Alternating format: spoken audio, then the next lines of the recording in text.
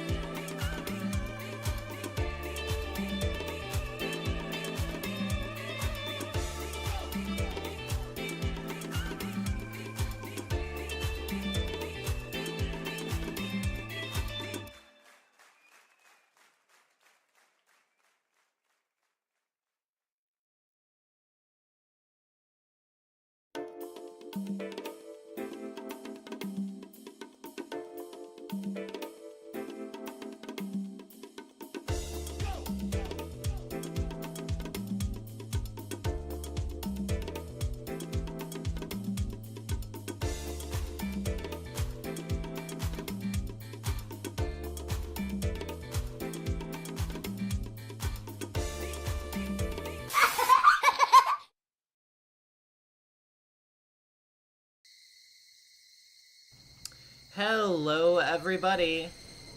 We're back. Oh my god, the plane decides to pass over right when I start talking. Shut up! How's it going? I'm doing great. Before we get started tonight, I just wanted to go ahead and touch on a couple brief housekeeping things. So first of all, I usually like not to allude to future scenes because of spoiler reasons. I don't like to, instill the expectation that something is coming up in the viewers. However, tonight, there will be a somewhat infamous scene that even people who have not read Higurashi have usually heard of. And it involves fingernail trauma. So I know that that's probably going to be a squicky topic for a lot of people, so I'll be warning for that when we're getting around to it, so you can duck out for a minute if that's going to be a problem for you. Second of all, unrelated to the actual content of the stream, there's another stream going on right now. It is a 48-hour stream of Mario games by YouTuber Darkfry, being done for Trans Lifeline charity. That's going to be going on for a while. Like I said, it's a 48-hour stream. It just started a couple hours ago. So the reason I'm shouting it out, though, is because there's going to be a lot of cool guests on it. And tomorrow, I will be one of those guests for a brief period of time. So stop on by and watch it if you get the urge to, support a good cause and also see funny Jumpman. So, yeah. That's all I wanted to touch on with that. Don't think there's anything else in particular that we have to get to other than that. So, yeah, let's go ahead and get right back to where we left off.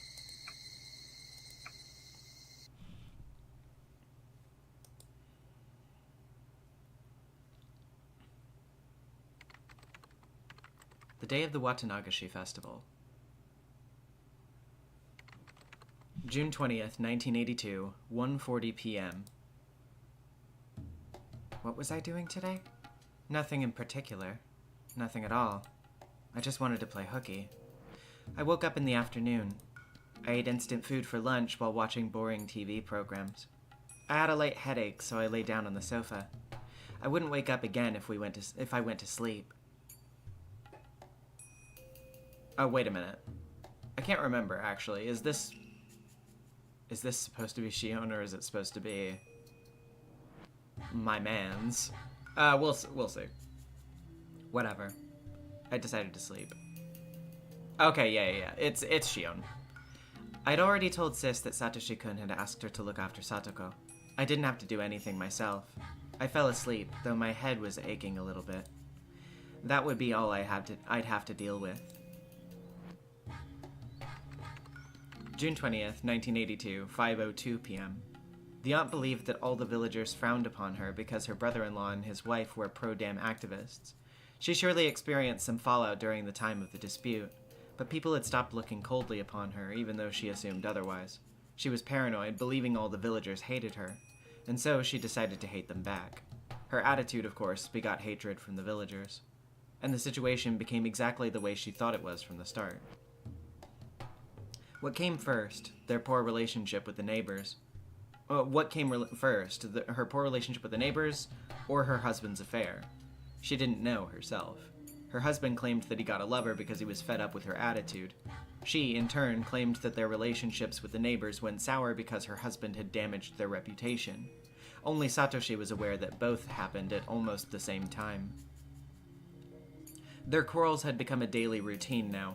When the husband came home late, the wife would shout at him at the entrance. Satoshi wondered why they didn't get a divorce, their marriage being as rotten as it was. But he secretly knew the reason for that, too. It was the fortune his parents had left. His aunt had hidden their bank book and stamp and never allowed her husband access to them, so her husband would search the house for them. She'd find out he stole some money from her purse. This would cause yet another fight.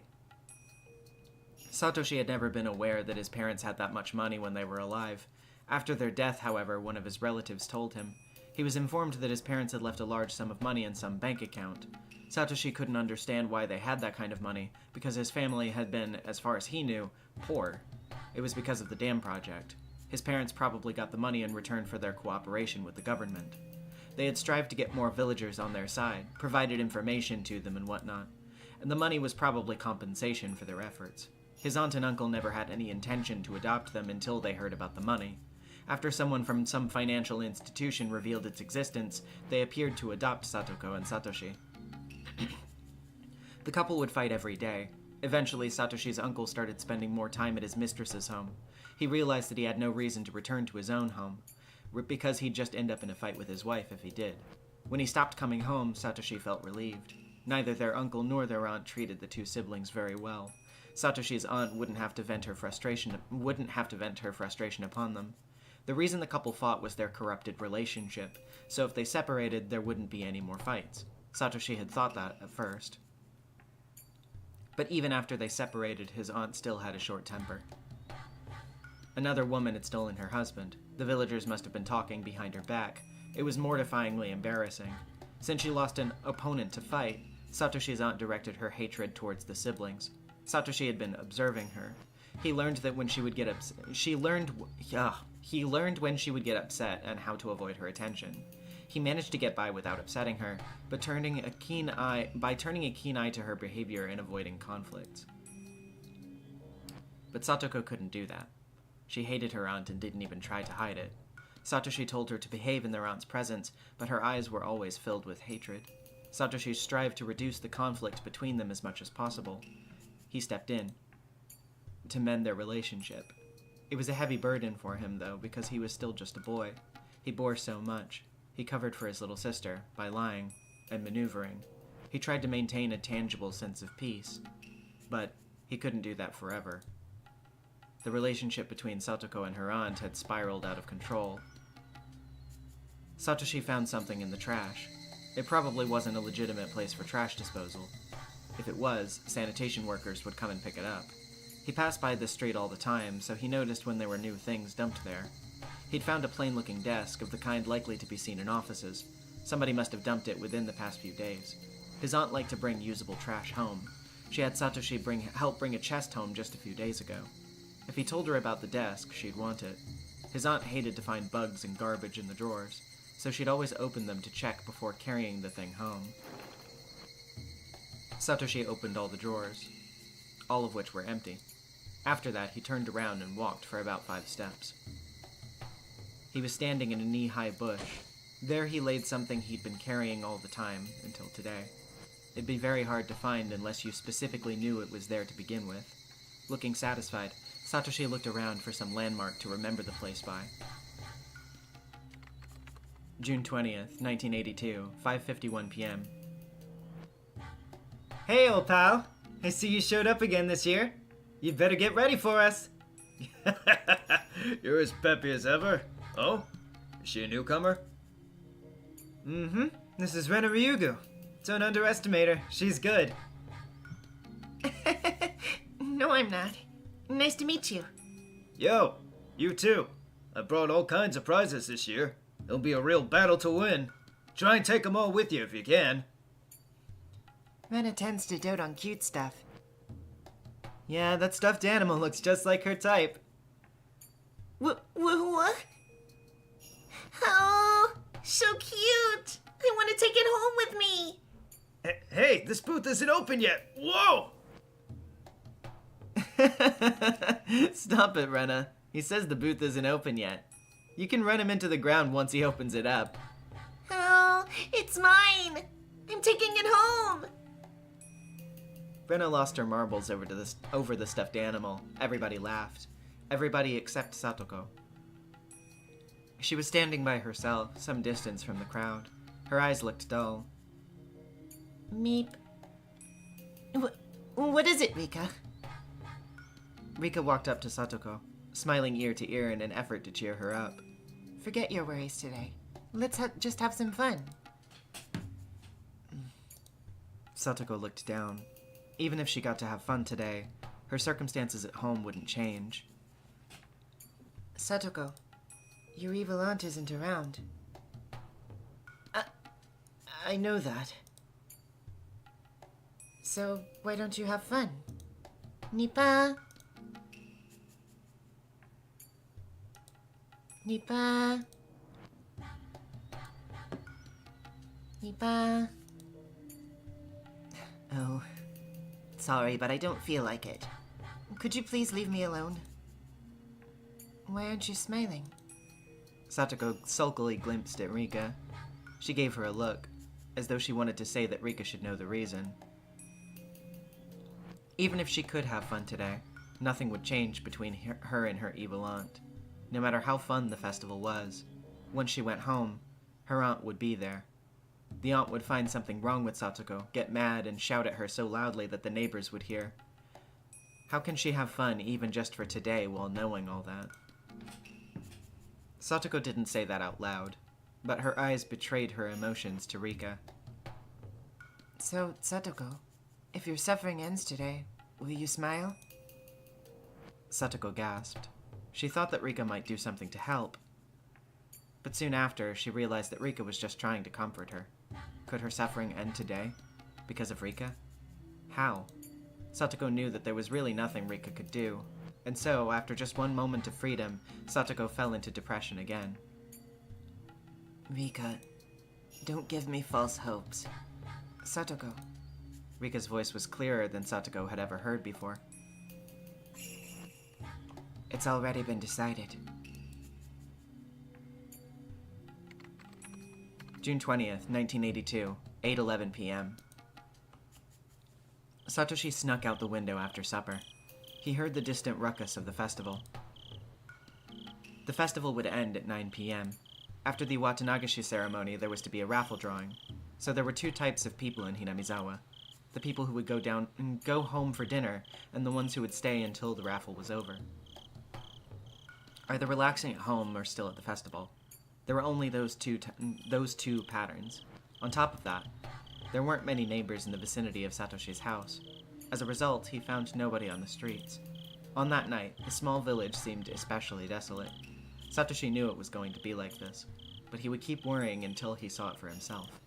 He was barefooted, but started running without hesitation. He felt as though he'd become a wild animal, running on his bare feet. He got the impression that he could run faster than usual. Not only his running ability, his vision, his hearing, and his sense of smell. All his senses were keener, including his sixth sense. He could almost sense the presence of people in the distance, if only when crouching like an animal. It felt strange, as though he had stepped into another world. He'd been feeling tense and anxious until today, battling with his own fear, but now he felt as though he had metamorphosed into a different person.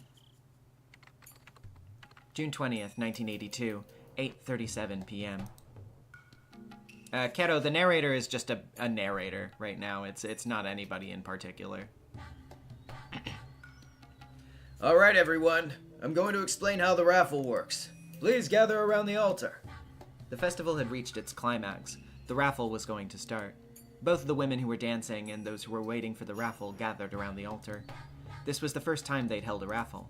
The planning committee decided to hold one from this year onward, to attract more people to the festival. At first, the prizes were things like that the committee members had donated, but Oreo, not appreciating how pathetic they looked, had thrown them away. Oreo took the initiative and brought a brand new TV, a washing machine, a cooling fan, and other such things for the raffle. The committee wanted to keep it small initially, but it turned out big thanks to her. Oreo was upset because the committee members weren't enthusiastic enough in her opinion. Some of the members thought it would be very difficult to prepare prizes of equal value the following year, so this might be the very first and last raffle. Thanks to you, we have such wonderful prizes this year, Oreo-san. They must have cost a lot, didn't they? We can reimburse you from our budget. Buffoon. No point in reimbursing that. It was never about the money. Idiot. No, don't say that. This raffle is all thanks to you, Oreo-san. It's not like I'm doing this all by myself. Don't be ridiculous. The mayor, Kimiyoshi, was having a tough time pacifying Oreo. All of a sudden, one of the committee members burst into the tent in a rush. He looked upset, so Kimiyoshi assumed that somebody probably got hurt in an accident. What's going on, Makino-san? I hope you're not having a heart attack. Kimiyoshi made a joke to calm him down. Makino, however, still looked tense. He whispered something to Kimiyoshi. Even without hearing the exchange between Makino and Kimiyoshi, it was plain as day that there was bad news. Oreo-san, I have unpleasant news, if you don't mind. Kimiyoshi, accompanied by Makino, moved to Oreo's side and spoke in a very serious tone. Kimiyoshi whispered to her the exact same words Makino told him. Oh dear, this is bad. Ain't unexpected. What happens thrice will happen a fourth time. That's not funny, Oreo-san. You're right, it isn't. It's just another hassle. The police are trying to identify the body. I heard the face was completely destroyed, so it'll be difficult. It's quite clear who it is, though. Do you know who it might be? Oreo glared at Kimiyoshi, then started chuckling. Idiot. Must be some impudent lad who didn't come to the Watanagashi festival. People who respect Oyashiro-sama won't get involved in something like that. Oreo kept laughing. Kimiyoshi and Makino didn't know how to react to that. June 20th, 1982, 9:04 p.m. This is merciless. Kuma-chan, every death is merciless unless the dead wished for it. They have my condolences. How's it going over there? Did you find something that could identify the body? The forensic investigators shook their heads. The victim is wearing sandals and casual clothes. They must be from this neighborhood. We should be able to identify the corpse by asking around. That's the way we do it. The section manager says this case might become classified, so be careful with that. Gotcha. Kumagai gathered some officers and gave them directions. Dr. Irie has arrived. Doctor, it's over here. A young doctor got out of his car and headed in the victim's direction. Hello. I'm sorry to have kept you waiting. I had to help with the raffle. You must have drunk a lot at the festival, Doctor. You sure you're sober? Maybe I should run a breathalyzer test on you just to be safe. I'm fine. My assistant's driving. Clever of you. Hey, let the doctor pass. There was an area cordoned off with blue plastic sheets. An officer rolled up the sheet and let Oishi and Irie pass. The forensic people were taking photos from many different angles. The blood spatter and bloody sandals were left untouched, marked with chalk and indicated with small alphabetized plates. I'm not used to seeing things like this. Irie took out a handkerchief and covered his nose. You should breathe through your mouth. Well, you might sense the smell visually, though. The body appeared to be that of a middle-aged woman. It was soaked in blood. It looked like a middle-aged woman because of the hair and what she was wearing. The reason why no one could be certain it was a middle-aged woman was because its face was completely pulverized. This is brutal. I'm sure it was done out of malice. The victim must have been murdered right here, judging from the pattern of the blood splatters in the soles of the sandals. And even though not many people take this road, the body's right in the middle of it. It's very unusual to see a culprit who would bludgeon their victim until their face was completely destroyed. Also, can you look at her arms? Oishi put on latex gloves and lifted the corpse's arm. See? Spotless, aren't they? Are you saying that the victim didn't try to protect her head? That there's no signs of struggle? Right you are. I think the victim lost consciousness with the first blow. Then the culprit kept beating to complete the murder. The victim was probably lying face down at the time, judging from the stains on her clothes. The body is face up now. The culprit seems to have flipped the victim over, in order to smash her face, though by that point, her death was certain. Irie looked like he was going to throw up, both because of the putrid smell and Oishi's reasoning. Smashing the victim's face is clearly a sign of a grudge in my experience. It's a very profound grudge, too. That means the culprit must be someone very close to the victim. I understand you didn't call me to resuscitate her. Doctor, do you know who the victim is? If you do, I don't have to waste time questioning the neighbors. Irie looked at the body once again. He looked away quickly and thought. Then, after a while, Irie left the investigation area without saying anything. I'm sorry. I don't know. Are you sure? Oishi smirked and looked into Irie's eyes, as though Irie was hiding something. I'm not hiding anything. I guess you're still under the influence, Doctor. Maybe you'll remember when you're sober. Let me know if you do. Oishi tapped Irie on the back. The doctor, saying he wanted some fresh air, left the scene. Kumagai returned. Oishi-san, the section manager's on the radio. The one in the first car. Irie lied. Nothing. Hurry up and question the neighbors. The victim must be from this area. June 20th, 1982, 9:39 p.m. Oishi-san, here he is. Thank you for coming here this late at night. I know you have school tomorrow. I'm really sorry to bother you. No problem. Where's your father? My stepfather doesn't come home much. Since when? When did he come home last? I don't know. I heard he's living with a woman who works at a club in Okinomiya or something. I don't remember exactly when, but I guess I saw him a few weeks ago. You have your father's address? No. He's living with a woman who works at a club. You know the name of the place? No. I know it's in Okinomiya, and that's all. What's your father's name? Teppei Hojo. Oishi signaled Kumagai with his chin, who nodded while taking notes. Were your mother and father getting along well? I don't know much about that, but I don't think so. I see. I want you to tell me honestly. Do you know anyone who might have been holding a grudge against your stepmother? I don't. Alright. Please let me know if you can remember something. Here's my card. My number's on it. Okay. I might ask to see you again for further inquiries. And if you see your stepfather, please let him know that we want to contact him. Kuma-chan, drive him home, will you? No. I can go home by myself. Please let us drive you home. There's a possibility that the culprit who murdered your aunt is roaming around the neighborhood. You might get hurt too. Thank you for your consideration, but really, I'm fine. Satoshi tried to reject the offer, but Oishi and Kumagai insisted. In the end, Satoshi was forced to accept. He turned around to leave, when Oishi spoke to him as if he remembered something he'd forgotten to say. Hojo-san. Yes? Don't worry. It's no problem. We'll catch the culprit soon. Do you have any leads? Yes, we do. Like what? That's confidential. Ordinary people might think that Oishi was trying to cheer the poor kid up with a joke. Well, usually people get pretty worked up when they commit murder. Though, of course, there are some exceptions. What kind of evidence do you find when the culprit is worked up?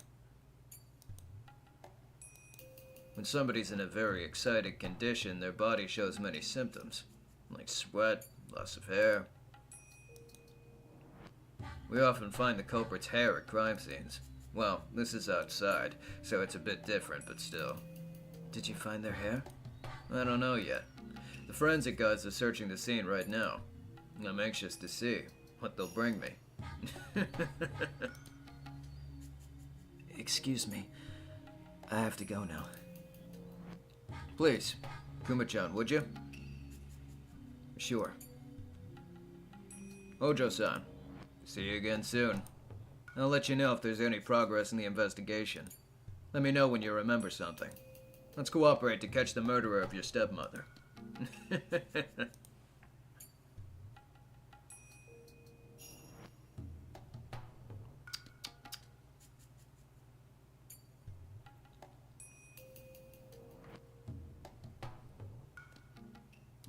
Well.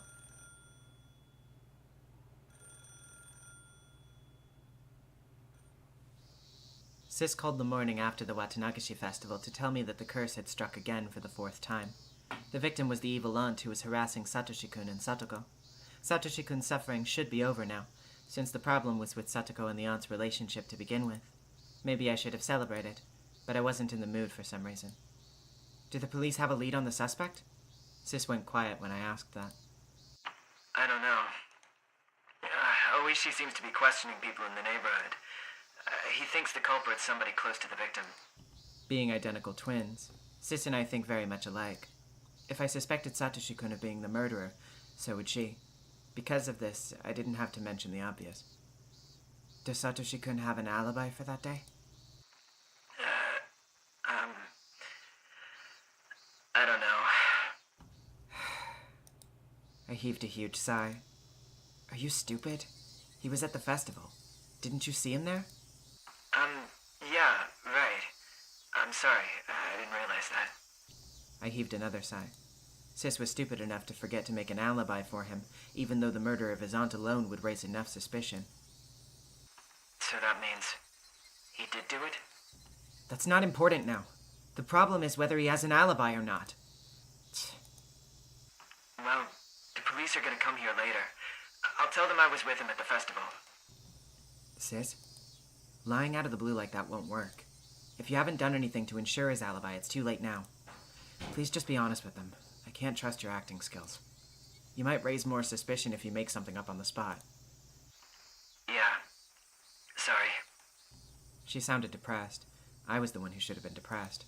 Mion usually handles things well, but she's not too good with emergencies. I was left worried for the future of the Sonozaki family. Mion must have been embarrassed. She soon changed the subject. I guess you haven't been able to work lately, have you? You're right, I haven't. Thanks to you. I'm sorry about that. I'll hide somewhere until tonight, so maybe you can work today? Sis had been appearing in public places during festival preparations and whatnot. As a result, I haven't been able to pretend to be her. I hadn't been able to work. As someone who had to support myself, it was a bit of a pain. To be honest, I didn't feel like working, but I couldn't afford to be sitting around either. When I locked my apartment door before leaving, the door of the next apartment over opened and Kasai appeared. Shion-san, you heading out? Yeah. I'm going to work since Sis gave me time until tonight. Can you give me a ride? Shion-san, wouldn't it be safer for you to take a few days off? The police seem to be staking out the main house. I don't think it's a good idea to leave. I appreciate your concern, but I have to make money to survive. Kasai might suggest he donate money to my cause. However, I had sworn to myself when I started living here that I wouldn't depend on Kasai. While I don't obey anyone else's rules, I stick to my own. Kasai could tell that I was adamant in my decision. So after repeating himself a couple of times as a formal procedure, he decided to give me a ride after all. Every time we went to my uncle's store by car, we stopped at the traffic light. I knew it was going to happen again, but it still irritated me. Pedestrians passed by in front of the car. I was startled to see that one of them looked like Satoshi-kun. It was him. Though I'd spoken with him on the phone just a couple of days before, it had been a while since I saw him last. Kasai, sorry, but could you tell my uncle that I can't come today? I'm getting off here. What? Shion-san! Kasai looked taken aback, but I got out of the car regardless. The light turned green. The car behind him honked while Kasai was shouting at me, so he had to start moving. Satoshi-kun was on his bike, but he was going really slowly. I caught up with him in a flash and tapped him on the back. Hello. I'm surprised to see you in Okinomiya, Satoshi-kun. If I talked to him with a smile, he might smile back.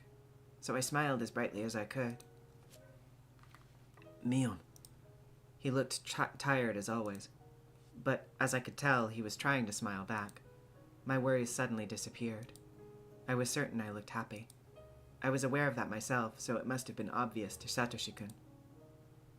I don't know the circumstances, but you look happy. Yeah, I am happy. I'm happy because you look happy. When I teased him, he looked a bit embarrassed. It was like we were back in the good old days. I felt even happier than before. What's going on, Satoshi-kun? Did something good happen? Not really. My aunt died, and I have to deal with the police and the neighbors. I might have asked something dumb. He seemed to be okay with it, though. He'd frowned a bit at first, but Satoshi-kun continued smiling gently. He looked worn out, but satisfied, like he'd accomplished something great. That was the mood I sensed from him. So, I was convinced.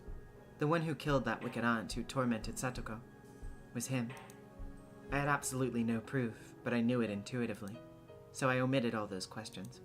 I knew Satoshi-kun's motive for killing his aunt, and how badly he was driven into a corner. I knew the environment and the situation he was in. And I knew Satoshi-kun's feelings. I knew all of that. So I omitted all those questions. I wanted to celebrate his release from that curse, so I smiled like nothing was different as I asked, "Where are you going, Satoshi-kun? To work?" That's right. I have to make a stop before that, though. A stop? I have to make sure it's still there. Otherwise, I'll continue feeling really anxious. That conversation reminded me. The reason he started his part-time job was to buy Satoko a huge teddy bear. It was being sold at the toy store just down the street. I recalled that the teddy bear was very expensive. Satoko's birthday was right after the festival. I wasn't sure what day, though. Wait, didn't he say he quit his job? Maybe he was going to greet his ex-coworkers and clean out his locker or something? Either way, he'd be completely free very soon. Maybe he hadn't been paid yet, that's why I wanted to check if they still had the teddy bear. Maybe he was only getting paid on Satoko's birthday. When we got near the toy store, he rushed to the display window. He looked relieved that it hadn't been sold yet. Good, good. Alright, it's still there. You've earned enough money already, haven't you? Why don't you reserve it? He probably hadn't thought of that. He really did need someone to look after him. I looked into the display window over his shoulder. The teddy bear wasn't that cute, in my opinion. It looked huge and cramped in the middle of the store's showcase. Really, it looked more like a display model than an item for sale. I don't see a price tag. Is that really for sale? How much is it? Yeah. I'm sure they sell it. What about the price? Does it fit your budget? It's alright. I already checked.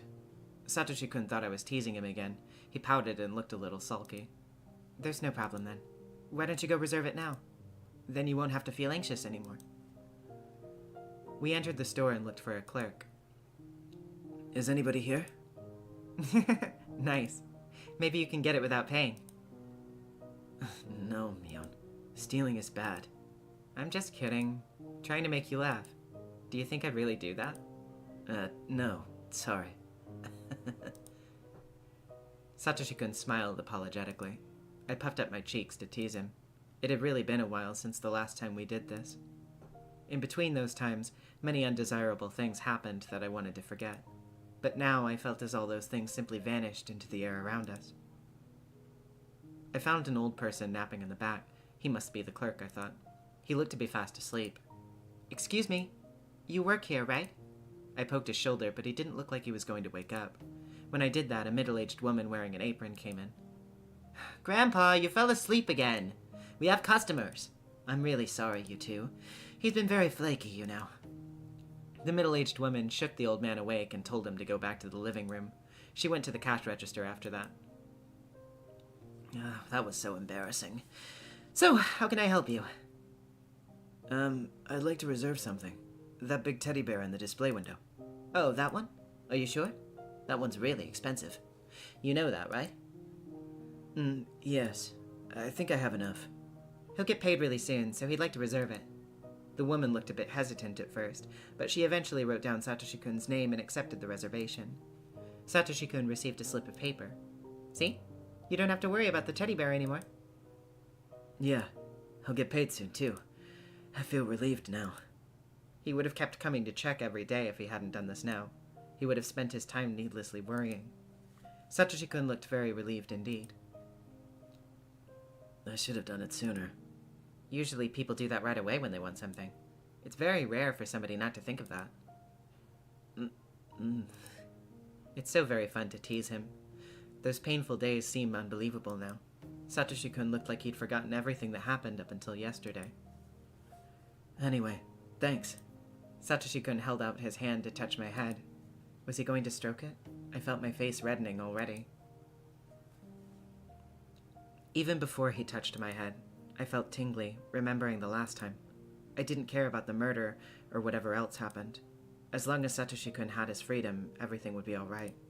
I'd be content as long as we could live happily from today onward. But Satoshi-kun's hand never reached my head. I slowly opened my eyes, only to realize that the situation had drastically changed. There were 4 men in suits blocking our way. It looked as though they'd been waiting for us to exit the toy store. Hello, hello. The oldest of the 4 men stepped forward while smirking. I'd never met this man, but it looked like he both knew Mion and Satoshi-kun. He was probably a cop. I ran a search for information in my head, and found some right away. Good to see both of you, Hojo-san and Sonozaki-san. Sorry to bother you at a time like this. This must be Kurauda Oishi, the cop who's investigating the series of mysterious deaths. He thinks that the Sonozaki family's behind all the cases. In other words, he's an enemy of the Sonozaki family. He has deep connections with other investigation divisions in the police force, and likes to nose around the businesses in this area. He annoys the Sonozaki family enough as it is by interfering with its Yakuza business, let alone his suspicions on the series of mysterious deaths. Naturally, as the family's successor, he's not a welcome figure to Mion Sonozaki. I tried to imagine how Sis would react. "Oh, Oishi-san. Thank you for working hard for our safety. Oh, the 4 of you want something from this toy store? A doll, maybe?" I know what they want, and it's not a toy. It's probably not me, either. They want Satoshi-kun. I took a look at Satoshi-kun. He seemed a bit uncomfortable. The other 3 cops loosely surrounded us to prevent our escape. Hojo-san, I'd like to talk to you about something. "What for? Are you taking him to the station?" "You don't have to go with him, Satoshi-kun. Let's get out of here." I pushed on his shoulder, but he just stood there looking pale and bewildered. Bewildered? No, he actually looked resigned. Then, I recalled Sis's mistake. It's obvious that he killed his aunt from the circumstances. You don't even have to look at the crime scene. How could Mion have failed to create an alibi? That stupid Mion must have spoken to the police without making up anything at all. She must have not told them that she knew where Satoshi-kun was. If she hadn't done anything, the villagers wouldn't work to help her. It was just a matter of time until the police uncovered Satoshi-kun's complete lack of an alibi. The police were trying to corner him and lead him to confess. I looked at Satoshi-kun's face once again. He looked like a dead man. He probably didn't know he could refuse to be interrogated. If he was taken to the station and grilled by Oishi, he'd confess in a minute. Somebody had to protect him. Nobody had been there for him. had ever been there for him. I had to step up now. But how? Would it be possible to alter what Mion had already told them, saying it was a mistake? That wasn't going to work. If I had more time, I'd come up with an excellent idea, but I didn't have that much time at all. To pressure him, the cops were drawing nearer. Satoshi-kun must have felt intimidated. He might end up turning himself in due to the pressure, while I'm stuck trying to come up with something. I have to do something now. I have to say something. Otherwise, Satoshi-kun might give in. I have to save him. Oishi drew nearer. Satoshi-kun fell back.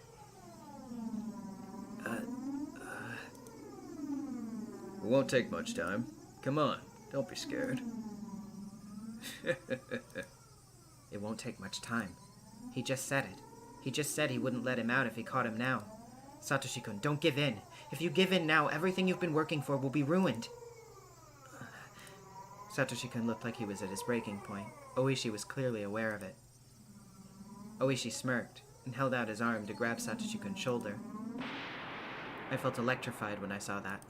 That hand shouldn't be allowed to touch Satoshi-kun. The moment Oishi touched his shoulder, he'd give in. He'd go to the police station and confess everything. Do you want to know his alibi? Oishi turned his face toward me. His hand left hanging in the air. I wasn't very prepared for this. I just had to stop Oishi no matter what. I only needed to gain some time. It didn't really matter what I said. That's right. I want to get Hojo-san's alibi. We must not be doing our jobs. We can't seem to confirm his whereabouts at the time of the crime. It's shameful, but we decided to question him in person. You don't have to ask him. I can confirm his alibi. Oh? Really? That'd help. You already told me that you were at the festival that night, and many people can confirm it. It'd be easier if we could confirm that Hojo-san was with you. But I don't think you mentioned him when I questioned you last time, did you? Are you going to change your statement now? Even though no one at the festival saw Hojo-san, are you going to tell me he was with you? That's right. He was with me. Wouldn't that be enough? I know you were there with your other friends that night. I saw that myself. Are you still saying that you were with him? Isn't that a little too hard to believe? Isn't it? Oishi approached me with a creepy smile. Was he teasing me because my excuse sounded funny? I didn't think so. He was frustrated due to being interrupted when he was about to catch a big fish. Are you saying that you forgot you were with him, but just now remembered you actually were? Shion Sonozaki-san? I did get a little scared, but I couldn't stop myself. I could save Satoshi-kun if I revealed my real identity. I was aware of the risk. Grandma would certainly capture me if I revealed it. I didn't think of the consequences after that. Notebook page 727. I am not Shion Sonozaki. I didn't go to the Watanagashi festival in the first place. Huh? Satoshi-kun and I were talking in a restaurant in Okinomiya at that time. The name of the place is Angel Mort. You can confirm that with the owner if you want.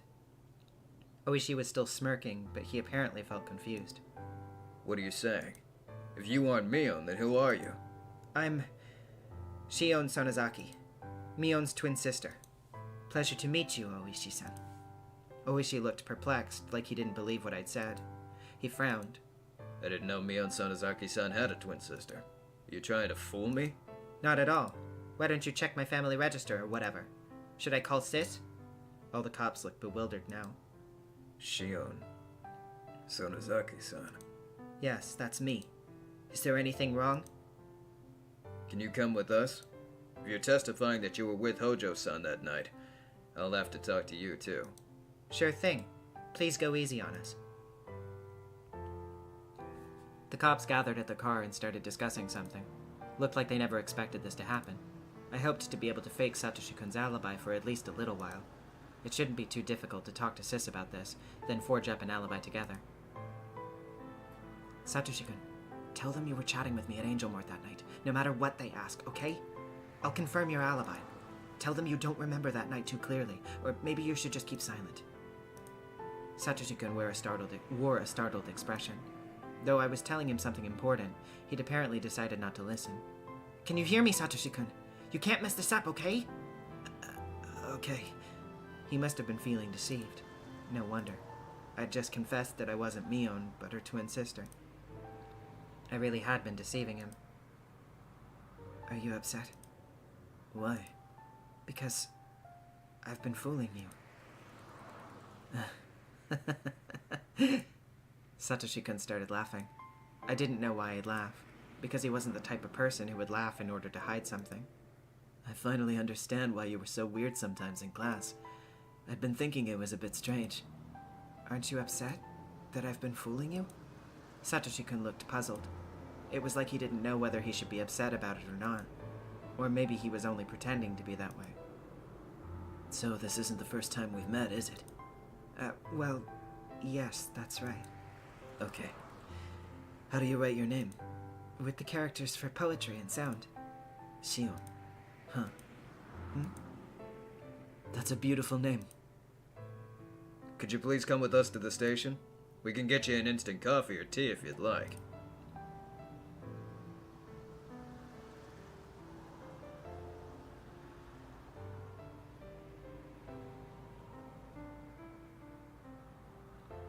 Ugh. Ouch.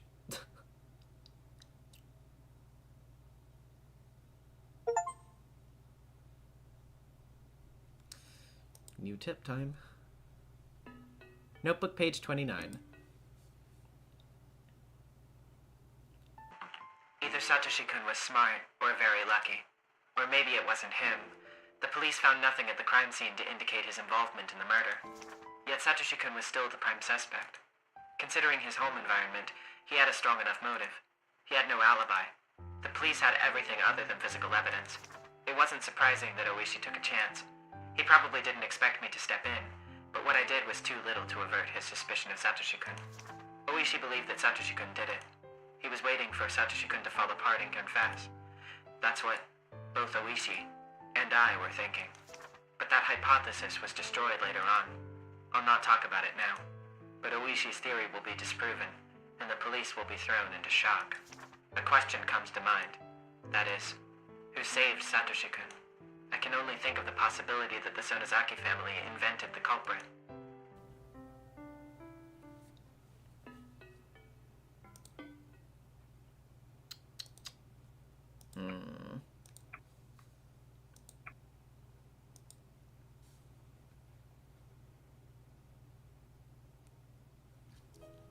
The cops were smart enough to separate us during questioning. Oishi didn't come to talk to me. His aim was Satoshi-kun and nobody else. I got a young cop who just talked about ordinary things. He must have been trying to ease me into the interrogation. When I realized that, the clumsy way he spoke began to frustrate me. Is Satoshi-kun all right? I didn't think Oishi really bought my testimony. He must have been trying to get Satoshi-kun to confess in spite of that. All I could do was pray that he'd keep quiet. The phone on the desk rang, and the cop picked it up. This is Kumagai. What? All right. I understand. Right away. He hung up and told me somebody had come to retrieve me. Looked like Satoshi-kun had to stay. Were they going to continue the interrogation just because he had nobody to pick him up? Although maybe I should be worrying more about myself. The hag had probably heard about me by now, since I revealed my real identity to the police. I couldn't hide any longer. I was going to receive some sort of punishment. I had no idea what she'd end up doing to me. The degree of punishment for a traitor is always severe in the world of the Sonozakis. The punishment must be carried out. If it's to protect the family's reputation, it's carried out no matter what. Maybe I should kiss my pinky finger while I still can. I asked the young cop just in case. Hey, did you know that in America, if a condemned criminal gets arrested in a state which has banned capital punishment, they'll refuse to surrender him to the state prosecuting him if that state hasn't banned it? Maybe it was too difficult for him. He just looked puzzled. A glossy black car was waiting for me in front of the police station. A few men from my dad's office bowed to me. It's been a long time, Shion-san. Where's Kasai? Kasai had been helping me ever since my escape from the school. They wouldn't allow him to walk free. How's Sis doing? Does she have something to say about this? We were only told to bring you to the main house. Please ask her when you get there. After saying that, he escorted me to the car. A man sat on either side of me. Obviously, they didn't want me to escape. Thinking of Satoshi-kun, I looked back at the police station. Hold on tight, Satoshi-kun. I'll grin and bear it, too. The car started off roughly. It was never a good occasion when I went to this house. except where when Mion and I were really small, oblivious of what the Sonozaki name meant for us. I'd been here only when I had to attend boring family councils. The car parked behind the house. Traders aren't allowed in through the main gate. I got out of the car. It looked like Sis would be the only person to receive me.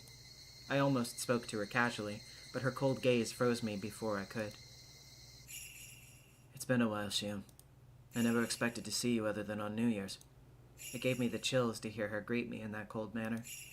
It's a pleasure to see you again, Mion-sama. I feel overjoyed to have the chance to see you, other than on New Year's. I responded, trying to sound likewise. Our leader is deeply upset. I wonder how you'll explain yourself. I have nothing to explain. I had no excuse. I'd escaped from the school solely because I couldn't stand it there. That was all. Shion, come this way. Everyone's waiting for you. Mion escorted me and the others followed. We went to the garden, not into the house. As we passed through the huge yard into the woods, I realized where she was taking me. When we were little, we were told never to go near these woods. I had a vague idea of what was in the back of them. I'd heard there was a hidden entrance to the underground torture room where they used to punish the enemies of the family. The more hideous rumors I heard about the family, the more credible those rumors seemed. Well, I wasn't completely certain about any of that. I'd never expected to see the torture room for myself. We came to a concave clearing in the middle of the woods. I saw a metal door at the bottom of it. The door reminded me of a bomb shelter. So, this is the underground torture room, huh? I was surprised to hear my own voice. My voice was trembling. It made me realize that I was more scared than I thought. Nobody answered my question. The very air felt tense. According to the family rules, one of the twins must be eliminated. Was I finally going to be eliminated? I realized I had been underestimating my punishment. I hadn't been aware of the real terror until now. I just thought I was. Beyond the steel door, the air had an intimidating smell. This really was happening to me. I shouldn't allow myself to give in to fear. I felt like saying something rude, but my lips were dry, and my fingers were fidgeting. I was escorted through the narrow hallway and down a few set of stairs. There I saw another huge steel door. So this was the place. It was a spacious and utterly odd-looking room. The room had two sections that looked completely different. One side looked like a lounge. I saw several high-ranking members of the family council sitting on cushions there, looking expressionless. The other half was tiled, as if in a large public bath. That was already puzzling enough. And there were those things. To be honest, they had captured my attention from the moment I arrived. I noticed them even before I saw the lounge and tiled space. I just didn't want to accept that they existed. I couldn't stand straight. I almost dropped to my knees, but I couldn't. Two young men had been holding me by the arm since I got here. There were oddly shaped things hanging from the wall. I was just refusing to recognize what they were. I knew exactly what they were called. I see. I understood that. Those eerily shaped objects were torture devices from hell. Damned fool! How dare you return? The hag sitting at the front of the lounge intimidated me in a horrid voice. She kept cursing me for a little while, but she was so incensed that I could barely tell what she was saying. I knew what she was trying to say, though. The hag was willing to forgive my escape from the school, but once I revealed my identity to the police, she had to step in. Since I had disobeyed the family rule, she as the leader was forced to punish me. Moreover, there was one thing that bothered her more than anything else, the fact that I had covered for Satoshi-kun. The Hojo family had been seen as traitors to the village ever since the dam conflict. Satoshi-kun is still considered one of them. She couldn't accept that I was connected to him. To me, this was a bit unexpected. I'd escaped from the school the hag had put me in. All the while, I believed that was what she was upset about. But in fact, she said she was the most uncomfortable with my connection with Satoshi-kun. I couldn't believe this. Of course, I knew that Satoshi-kun's family was persecuted for their betrayal, but I didn't think that Satoshi-kun was also burdened with that responsibility. He has nothing to do with that. I understand that his parents were ostracized, but he shouldn't be. Shut the hell up! The hag interrupted me with a shout which made me cower in fear. She continued slandering the Hojos and said that Satoshi-kun was a cursed child. I started feeling pissed off. What did he do to deserve this? What was he being blamed for? It was too late when I realized that I'd said that out loud. The hag looked furious. I'd obviously upset her. I decided to repeat myself to make it very clear how I felt. What are you saying, you old hag? Everything you've spouted is nonsense! Huh? Who the hell do you think you're talking to? Shut the fuck up! Let me finish! I shouted loudly to silence the hag. What the fuck do you know about Satoshi-kun? How could you talk about him like he's some pest when you don't know anything about him? I know how sweet he is. You don't like him because he's a hojo? How fucking stupid is that? Is even your brain archaic or what? You hate the fact that a Sonozaki is with a hojo that much? That's not just stupid. That's beyond stupid. Boy, I never expected to feel like Juliet. My voice became hoarse from shouting. My face was messy with tears. Even so, I didn't feel like putting a stop to my emotional explosion. I was all too aware that I was doing this just to overwhelm my fear. The hag was glaring at me while breathing heavily. I glared back at her as fiercely as I could. Eventually, I realized that her sticking point was my relationship with Satoshi-kun. She wasn't only upset that I had a mere connection with him. I see. Looks like Mion mentioned that too. It was as though Mion was wearing a mask. She didn't budge under my penetrating glare. That was what the hag was really unhappy about. The fact that I was in love with Satoshi-kun.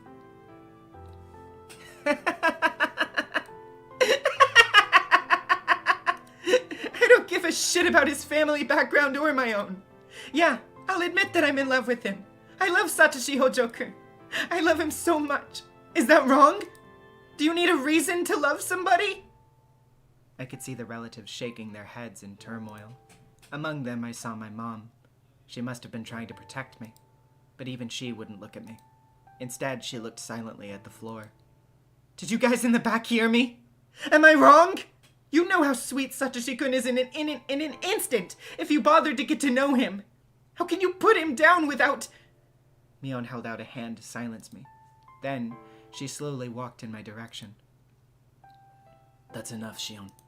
I understand what you wanted to say. Mion put her head close to mine and whispered.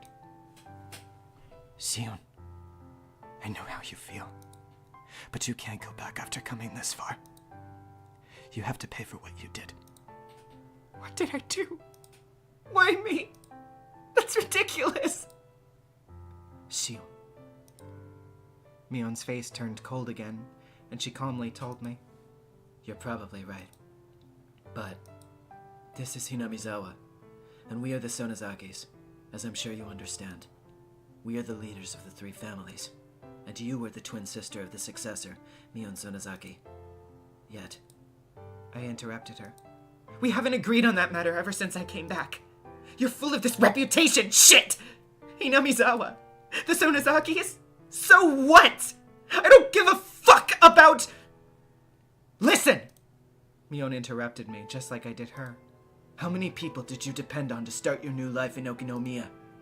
Chills shot through my spine. Kasai-san is at the cell in the back. What? Why? Why Kasai? I knew why, of course. The moment I got caught, those who helped me were destined to meet the same fate. We were all subject to the punishment of betrayal. Maybe my punishment would be lighter than what they'd be going through. Kasai and Uncle Yoshiro must have been treated much worse than this. Everybody who helped me was falling victim. I know that you're prepared for your punishment. But have you ever thought of the consequences that Kasai-san and Uncle Yoshiro will have to face? My head rapidly cooled down. My aggression was all used up. I should be able to bear whatever punishment they bring on me, but I resented the fact that I'd be putting the people who supported me at risk. Shion, apologize to Granny. If you do, the others won't have to suffer. All right? But Mion, did I really do something wrong? Was any of what I did bad? The moment Mion learned that I wasn't willing to apologize, her expression turned cold again. She turned her back to me and returned to the lounge. I'd talked back to the hag in a really harsh manner. I told her that I didn't do anything wrong, yet I had involved many people to who I owed so much. It went without saying, this was my responsibility. I was the sole person to blame, and no fault lay with them. Yes, Kasai and Yoshiro-san were blameless, just as Satoshi-kun was. But then, as if she read my mind, Neon turned around and gave a slight nod.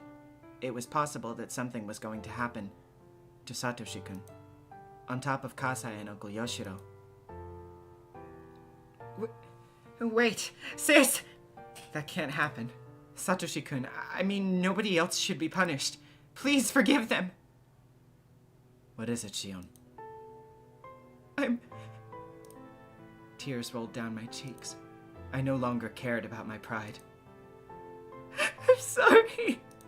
I was wrong. Please forgive me. I should have said what the hag wanted to hear, yet she still looked unsatisfied. Maybe that wasn't too surprising.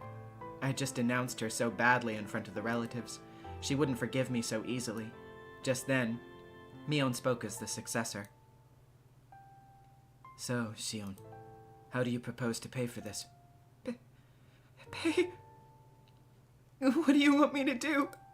Nothing could be scarier than being told to pay up while standing next to horrid-looking torture devices. I was completely terrified. I couldn't move from trembling. Mion saw that and whispered to our grandmother. The hag nodded. Mion summoned some young minions and gave them an order. They removed one of the torture devices hanging on the wall, then set a table in front of me and put the device on top of it. What is this? It's a tool for removing fingernails. Do you know how to use it? Alright, yep, this is the scene that I was talking about, so if you got fingernail trauma shit, what I'm going to do is I'm going to temporarily disable my little PNG in the corner here. That will signal to you that the scene is happening. I will turn it back on when the scene is over, so that way you can tell when you want to pop back in if you have to pop out. So there you go. Warning given. For those of you who are leaving, see you in a bit.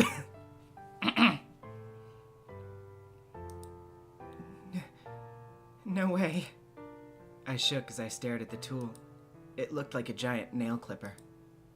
You probably put the part that looks like a beak between your finger and fingernail, pulling them apart if you squeezed the handle. The chills ran up and down my spine when I imagined that. Each fingernail represents one of your responsibilities. Shion Sonozaki. No matter which ones you choose, you must remove 3 nails yourself. 3. 1 for Kasai, 1 for Uncle Yoshiro, and the last for Satoshi-kun. It was a fairly reasonable number. Will you really not punish the others? Promise me. Please let them go if I do this. This is a punishment, not a negotiation. If you don't like the procedure, I'll do it! Just give me a second. I'm doing it. I put the device to my little finger while shaking badly. If my fingernail were shorter, it would have been harder. The metal beak captured my little finger beautifully. The subordinates then stabilized my left hand with a different restraining tool. That seemed reasonable, because my finger would slip out if it weren't restrained like that. As the subordinates buckled up the leather straps, I realized that this was really happening, and there was no escape. Somewhere in my mind, I'd been thinking that they might forgive me after just that gesture alone. I shouldn't have been so naive. The emotions I'd been holding back appeared in the form of tears and kept rolling down my cheeks. It was like my feelings were being squeezed out until the very last drip. Something even more horrifying followed this. It was the silence that awaited my next action. So, what should I do now? One of the subordinates pointed to the handle and told me to either squeeze it or hit it. He recommended that the latter would be easier to make it quick. Nobody said anything after that. There was nothing to hear but the sound of my sweat dripping onto the floor. The onlookers were staring at me silently, waiting for me to execute my punishment. Both the hag and Mion. They were also anticipating it. I could refuse, but that meant I wouldn't be paying up. This punishment exists to offer payment in exchange for the safety of those who helped me. If I refused, they would suffer.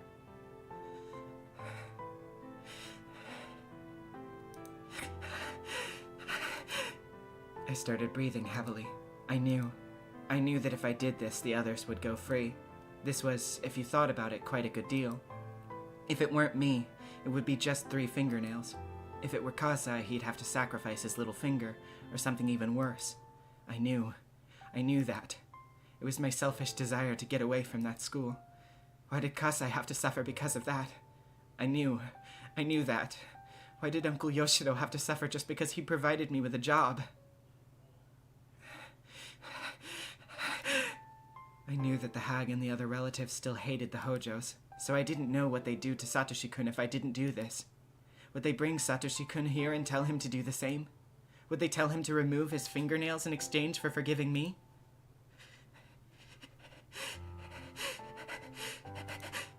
He'd do it. He'd sacrifice himself with no hesitation in order to save others. My sweat dripped onto the table through my nose. I'd do it, yes. It was only 3 fingernails. It might hurt a lot, but I wouldn't die. The fingernails would grow back. It wouldn't even leave a huge scar. I shouldn't be afraid. The punishment was minimal because it was me. If I refused to do this, the others would be punished much more severely. I couldn't let that happen to Kasai, Uncle Yoshiro, or Satoshi-kun.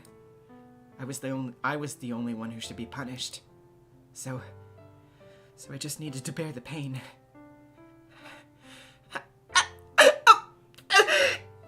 I wasn't just breathing heavily anymore. I was also moaning faintly, ready to scream at any moment.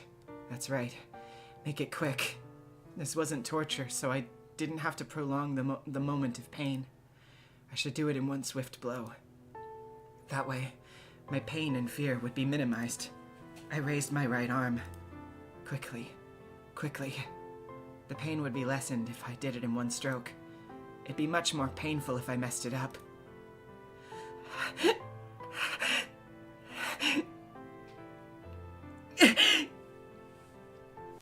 I held my breath.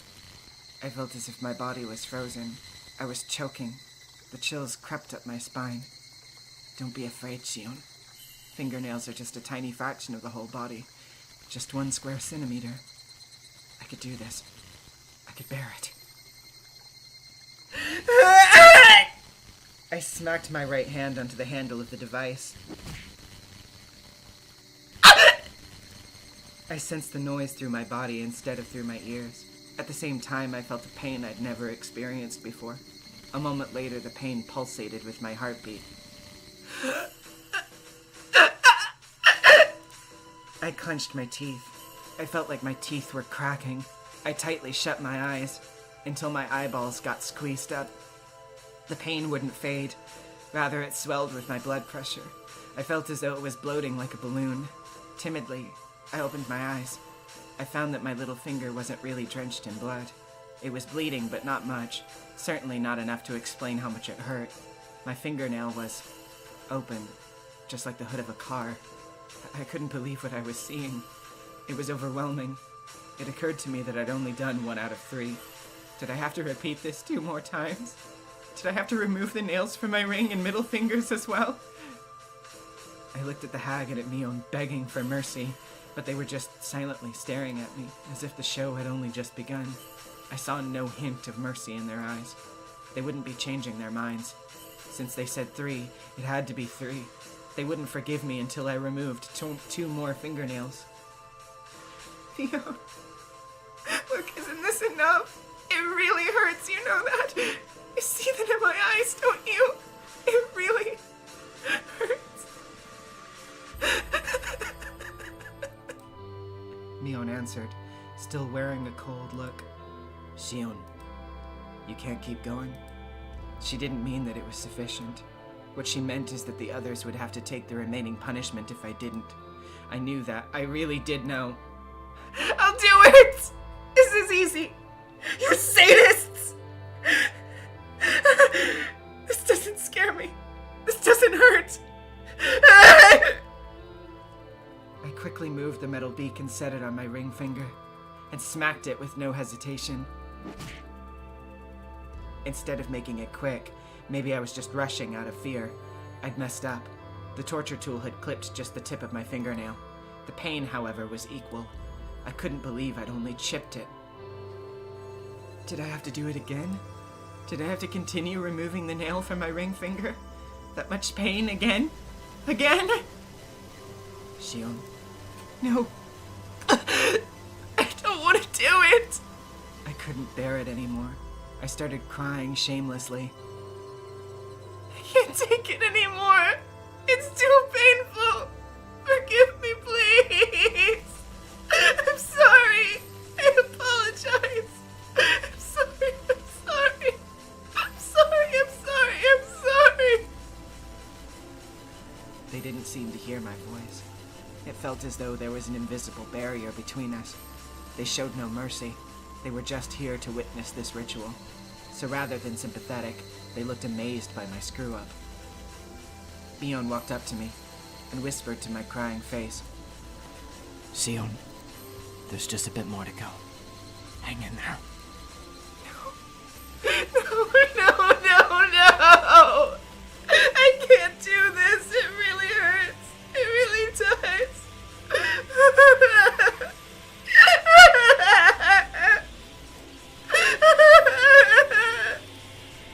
Shion shook her head, then signaled to the subordinates.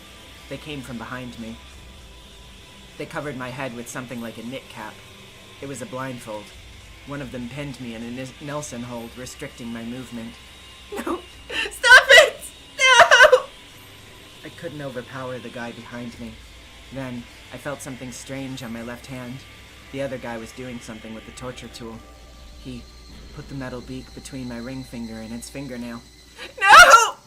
Mom, help me! Mom! My left hand was fixed in the restraints, so I couldn't put up much protest anyway. But even the left hand was pressed down by his rough palms until it hurt, robbing it of the freedom even to tremble.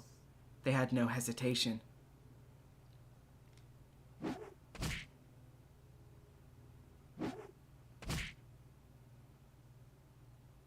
It was made very clear to me how merciless people could be.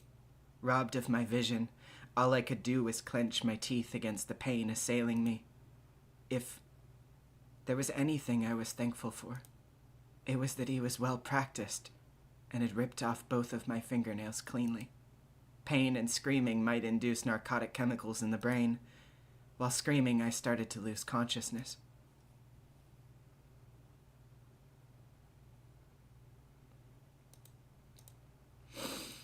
All right. Oh, wait. Wrong. There we go. That was the static one. But, anywho.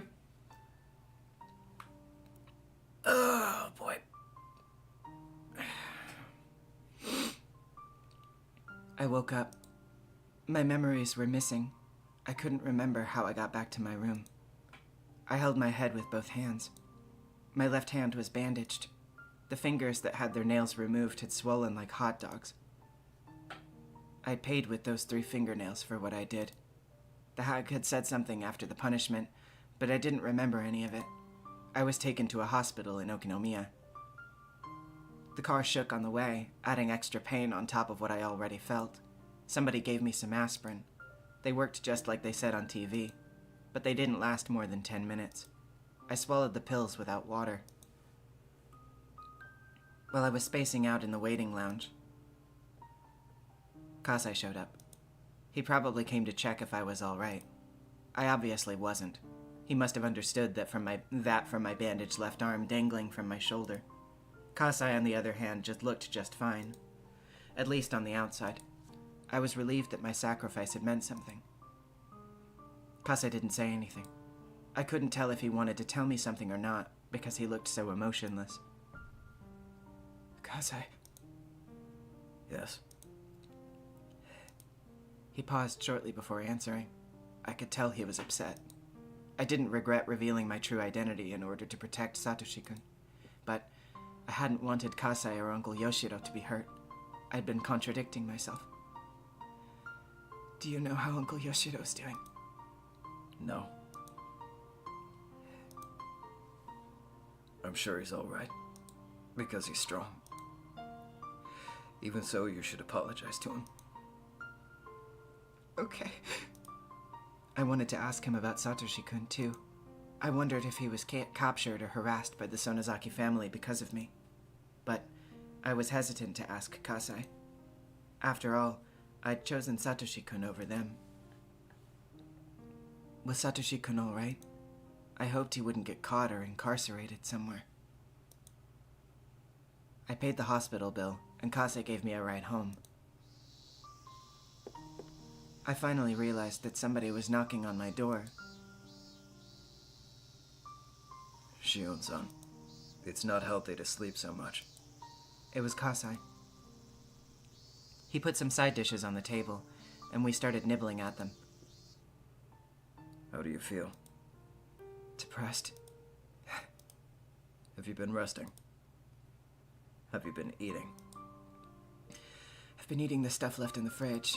Otherwise, I've been either sleeping or staring at the ceiling. It had been 3 days. I'd just been lying down since then. I woke up every now and then in my shallow sleep, but I didn't feel like getting up or thinking. I felt like I'd just been floating the whole time. My appetite was gone, but it came back with the smell of the food Kasai brought. I wasn't able to think of anything to talk to Kasai about, so I just ate silently. I got a call from Mion-san yesterday. She was saying she called you a few times, but never got through. The moment I heard Mion's name, I felt my wounds throb. But I didn't stop Kasai, who continued. Because you paid up, the family decided to close the matter. You'll officially withdraw from the academy and transfer to a school in Okinomiya. They're finally acknowledging my right to make my own decisions, huh? Indeed. They said you could live as yourself now, under a few conditions. You'll stay away from Hinamizawa. You won't pretend to be Shion Sonozaki. You won't show up in public places, and so on. This means... In exchange for acknowledging me, they don't want me to hang around. That's correct. Of course, it's only temporary, until things cool down. There's no set duration, but I think you should stay inconspicuous at least until the end of the year. It'd be good enough just to live in Okinomiya quietly, the way it was before. Kasai put on a sad smile. I smiled back at him likewise. Before the conversation ended, I should ask him what I wanted to know. How is Satoshi-kun doing? I wished that Kasai would assure me of his safety right away, but he didn't answer like that. Kasai, is he all right? Shion-san. Kasai put his chopsticks down. The family wants you to forget about him. What? Shion-san, I don't want to get in an argument with you, so I'll not get into the details. I'm only relaying to you what the family wants. What are you talking about? What details, Kasai? Kasai pretended as though he didn't hear me and started eating again. I'd never seen him get so stubborn like this. The Sonozaki family had been using the Hojo family as a scapegoat. They must have concluded that a Sonozaki shouldn't be in love with a Hojo. I didn't like that. Satoko is a friend of Mion's at school. Would it be okay if Satoshi-kun and I were the same gender? Anyway, if I did something conspicuous again, they might do something to him for real. Just like they forced me to remove my own fingernails. The Sonozaki family wouldn't hesitate. They'd torture him if need be. Maybe if I really loved him, I should stay away. Satoshi-kun won't show up in Okinomiya, unless he rejoins the Hinamizawa fighters. I'd have to pretend to be Mion if I wanted to go to Hinamizawa, but I didn't think she'd cooperate with me. Even if she did, it'd be some time down the road. Even if they told me not to see him. I already had no means of doing that again. Oh, wait. Mion gave me his number a little while ago. I could call him, and maybe ask to meet with him secretly. But if I got caught again, they wouldn't cut me any slack. Should I risk it? What the hell did I even want from Satoshi-kun? Kasai, can I be alone for a moment? Kasai started putting away his food in a rush, assuming that I wanted him to leave. Oh, no, that's not what I meant. Take your time and finish your food. I just want to take a walk. You can't lock this place up if I don't step out with you. Kasai quickly put away his meal and followed me out. Just to be clear, I'm not going out to see Satoshi-kun, alright? I see. I turned around and started walking.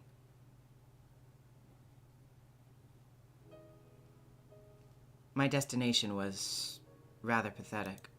It was the toy store that sold the giant teddy bear. I couldn't deny that I was somewhat expecting Satoshi-kun to pass by there. I couldn't stop myself from looking at the faces of passerbys who resembled him. I looked into the store's window. The teddy bear was gone. Congrats, Satoshi-kun. Looks like you were able to buy it. His evil aunt had died, and his wicked uncle was living with his mistress. Satoshi-kun succeeded in fulfilling his duty as a big brother by buying his little sister that huge teddy bear. There was nobody left to hurt him. He was free from his tiresome efforts. He was completely free from pain. Over time, he'd retrieve his smile, and he'd go back to being the Satoshi-kun I love. But I wouldn't be there with him.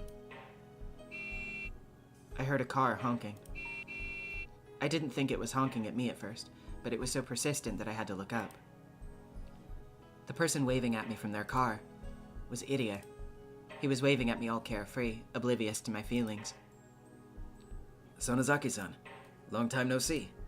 Oh, are you meeting up with Hojo-san? No, I'm not.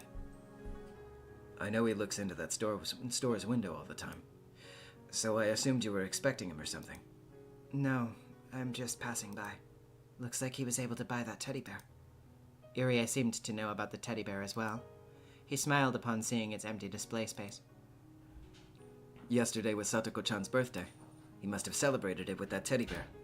He doesn't have to work so hard anymore, huh? Indeed. Did he turn in his resignation to the Hinamizawa fighters? Oh, does that even exist? I never received one. Did you, Sonozaki-san? No, I didn't. So that means he still belongs to the team. I think he'll be back after things have settled down. But I know he'll be sad if he doesn't see you there. Irie teased me.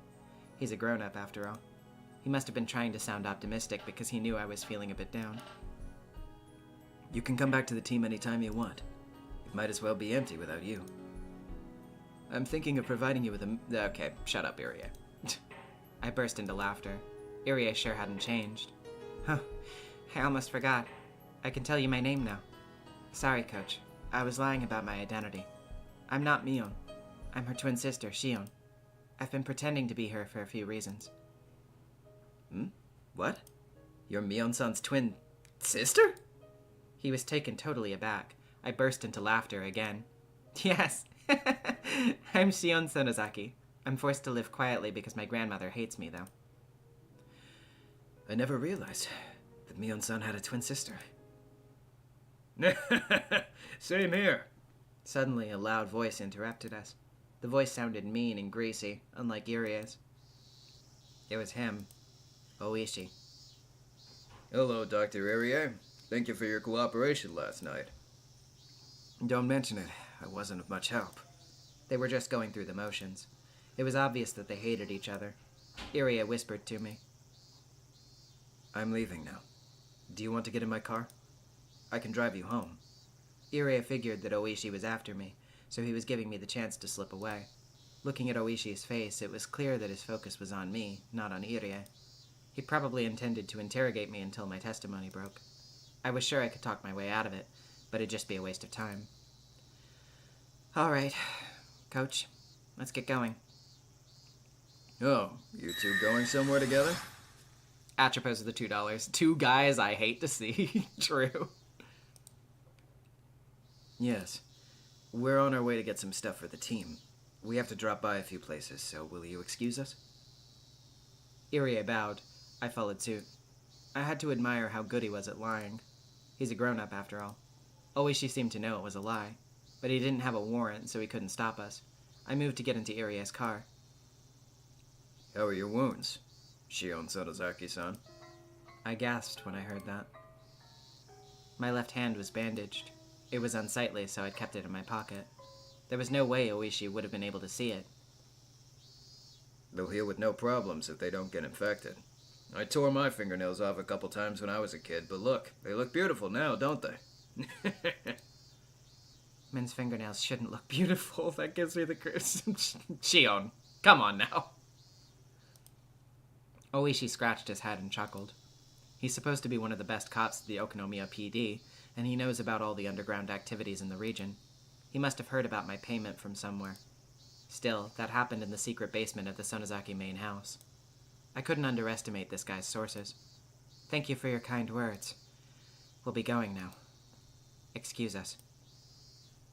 Shion Sonozaki-san, why don't we get coffee together sometime? What? Are you hitting on me? If you like. Sorry. Time flies. I can't waste any of that precious time on things that don't interest me. Yeah, you got me there. How about this then? You can leave any time if you get bored of talking to me. I won't stop you. How does that sound? I don't mind you talking, but I won't talk back. I doubt you could call it a conversation. Yes, that'd be fine. You can just listen. And I'll talk. You can just listen to an old man ramble while sipping out a cup of coffee. He was being strangely persistent. It didn't look like he was trying to poke a hole in my statement. What would he even talk about? I got a bit curious, even though I was still skeptical. Coach, I think I'll go with the old man instead. Shion-san? I winked at him and told him not to worry. Idia didn't insist. He got in his car and drove off. Oishi backed his car up so I could get in. I hopped in the back seat since I didn't want to sit next to him. Are we really going to a cafe? If you could direct me to one with no connections to your family, that'd be great. Why don't you take me to the station, then?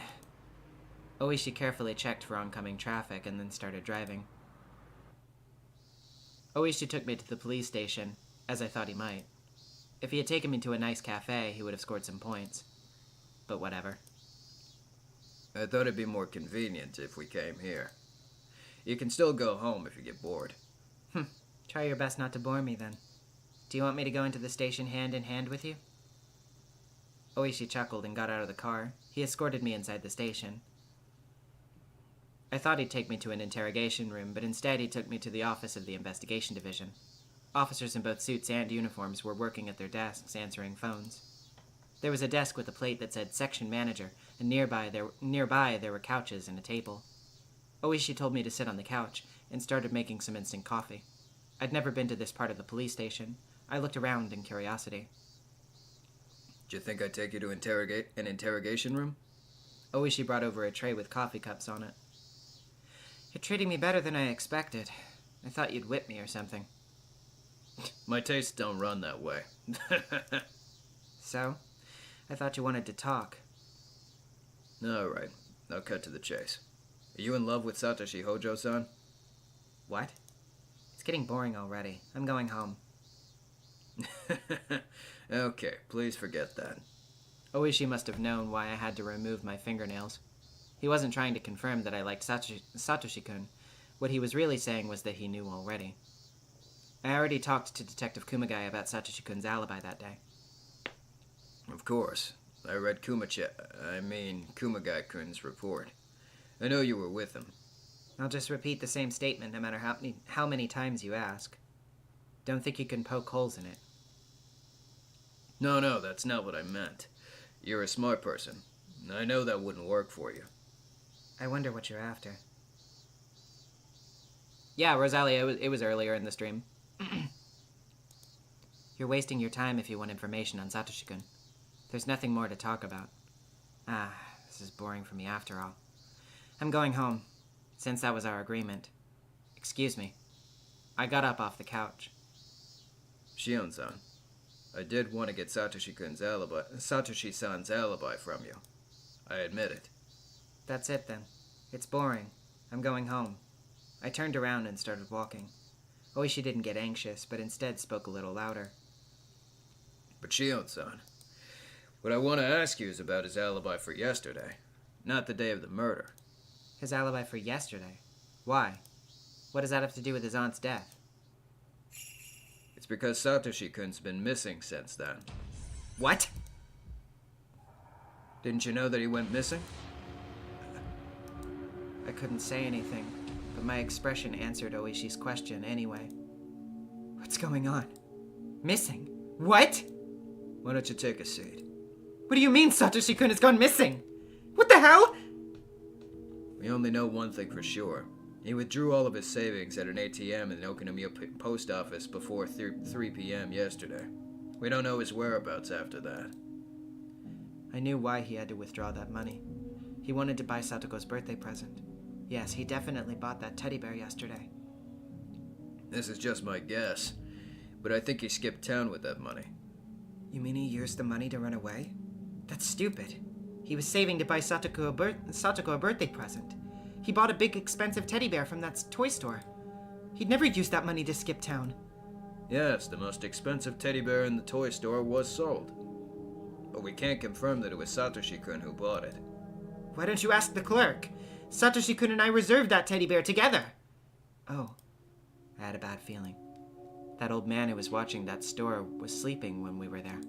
He looked very senile.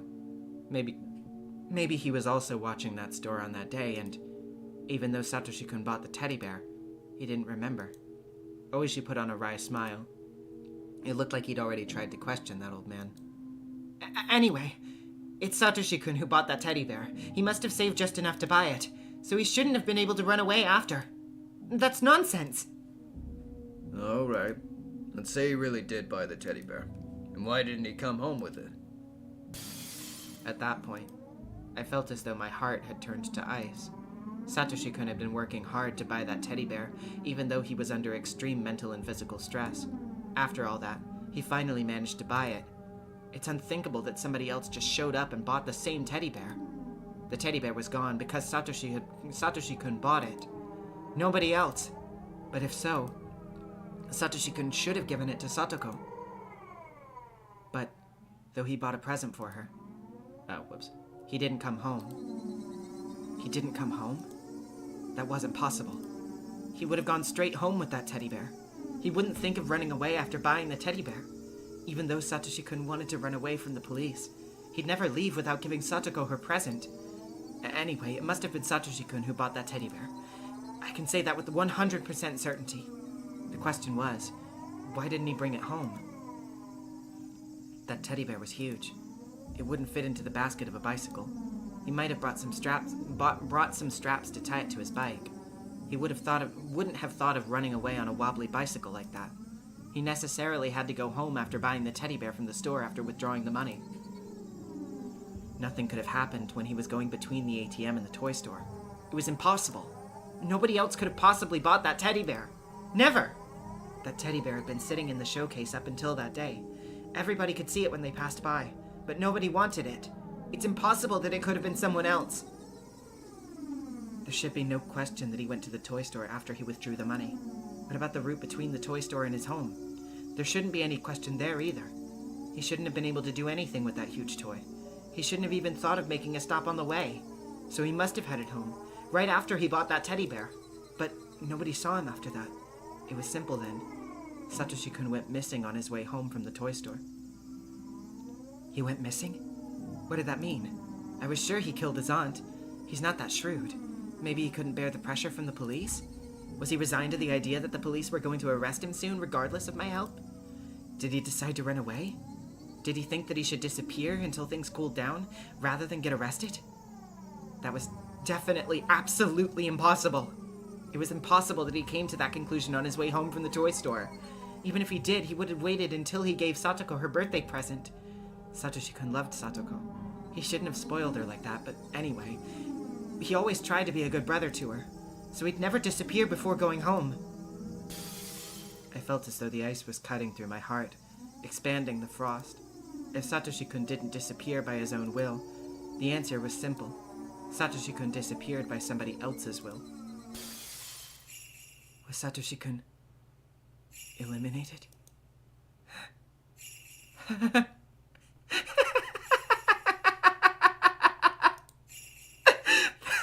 That's really stupid, old man. I thought I could shake off the frost in my heart if I laughed loudly enough. I kept laughing until it happened. I kept laughing and laughing. All the cops in the room stared at me. They thought I'd gone crazy. I didn't care what they thought. I kept laughing until it turned into a cough.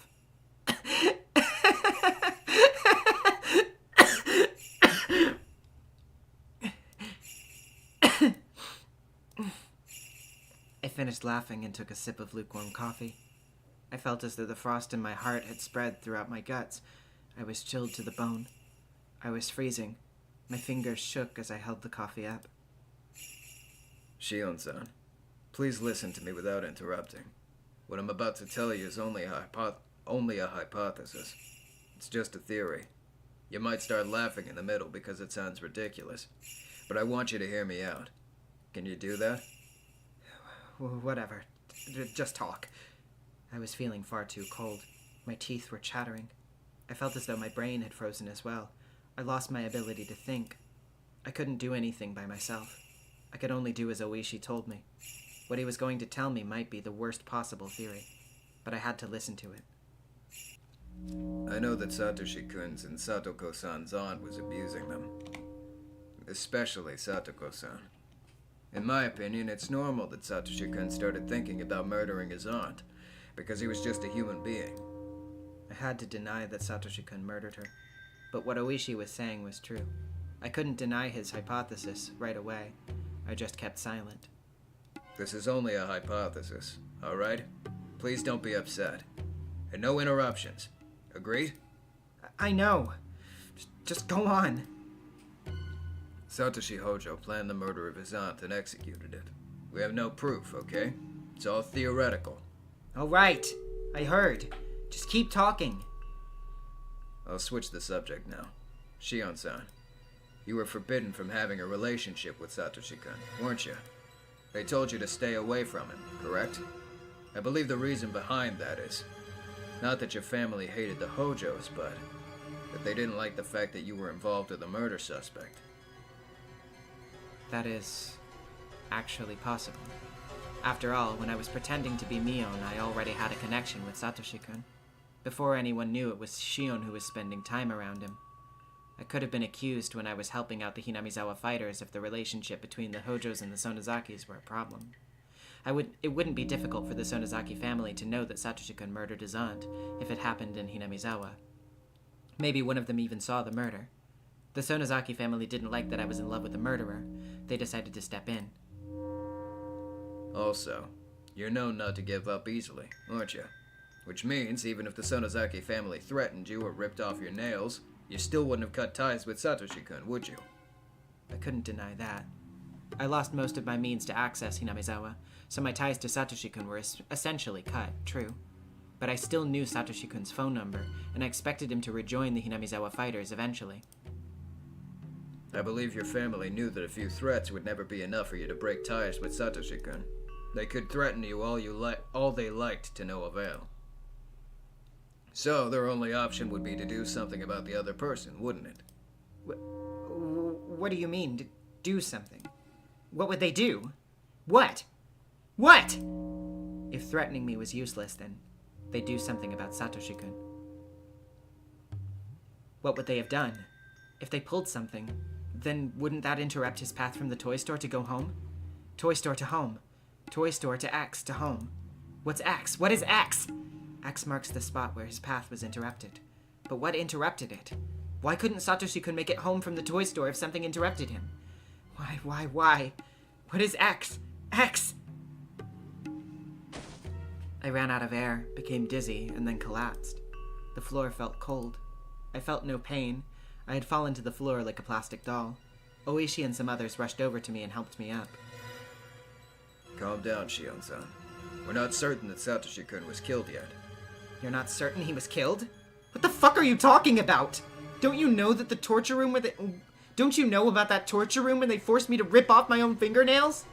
Don't you know that they say there are prison cells in a well for disposing of corpses in the back? If the Sonozaki family wants to eliminate somebody, they'll definitely kill them in that torture room and dump the body down there. You're not certain? Are you dumb? Is your brain made out of tofu? If I were in the hag's position, I'd kill him for sure. I wouldn't let him get away. If I would kill him, then the hag would definitely kill him. Shion-san, please calm down. This is unconfirmed, but I have information that somebody witnessed a young runaway male at Nagoya Station, who took a train from there to Tokyo. The clothes didn't match, but it's possible that he changed what he was wearing to hide from the police. It's still possible that it was him. Is he alive? Is he? This is also a theory, but let me go on. Your twin sister, Mion-san, is the closest person to Oryo Sonozaki, correct? I'm assuming that Mion-san stopped Oryo when she suggested murdering Satoshi-kun furtively. Mion? That was possible. She could have tried to calm things down out of pity for me. That idiot was always so indecisive. She should have been clear on if she wanted to save him or not, but she probably seemed vague about that. She must have persuaded the hag to reduce the punishment to banishment instead of death, just to avoid feeling guilty. I believe that the Sonozaki family contacted Satoshi-kun. They probably told him that they couldn't cover up the murder and told him to disappear somewhere far away. They forced him to be more accurate. Satoshi-kun would have rejected that. He would never leave Satoko behind. I agree with you. Satoshi-kun was working at the places Mion-san referred him to, wasn't he? So the family knew that he had enough money for a getaway. But he'd never use it for anything other than buying that teddy bear. You're right. He must have gone straight to the toy store after he withdrew the money. But what if the teddy bear was already sold when he got there? That would have been a very desolate situation. He'd been working hard. While his aunt abused him, he worked at many different jobs. The money was worth all that pain. He went to the toy store with that money in order to buy his beloved sister a present. That was the only purpose for that money. He must have looked for the teddy bear as he'd always done, but it was gone. He wouldn't have gone into a panic right away, because he was always so optimistic. He might have thought the store was wrapping the gift for him because he told them he'd pick it up that day. He must have gone into the store joyously. I couldn't guess exactly what happened next. My heart would tear up if I tried to imagine it anyway. Why didn't they have it, even though he had it reserved? Did that old man understand the situation, or was he just zoning out? Maybe it would have been the same even if that wasn't the old man who was at the store at the time. If a bunch of fierce-looking subordinates from the Sonozaki family went in and showed them the money, nobody could have rejected it. Satoshi-kun must have sunk into silence. No matter how hard he complained, the teddy bear was gone. He probably never even considered that his dream might be taken away. He must have been wobbling his way home in sorrow, leaning on the telephone poles every now and then. It was the day he wanted Satoko to be happy the most. He couldn't get the present she wanted the most. He probably didn't think of getting another gift, because it was unimaginable that he couldn't get that teddy bear. He might have imagined how Satoko would react when she found out he had no present for her. He must have looked unbelievably sad and empty. The money he'd been saving meant nothing anymore. Satoshi-kun never cried, even at his toughest moments. Did he even know how to cry? It was always Satoko who was crying. So Satoshi-kun never learned how to cry, and he grew up that way. Did you know? People shed sadness from their hearts with tears. Satoshi-kun wasn't even allowed to do that. Even though his heart was filled with sorrow, he couldn't let it out. You insisted he wouldn't leave Satoko-san behind, didn't you? But think. What if the Sonozaki family told him they'd look after her after his disappearance? After Satoshi-kun found out that the teddy bear was gone, all he had left were some crumpled bills. The family told him it was just a matter of time before the police got to him. They told him to run away. They said they'd take care of Satoko. Satoshi-kun didn't feel like seeing his sister. He wandered and found himself at Okinomiya Station. He must have been apologizing to Satoko so many times in his mind. He swore to come back someday. He headed to Nagoya, and then to Tokyo. But that meant he's alive. He's alive. I should be able to see him again someday. He must be coming back, so I'll definitely see him again. I assume that the Sonozaki family set up some place for him to stay. Satoshi-kun must have gone there. So, he's safe. He's coming back someday, right? Oishi looked up at the ceiling and stretched. He didn't answer me. On June 24th, 1982, Satoshi Hojo went missing. There's a possibility that he ran away, as he was the prime suspect of the murder that happened on the 20th of the same month. Allegedly, someone resembling him was seen at Nagoya Station, embarking on a train heading to Tokyo, but the truth is unknown. No one had seen him since. As a matter of fact, no one even knows if he's still alive.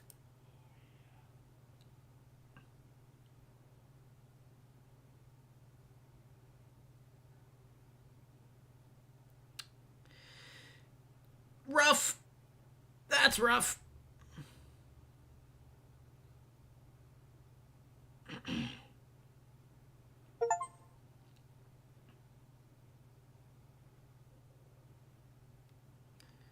Alright, new tips.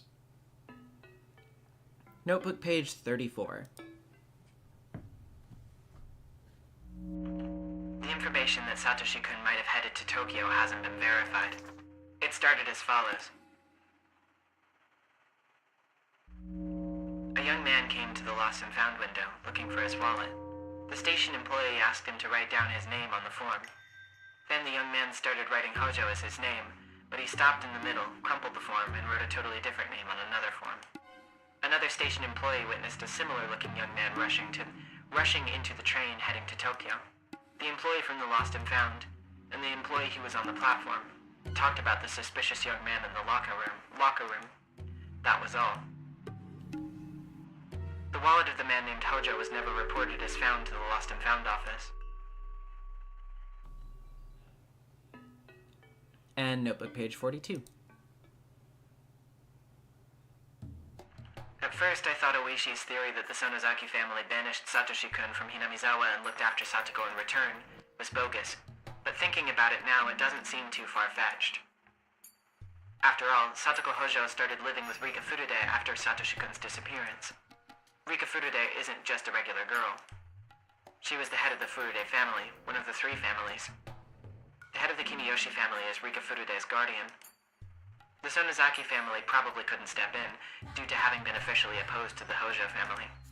But Satoko Hojo is in the custody of the three families now. Even though the Hojo family was severely ostracized during the dam conflict, Satoko Hojo was now under protection. It seems as though only Satoko was exempted from blame. Why was she spared, even though Satoshi-kun wasn't?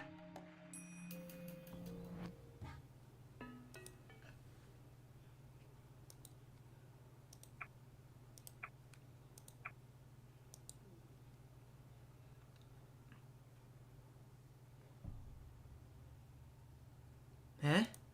What did you just say? This is information from a reliable source. It appears they found the murderer of Satoshi-kun's aunt. It had been a few weeks since the murder. Satoshi-kun still hadn't been found. I had no new information on his whereabouts. Kasai's report came, as a result, completely out of the blue. Does that mean that the police arrested the culprit? It seems that he confessed during his interrogation regarding another case. That sounded strange. If it was Satoshi-kun they arrested, he wouldn't have worded it that way. It sounded as though Satoshi-kun wasn't the culprit. Kasai, who was the culprit? So it wasn't Satoshi-kun? I swallowed those final words. I was convinced that it was Satoshi-kun. The police and Oishi must have thought the same way. The reason Oishi approached me is because he was convinced that Satoshi-kun did it. Don't worry.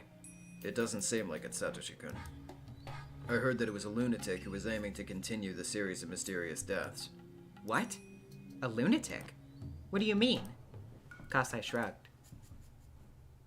I don't know. Since the investigation's classified as a confidential case, the information I can get is limited. Confidential? Why? To prevent the village from developing a bad reputation. You don't see articles about kidnapping while the police are negotiating with the culprit, do you? It's something similar to that. Come to think of it, I hadn't seen anything about the aunt's murder on TV or in the newspaper. These strange deaths have happened for 4 years in a row now, on the day of Watsunagashi. There are those who try to make light of it, and now this lunatic who confessed the aunt's murder said he did it in imitation of the series of mysterious deaths. Kasai didn't know anything else, so instead of probing him further, I reviewed the information myself. I was really shocked to learn all this. I was convinced that Satoshi-kun killed her. I thought that was the reason he had to disappear. But it was actually some lunatic who killed her, and he had no relation to the aunt whatsoever. So, Satoshi-kun had nothing to do with the murder? If so, why did he disappear? I couldn't accept that this lunatic had killed the aunt. And what's really strange is the phrase Kasai used, 4 years in a row now. After all, I'd been thinking that this murder happened because Satoshi-kun had been in a dire situation, and had nothing to do with the series of mysterious deaths. I felt as though Satoshi-kun's case had become someone else's. The series of mysterious deaths in Hinamizawa is also known as the Curse of Oyashiro-sama. Satoshi-kun's case had become one of those mysterious deaths. In other words, Satoshi-kun's case has become a part of Oyashiro-sama's curse. I didn't like the way that sounded, because it was as though the curse had swallowed Satoshi-kun.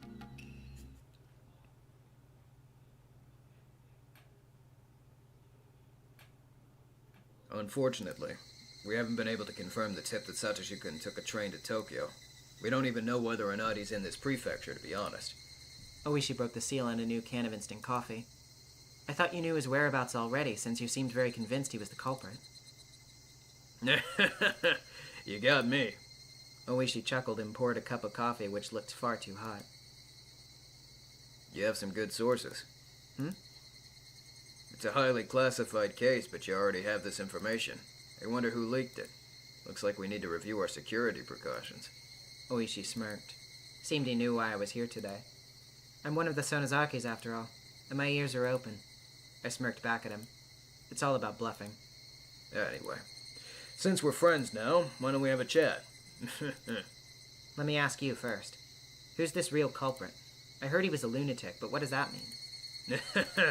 I don't know how to answer that question. I want to know the answer myself. Really, I was convinced Satoshi-kun was the real culprit. It was rather surprising for me, too. Oishi threw himself on the sofa and crossed his hands behind his head. He looked up at the ceiling and smiled wryly. I suddenly received a call from the prefectural police the other day. They said that one of the guys in detention confessed to the murder of the housewife. Who is it? He's a real piece of work who fell into a drug habit. He's been in and out of prison for drug abuse. His statement says that he was interested in a series of mysterious deaths and wanted to imitate them. Are you sure that he's the real culprit? I didn't interrogate him myself, but the prefectural police tells me that he has information that only the real culprit would know. He seems to have thrown the murder weapon into the Oji River. They're searching for it right now. If it's found, his statement will be solid. Even if the weapon wasn't found, wouldn't the case be closed? Probably. His statement clearly outlines the state of the crime scene and the body. The information, like I said, covers details that only the actual murderer would know. You don't seem quite convinced.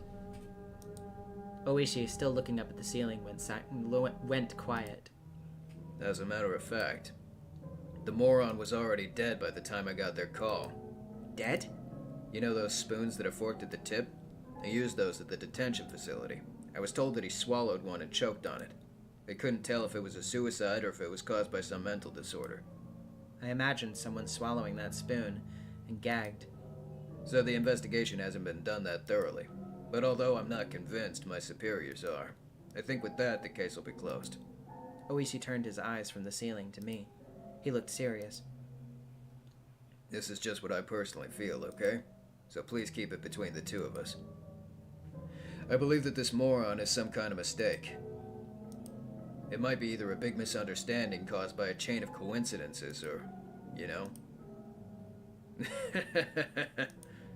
I have no idea what you're talking about. I still believe that the real culprit is Satoshi Hojo-kun. You sound confident. Unfortunately, we couldn't find anything to prove he was at the crime scene. We obtained a warrant to search his house after he disappeared, but we still found nothing. But you still believe he did it? Yes. I wonder how you can be so sure even though you don't have any evidence. It's incredible. Is that supposed to be like the hunch of an experienced detective? Yep. It's the hunch of a guy who's been in this business for several decades. Oishi smiled in satisfaction, but I didn't feel relieved. Where did Satoshi-kun go? His disappearance convinced me that he was the culprit. If he wasn't the culprit, there'd be no real reason for him to disappear. What if the murder actually was done by that copycat and Satoshi-kun's disappearance has nothing to do with it? In other words, what if Satoshi-kun disappeared because the Sonozaki family didn't like my relationship with him, and he has nothing to do with the murder? Was Satoshi-kun a culprit or a victim? The reason for his disappearance had become unclear.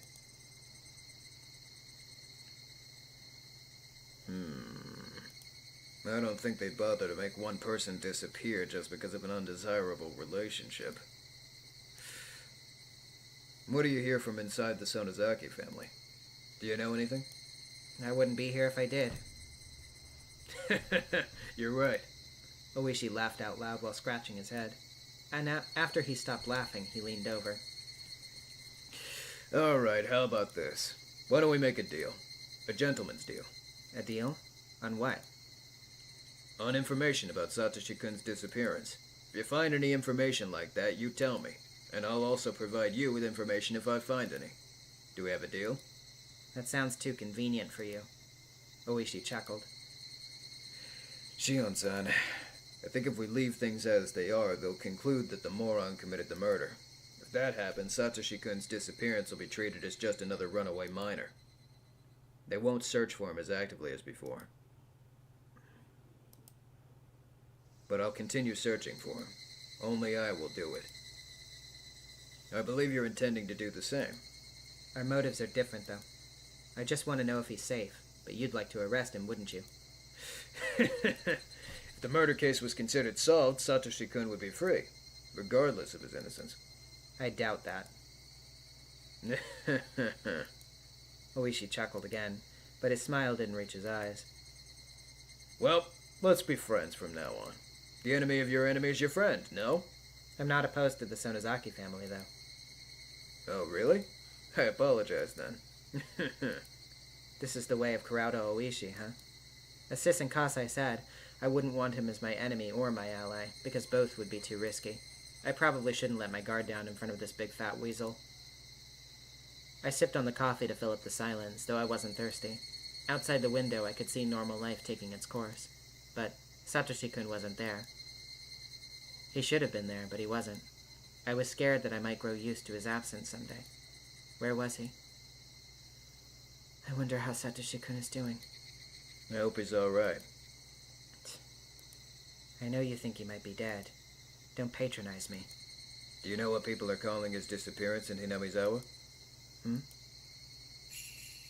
They say he was demoned away. To be demoned away means the same thing as being spirited away. It's part of the local dialect.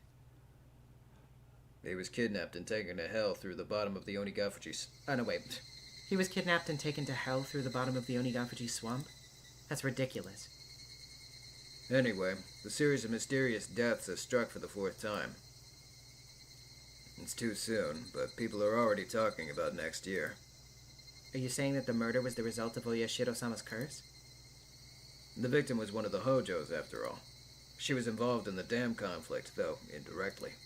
Really, it's not surprising that some people take an interest in the incidents because they do always happen on the day of Watanagashi.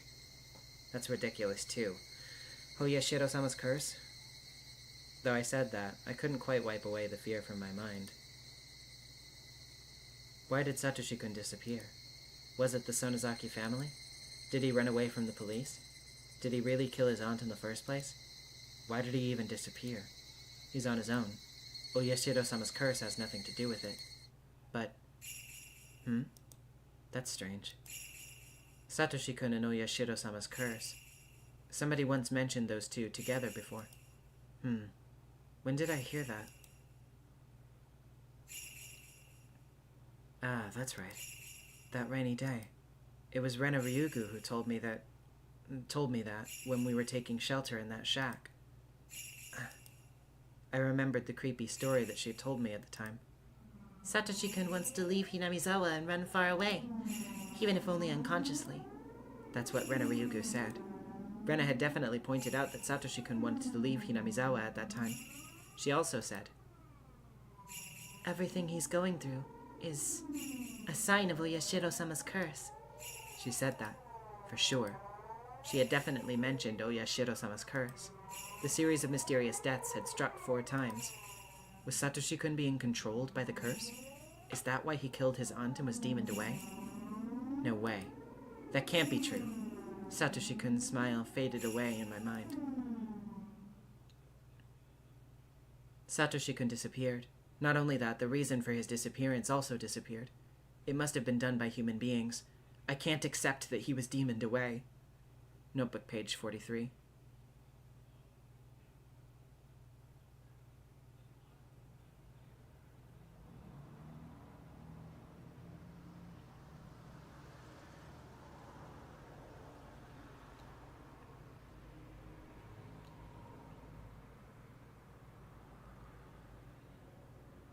I moved from one chair to another because the air conditioning was too cool. I moved with my notebook, my pen case with a bunch of keychains, and my cup of milk tea. I did it all in one go. I sat down in a new chair, then opened my notebook again. Damn, hold on. I didn't have it on hand. I have to do Foley. Sorry.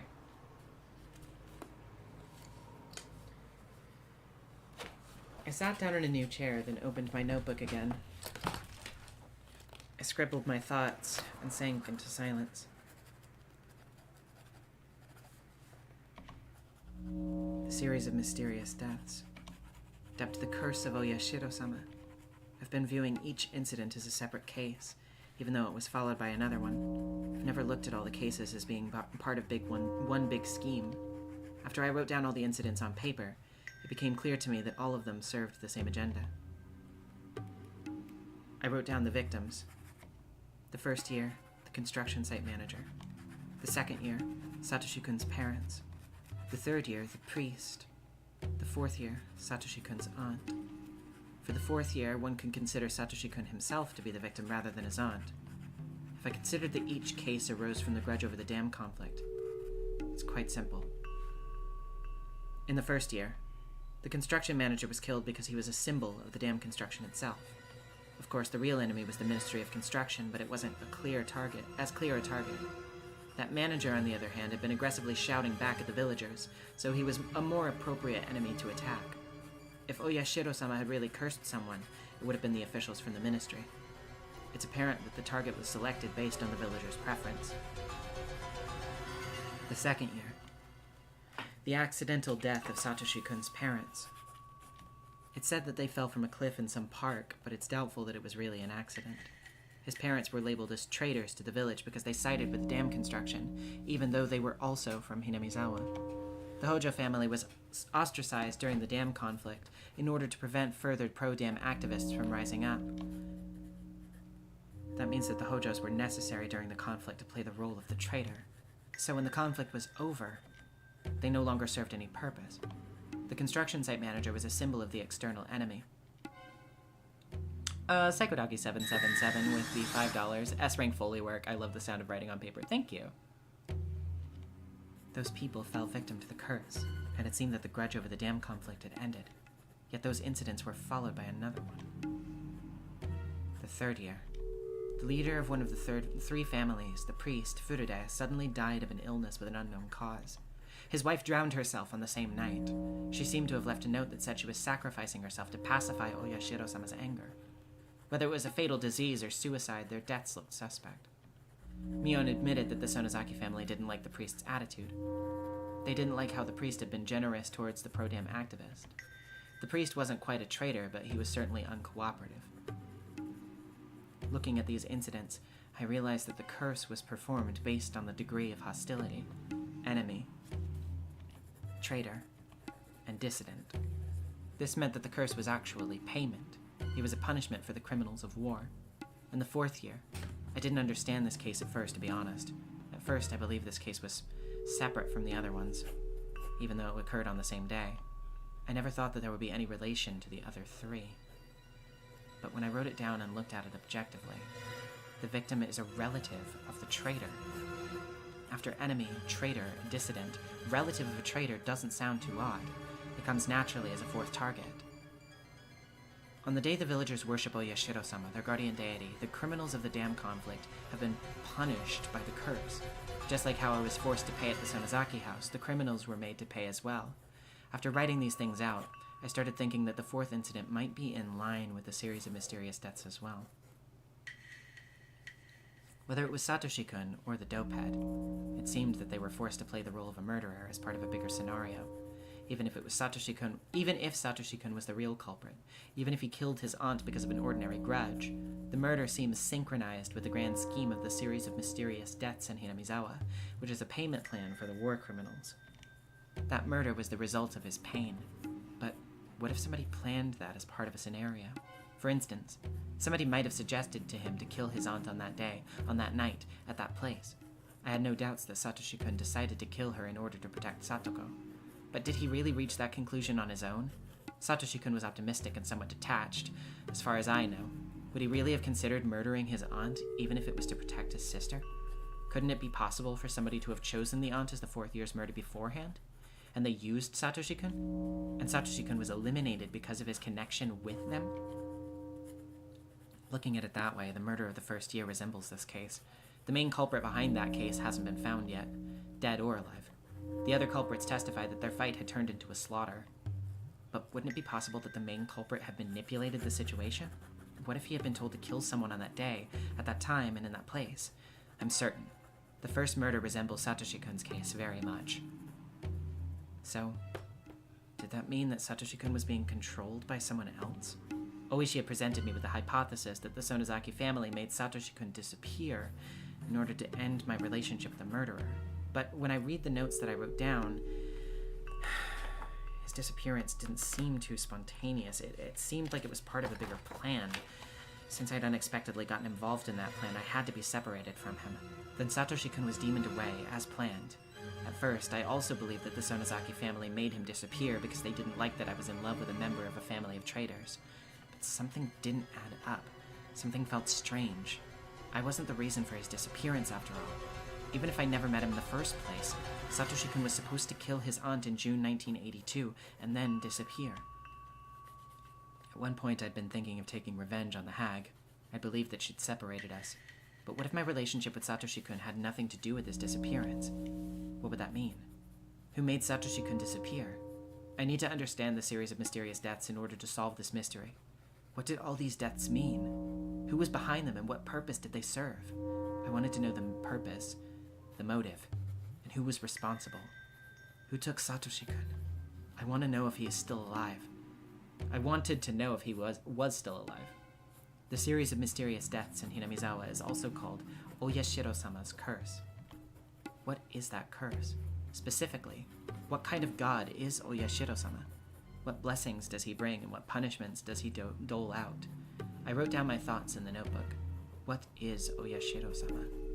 What is he? I scribbled these things down. I was so absorbed by it that I didn't realize someone had been standing behind me, watching me the whole time. I couldn't stop myself from gasping when I realized that. I'm sorry. Did I startle you? The intelligent-looking woman giggled. No. I was just a bit surprised. Sorry about that. She could have apologized a little better, too, since she'd been watching me from behind, but she just stared at my face instead. Are you Shion Sonozaki-san? You must know Sis since you know my name, but I don't know who you are. Being twins is a pain sometimes. People you've never met before can tell exactly who you are. I'm sorry. The Sonozaki-san I know would never be seen in the library. I assumed that you were her twin sister. The woman giggled again. Well, you were right. I'm Shion Sonozaki. Nice to meet you. May I ask your name? Oh, I'm sorry. I should have introduced myself first. She seemed to love her own hair, because she kept running her fingers through it boastfully. I'm Mio Takano. You can call me Mio, Shion-chan. Nice to meet you, Takano-san. Her condescending attitude bugged me. I hate meeting people like that. I closed my notebook and got ready to leave the desk. Oh, are you upset? Thank you for your concern. I like to be alone when I'm thinking, so I'm moving to another spot. Excuse me. That's a shame. I thought we'd be good friends. Did you? I don't think so. I finally met somebody with the same passion. A fellow researcher of Oyashiro-sama's curse. Neon roses with the $10. Thank you. I think it's quite unusual to meet someone like that. She saw my notes. My face reddened. These are just theories. It's all nonsense. Just childish scribbles. The series of mysterious deaths is also known as Oyashiro-sama's curse. Though each death is an independent incident, all of them clearly share the same purpose. No, YouTube. I'm so sorry, Neon Roses. Each year, someone dies of the curse, and someone else is sacrificed and disappears. What? What are you saying all of a sudden? Someone dies and someone else... What? I was taken aback by her weird spiel, but I realized right away that she'd said something extraordinary. Didn't you notice that the number of victims is always even? Haven't you even realized that yet? The number of victims is always even? I was confused, but I tried to figure out what that meant. The dam construction site manager died in the first year. There was only one victim. In the second year, the victims were the parents of Satoshi-kun, so it was 2 people. In the third year, it was the priest. And if her death was also planned, his wife, 2 again. And in this year, the 4th year, Satoshi-kun's aunt died, and Satoshi-kun went missing. If Satoshi-kun's disappearance was planned, the number of the victims was 2. It's true. Except for the first one, the victims always came in even numbers. 2. Wait. I had just concluded myself that the first case resembled the 4th one. The main culprit was still missing. He might have been demoned away, just like Satoshi-kun. See? Doesn't it make sense now? Takano-san sounded like a teacher who had showed me how to solve a difficult math problem. I wasn't quite convinced, but I couldn't deny what she'd said either. Did I give you enough hints? I really would have enjoyed a conversation with you, but I think if you prefer being alone... I'm sorry that I wasn't respectful, Mio-san. Please, call me Shion. She seemed content that I changed my attitude. She kept giggling for a while. She didn't seem that reliable. I didn't want to be acquainted with her for too long. But I don't get to talk to people very much. And what she said interested me. Let me introduce myself again. I'm Mio Takano. Call me Mio. Pleased to meet you, Mio-san. I'm Shion Sonozaki, Mion's twin sister. Please call me Shion. I took the hand that Mio-san held out as a sign of reconciliation. Please tell me more. You said that there are always 2 victims? One dies due to the curse, and the other one is a sacrifice? Shion-chan, before we get into that, could you tell me why you became interested in this? She leaned over and looked into my eyes. It was kind of uncomfortable. Mio-san, how much do you know about me? I guess you have an idea if you know my name. I don't know much. Just that you recently returned from a boarding school. I see. So I think you can imagine that I want to know about the series of mysterious deaths that happened while I was away. I'm just curious. I see. You're curious, I got the impression that she knew about what happened to Satoshi-kun and me, because she instantly recognized me as Shion, not Mion. I didn't know why I thought that way. As she shouldn't have access to the sources that, for instance, Oishi does. It was just the look in her eyes that made me think that way. Let me ask you a question this time. You called me a fellow researcher of Oyashiro-sama's curse, didn't you? So why are you researching the curse? You also stated that there's an even number of victims in the mysterious deaths. It's true that Hinamizawa's mysterious deaths are often called Oyashiro-sama's curse. But why would you delve into the mysterious deaths if you're researching the curse itself? Shion-chan, you're asking too many questions at once. I can't tell what you really want to know. I couldn't say anything in return. Maybe I'd been too inquisitive. I'll answer your questions one by one. I'm not just researching the curse, as my subject is much broader than that.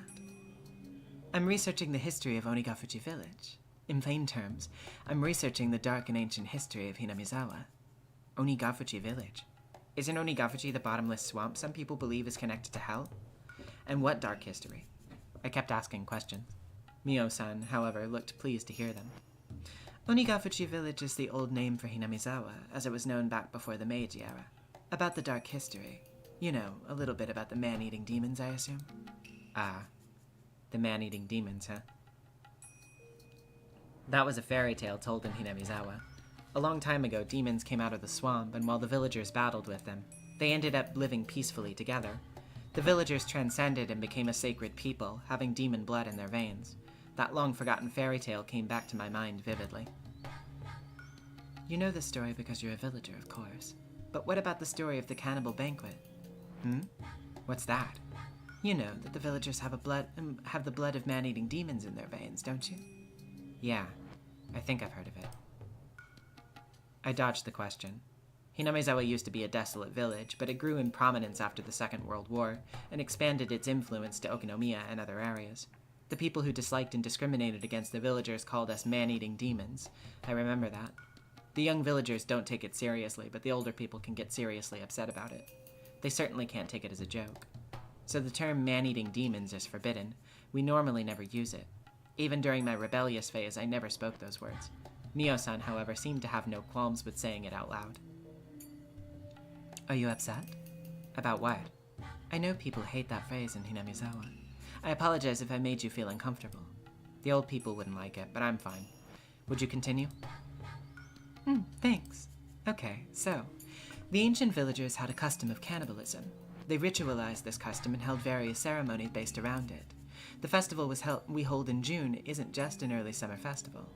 It used to be a banquet in which the villagers chased after a sacrifice and ate them. They bound the sacrifice to a table, gutted them, and dumped the organs into a river. Wata can mean cotton, but it also means organs. That's the root of the word watanagashi. Organ drifting. Watanagashi. Indeed. I believe they started using futon mats to cover it all around the Meiji era, according to my research. To cover it all up around the Meiji era, according to my research. They wouldn't be able to do that openly nowadays.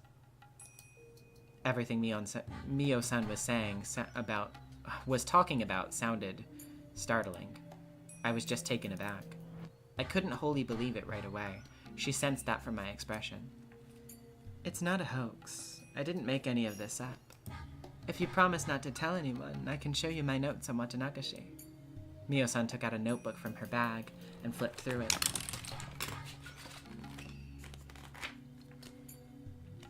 She appeared to be doing her research thoroughly. Thank you. Cybernetic silver with the MX200. Her and Oishi are bad news for the kids. They're like gasoline for the paranoia. Yeah, you really pouring that fuel on the fire while these teenagers are in a vulnerable mental position as always. Mexican pesos. Okay, awesome. I couldn't remember off the top of my head what it was called. Thank you for the clarification. I'd love to read it. Sure. I'd like to keep it confidential. But I guess I should share it with my fellow researcher. Mio-san handed me the notebook a bit hesitantly. Dinero. It looked like it'd take a whole night to finish reading. It was densely packed with information. I saw copies of various documents and quotes in there, too. It wasn't just some delusion of hers. You told me that one person dies because of the curse and another person is sacrificed and disappears, right? A person is sacrificed and disappears. Writer for Life 724 with the $5. Ah yes, woman shares my love of sharing a hyperfixation with anyone who wants to know about my interests. Yeah, literally. Pulls you aside, tells you the entire history of some niche video game series because you asked one slight question about it. Satoshi-kun had gone missing. Did he become a sacrifice? What is a sacrifice, anyway? Mio-san looked pleased to hear my question again. She took out another notebook and handed it to me. I think you'll understand once you read it, but I'll give you a digest version. Oyashiro-sama's curse is simply Oyashiro-sama's anger. In other words, the curse is caused by Oyashiro-sama's anger. Do you follow? Yes. You're saying that Oyashiro-sama was mad at the people who opposed the village during the dam conflict, and that's why the curse occurred. That's right. Oyashiro-sama's anger has to be pacified. If not, something even worse will occur. So, all the successive priests at the Furude shrine had to perform a sacrifice every time the curse struck, in order to pacify Oyashiro-sama. It's called a sacrificial ritual. So, each year on the day of Watanagashi, one person dies because of the curse, and another one is sacrificed to pacify Oyashiro-sama's anger? But only one person is actually murdered each time. I've never heard of human sacrifices being made. Naturally, there's no body. The ritual of sacrifices requires the offering be sunk into Onigafuchi swamp. That swamp is bottomless, and no one would ever surface once they were thrown in there. No body would ever be found, of course. So, one of the victims is always thrown into the swamp every year? Does that mean that Satoshi-kun is also at the bottom of the dark green swamp? I don't know. I'm not sure that they really throw them into the swamp. But those who make the incidents happen must be eliminating one person based on that legend. Each year, a traitor to the village dies on the day of Watanagashi because of Oyashiro-sama's curse. And another person is sacrificed in order to pacify Oyashiro-sama's anger. That person's body will never be found, because he or she is supposedly thrown into the bottomless swamp. Yes, you get it. The series of mysterious deaths always involves both the curse and the sacrifice. It's a system that allows two traitors to die every year. What I'm telling you now probably isn't sufficient, so it might be hard to grasp. Instead, I want you to take the time to read my notes. You'll see that what I'm telling you isn't far from the truth at all. I heard a man's voice just then. A middle-aged man with a hat was waving at Mio-san from the entrance. Sorry, I think I have to go. I wanted to talk to you more, but I guess we'll have to have another chance to chat. I'll leave those notes to you. I'm looking forward to hearing your opinions. Mio-san wrapped up the conversation and headed to where the man was waiting for her. She left her old notebooks in my hands. Mio-san waved at me as she left the library with her companion. I took a seat again and opened what she'd given me. What bugged me was the series of mysterious deaths, also known as the Curse of Oyashiro-sama. Maybe I'd be able to get closer to the truth by reading these notebooks. If I studied them carefully, I might be able to find out who was really behind the incidents. Why did Satoshi-kun have to disappear?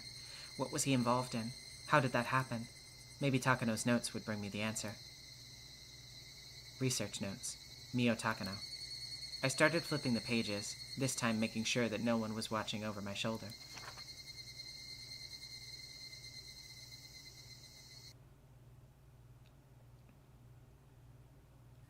I think Tomitake is in his 20s. I think both Takano and Tomitake are a bit older than that. Hold on.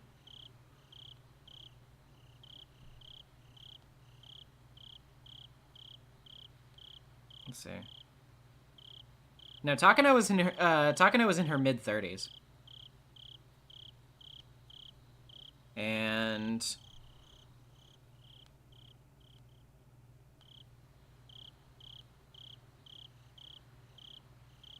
yeah, Tomitake just says probably 30s.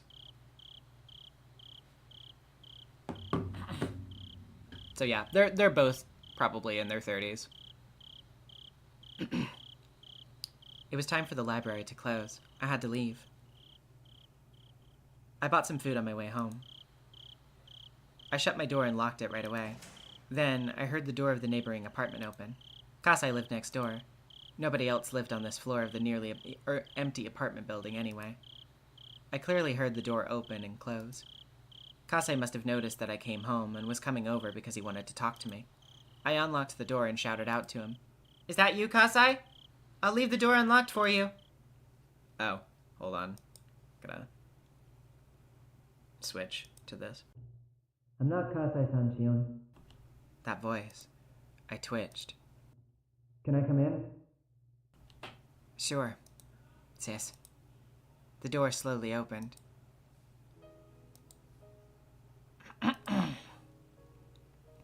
My alter ego, Shion Sonozaki, appeared. She was holding a box of cake, while smiling timidly. Are you going to keep standing there until I Are you going to keep standing there until I escort you? Come in. Sorry, this room doesn't look very cute. It looks comfortable. Sis looked a bit tense when entering my room. It was her first time here. How's life? My new school's as boring as I thought it would be. I usually go, but I skip classes when I don't feel up to it. I couldn't do that when I was going to St. Lucia's. So St. Lucia's was really tough, huh? You should go there sometime. Sorry. I brought cake. Let's eat. Mion opened the box. I saw 2 cheesecakes there. We have the same taste in food, so we don't have to fight if we get 2 of the same thing. I chatted with her over the cheesecake. I talked to her about school and whatnot. If you need furniture, tell me. I might be able to get some for you. I finally got used to this room, but I might move out soon, so furniture won't be necessary. Thanks, though. Dad wants me to come back home. I don't want to live with him, but he sounds desperate. He'd be pleased if you came home. He looked lonely while you were gone. You can only say that because you don't have to live with him. Come to think of it, this was the first time I'd talked to Sis since I was allowed to live as Shion Sonozaki. She didn't look like how she was at the Sonozaki house that day. The successor of the Sonozaki family and my twin sister are 2 different people. The demon lives inside the leader of the Sonozakis. Our bodies are exactly the same, except for the tattoo of a demon on her back. Mion's destiny as the successor was set in stone when she got that tattoo. It's pretty simple. The Mion from that night was different from the Mion before me. When I was forced to tear off my fingernails, I'd momentarily despised her. But if I were the next leader of the family, I'd have done the same. Shion, how are your fingernails? The wounds have closed. I don't bandage them anymore because it looks too conspicuous. But my nails still look ugly, so I don't really like showing them to people. I sneered at her, displaying my incomplete fingernails. Mion grew quiet and looked down. You don't have to apologize. You did what you had to. You just played the role of the successor. I'm not holding any grudges. I'm sorry. Okay, apology accepted. But if you apologize one more time, that'll be canceled. I won't forgive you for the rest of my life. Huh? What do you mean? Once you start apologizing, you never stop. So I'm cutting you off. Will you really forgive me? About Satoshi-kun as well? My heart ached when she mentioned his name. It felt just like the ache of an old wound. I figured you loved him. No wonder. I shouted it out loud in front of all of you. I'm not embarrassed anymore. Granny truly believes you've atoned. She thinks you've done all you needed to do. So the matter's finished. That's good. My pain won't go to waste then. I wonder where Satoshi-kun disappeared to, though. I started choking when I heard her say that. I just said it to her myself. I said that I'd forgiven her completely, but that promise instantly evaporated. Just because of what she said, I felt like I'd turned into a completely different person. What did you just say, Mion? Did you say, I wonder where Satoshi-kun disappeared to? Who else could know other than you and your folks? What did you say? Where did he go? I felt my eyeballs reddening in anger. It felt as though they were about to pop. I choked on a burning sensation in my throat. Mion's expression rapidly changed. It looked like she noticed the devil's mask on my face. We were one and the same. We could understand each other's thoughts without voicing them. So showing our expressions was like unveiling everything in our hearts to the other.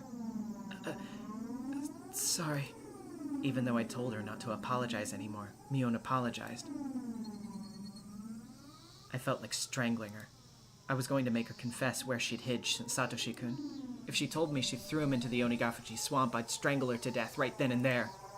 I really don't know what happened to Satoshi-kun. That's a lie. It's true. Granny doesn't know anything either. Please believe me. That's a lie. Are you saying that Oyashiro-sama's curse demoned him away? There can't be a curse. There can't be!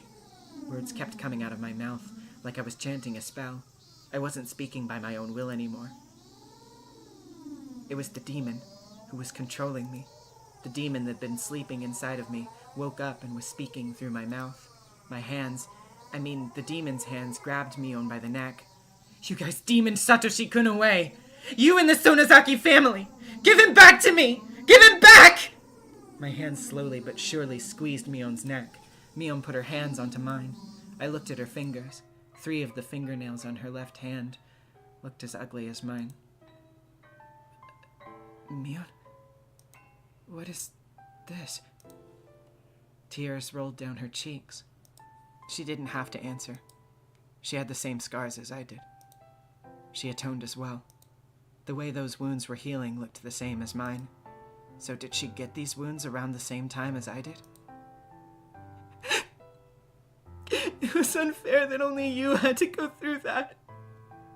I felt so bad. Mion started sobbing. I stood there, petrified, still wringing Mion's neck. Since I found out that you loved Satoshi-kun, I really wanted you to be happy. Because it's always only you who has to suffer, even though we're twins. It didn't come as a surprise to me that Mion might have also loved Satoshi-kun as I did. We've always liked the same stuff, and even the same people. She was stupid enough to feel obligated towards someone like me. I told Granny to leave you and Satoshi-kun alone. I shouted at her. Then she said that she'd let you be if you atoned with sincerity. And you did. So we were supposed to live happily with him. But Satoshi-kun has gone away. That's terrible. That's...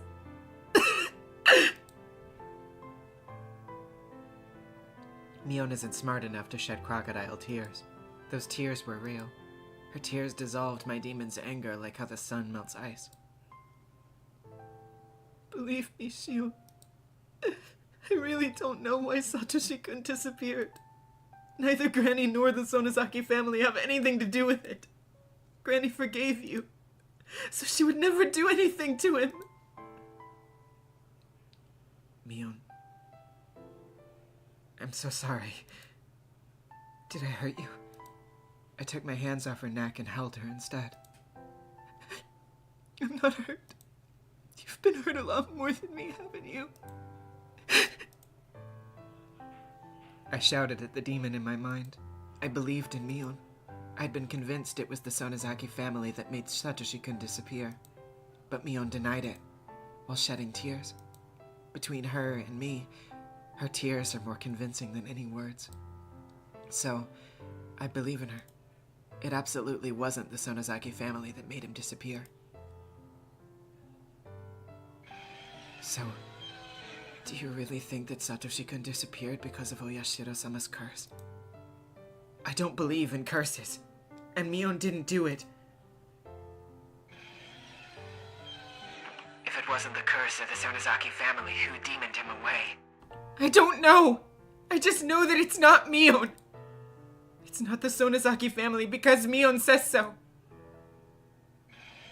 That's stupid, Shion. Are you going to ignore Satoshi-kun's voice? I know! You don't have to remind me, demon! I can hear his voice! I know he's mumbling with an ambivalent expression, like he always used to do, even though he knows help won't come. I'll help him no matter what. I'll save him if he's alive. I'll avenge him if he's dead. But Mion didn't do it. You just want to take it out on somebody. It doesn't matter who. But I'm Shion, not a demon.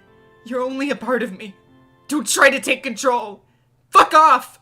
Don't ever show up again!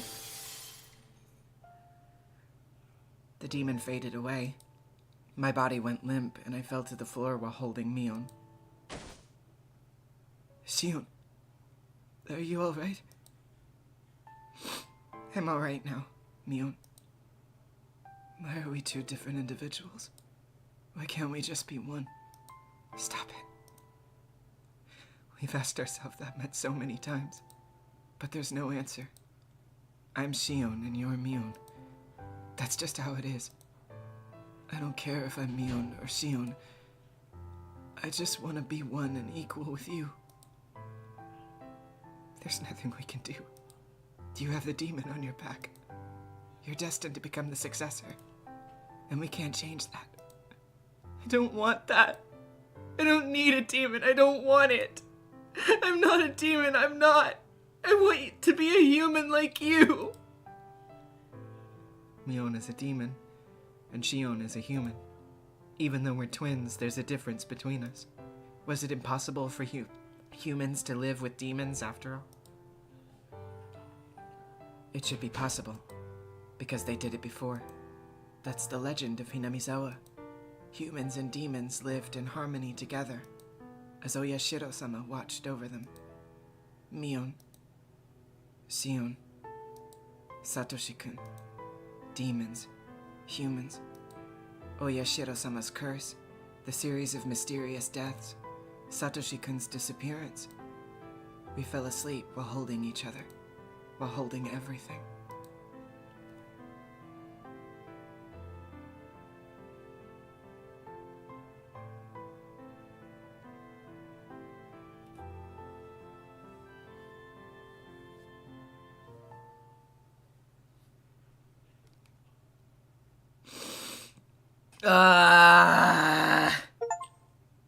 God, fuck. You got the fucking achievement. Jesus.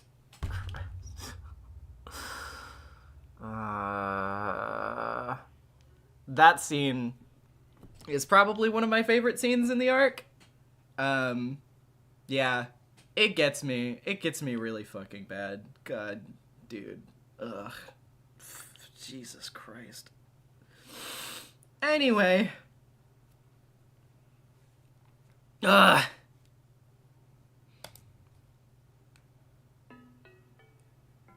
Notebook page 50.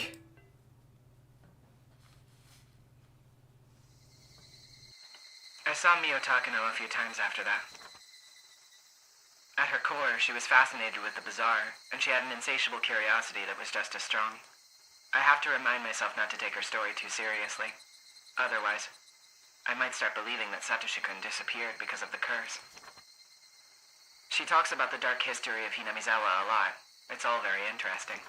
Her theories are based on nothing but conjecture, but some of her intuition covers facts that only members of the Sonozaki family would know. She thinks that Oyashiro-sama's curse is the continuation of these ancient rituals. In other words, she believes that the curse is performed by religious fanatics. According to her theory, a religious cult once existed in Hinamizawa, and the three families stemmed from it. She believes that they're operating behind the scenes in order to revive the dignity of the Onigafuchi people, which was lost during the Meiji era. Mio-san's theories are far-reaching, and looking at them on a larger scale, they end up making a lot of sense. But they can't offer any explanation for Satoshi-kun's disappearance when using them on a smaller one. Her theories are just too broad. Notebook page 64. I exchanged information with Oishi every now and then. We'd each expect new leads from each other, but neither of us had any luck. I no longer believed the tip that Satoshi-kun might have headed to Tokyo. It was clearly bogus anyway. Although I can't befriend Oishi, he's been fair about the deal. He alone has been serious about uncovering any new information. Oishi's sources are quite reliable, so whenever I found some dubious tip, I'd check with him to see if it was valid. My meetings with him have diminished in frequency, since he's been assigned to new cases. Eventually, we stopped meeting entirely. Oishi stopped investigating, and I reached the limits of my sources of information. People now think that Satoshi-kun's disappearance was a supernatural phenomenon called demoning away. In Hinamizawa, they refer to his disappearance as him having transferred, and nobody will talk about it otherwise. I don't like that phrase. I don't like the way that phrase is used to erase him.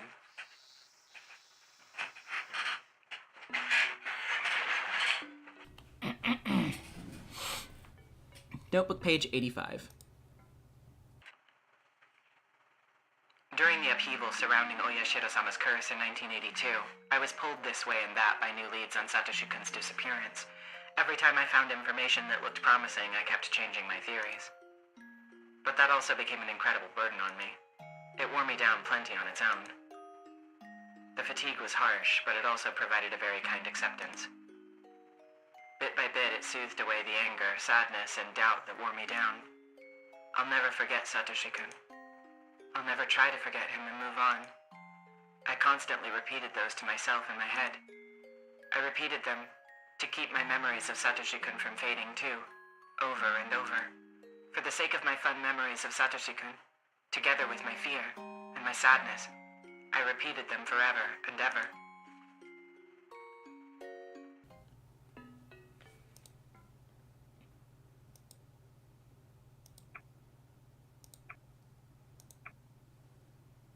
Okay.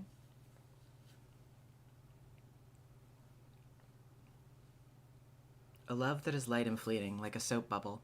If it seeks the sky, it will break and vanish before long. The girl's thoughts weren't granted. The tears that were shed changed the color of blood and yearned for sacrifice. The sadness that pierced her transformed into rage, and ultimately to murderous intent. Everything was absorbed in pure black, and the darkness continued to spread, in the end, even to herself. Meakashi. Would it be better if I hadn't been born? This blood-stained hand couldn't even grasp the air. AD 1983. The fourth year of the series of mysterious deaths in Hinamizawa, also known as Oyashiro-sama's curse, 1 year after Satoshi Hojo's disappearance. We are finally back in the present. Sort of, ish. We're getting to the present. I hadn't been able to get used to my new school in Okinomiya, but I had some friends there now. Since I got a part-time job at my relative's store, I had some extra pocket money too. I ended up living with my parents after all, so I didn't have to pay for living expenses. It felt great to get to freely spend the money I earned from working. 1 second. Okay. I still use the room Kasai set up for me from time to time. It was a convenient hideout for when I didn't want to see my parents. In fact, I was planning to spend a day there today. Damn that teacher. She told my parents that I was skipping classes. My dad got upset, and that was why I didn't want to stay at home. I'd been asking for it, though. My teacher should know that Dad is a Yakuza, and that he gets really scary when he's mad. On the whole, my life has been going well so far, except that it was boring. The reason I could enjoy this lifestyle is probably because I had to live in secret before. It was a great relief to be able to live without having to fake my identity. Well, that might have been a valuable experience. I think I learned from it. I was going grocery shopping and thought I'd get enough food for a week or so. My parents would appreciate my presence more after missing me for a week. I was doing this for their sakes. Oh, wait! Isn't there a 100 yen sale today? Yeah, there is! I knew how to save my pocket money. I was in a good mood. I spun around with my arms spread out. I felt like I was inside a little whirlwind. My arm hit a motorcycle parked on the sidewalk. It obviously wasn't there where it was supposed to be. Ow! What the... Who parked this motorcycle here? I gave the motorcycle a kick with no hesitation. There were 3 motorcycles lined up in a row. They all fell like dominoes. It was beautiful and so much fun. Oh? This was odd. I felt like I'd gone through the exact same experience before. While blinking my eyes in an effort to recall what that was, some people grabbed me by the neck and dragged me into a dark alley. It looked like these punks were the owners of those motorcycles. They started shouting at me. This really was strange. I was having deja vu. The fuck are you, bitch? What do you think you're doing? Huh? Fucking bash your head in, bitch! Grrr! Gonna pay for what you did! That's right. It was when I met Satoshi-kun for the first time. He came to save me. If I pretended to cry again now, would he come to save me again? I made a wish, and I started pretending to cry and beg for mercy. At that time, I doubted my ears. Cut it out! Can't you see she's crying? It was a boy about my age. I couldn't quite see his face because of the light illuminating him from behind. Satoshi-kun? Of course, it couldn't be him. It couldn't be.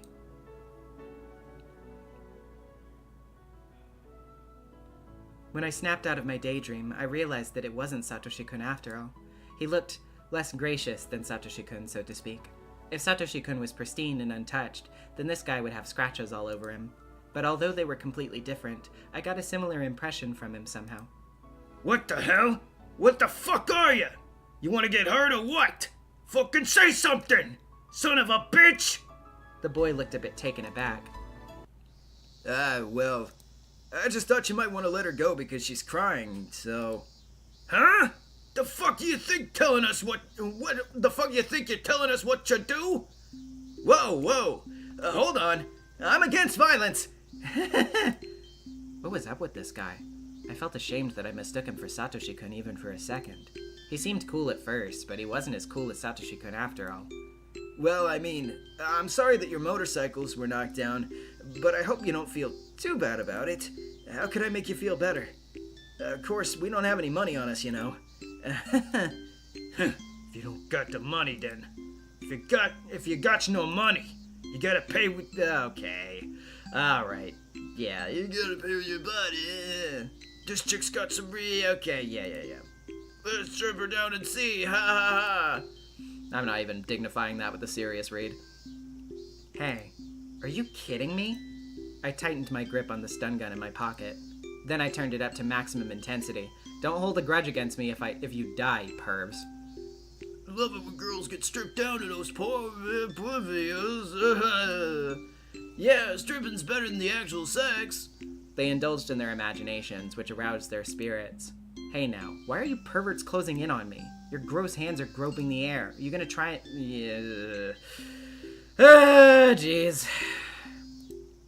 Yeah, stripping's awesome. Stripper. Ah, yeah. Okay. I like how you have to clarify that. Socks off. Yeah, that's usually what naked means. Hey, are you out of your mind? Don't touch me with those filthy hands! Then, a flash of light cut through the air. Was that the boy? You stupid fucks! Blows like thunderbolts knocked the punks down. Wow, so he was actually strong after all? What the hell? You want something? Huh? You don't have a clue, idiots. What the fuck are you on about? There's nothing arousing about stark nakedness. Leave her socks on at least. No matter what. That's the ironclad rule. Listen up, monkeys. What's the difference between Homo sapiens and other animals? They're right. That's right. Humans wear clothes. Human beings without clothes are just animals. If you get aroused only when a girl's completely naked, you're less than human. You might as well be animals. I'm gonna knock some sense into you. Clench those teeth! You mentioned yeah, I'm not sure if I can say that without getting in trouble with YouTube, so... You mentioned a 18-plus movie, didn't you? Let's say that there's a cosplay... that video. The definition of cosplay is too broad. To lecture on that subject is as difficult as explaining the spirit of Yamato to Yankees parachuting down from B-29s. So I'll limit the scope to the most popular one, school uniforms. What are 3 most prominent divisions in the larger category of school uniforms? Answer me! That's right, regular uniforms, gym uniforms, and school swimsuits. Atropos of the $2. Sometimes I really hate Cage. Yeah. Both the sailor style and blazer style are included under regular uniforms, by the way. Gym shorts and bloomers are likewise, and the color preference between white and navy school swimsuits is the same. Well, doesn't this sound exciting already? Let's say each one of you has a preference in one of those 3 divisions. Hey, you, Delinquent A, you take the regular uniform. Delinquent B, you take the gym uniform. And you, Delinquent C, you take the school swimsuit. Picture the image in your head within 3 seconds. Are you done? That's not good enough. Do it again. Let's say that there's a video of your favorite cosplay. Use your imagination. Come on. Say, sir, yes, sir, when you got it. Rosalia Rossellini with the $2. Let him cook. Until he burns his house down, yes. Also, I have to BRB in just a second. I'll finish this bit real quick, but after that I have to grab food, so I will be on BRB until I finish eating after that. Are you really military men, you maggots? Good, you all seem to have an image in your heads now. Let's move on. Imagine that your favorite cosplay is stripped entirely naked because of your stupid desire. Now think, if you take all of their clothes off, that's not cosplay anymore, is it? That sort of video is rampant lately. It's just lamentable. Humans without clothes aren't civilized, they're animals. If only naked girls excite you, you'd be a pack of dogs, monkeys, or pheasants. Pack your bags and get out! Wait, get back here! As you know, a huge amount of Russian videos are going around lately thanks to the end of the Cold War. You don't know that? Get out of here! I heard that a style called Beautiful Russian Schoolgirl, which is a combination of the Japanese uniform fetish and some Russian thing, is emerging, but I'll never accept that! School uniforms are part of Japanese culture and art! Those stupid barbarians will never understand the Japanese spirit! Are you listening, you pathetic squid? Clench your teeth! I'll train you till you drop! I won't let you sleep until you're capable of perfecting your imagination skills!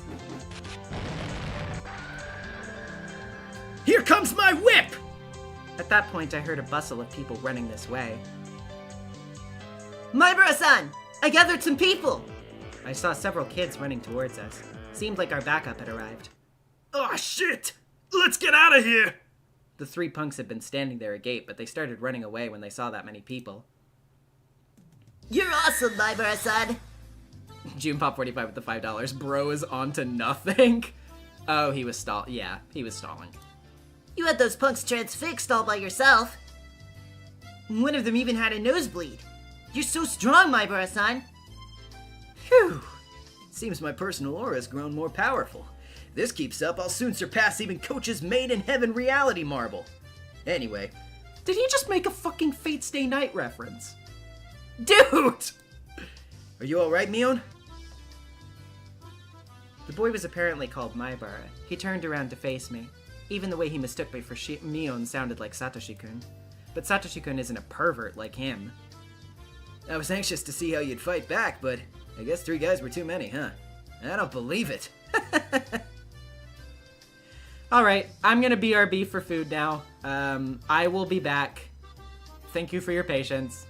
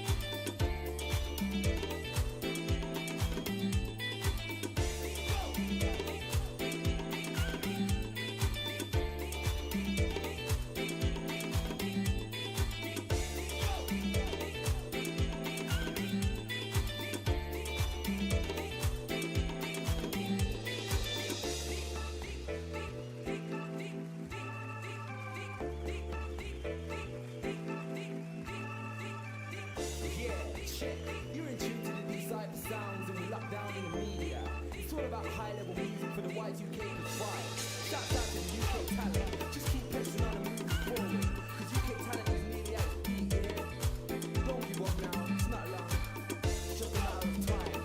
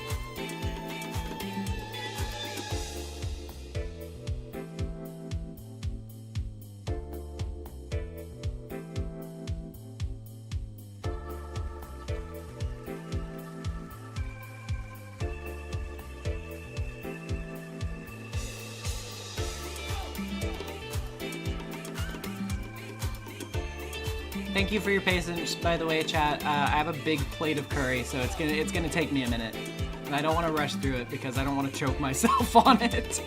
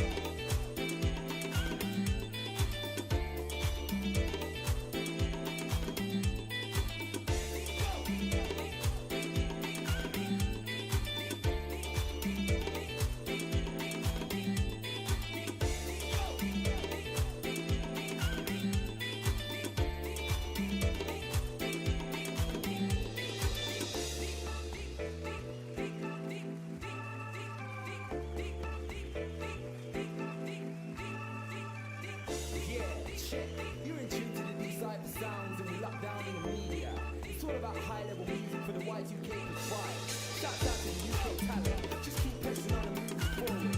Cause UK talent is nearly at its peak, yeah. Don't give up now, it's not long. It's just a matter of time.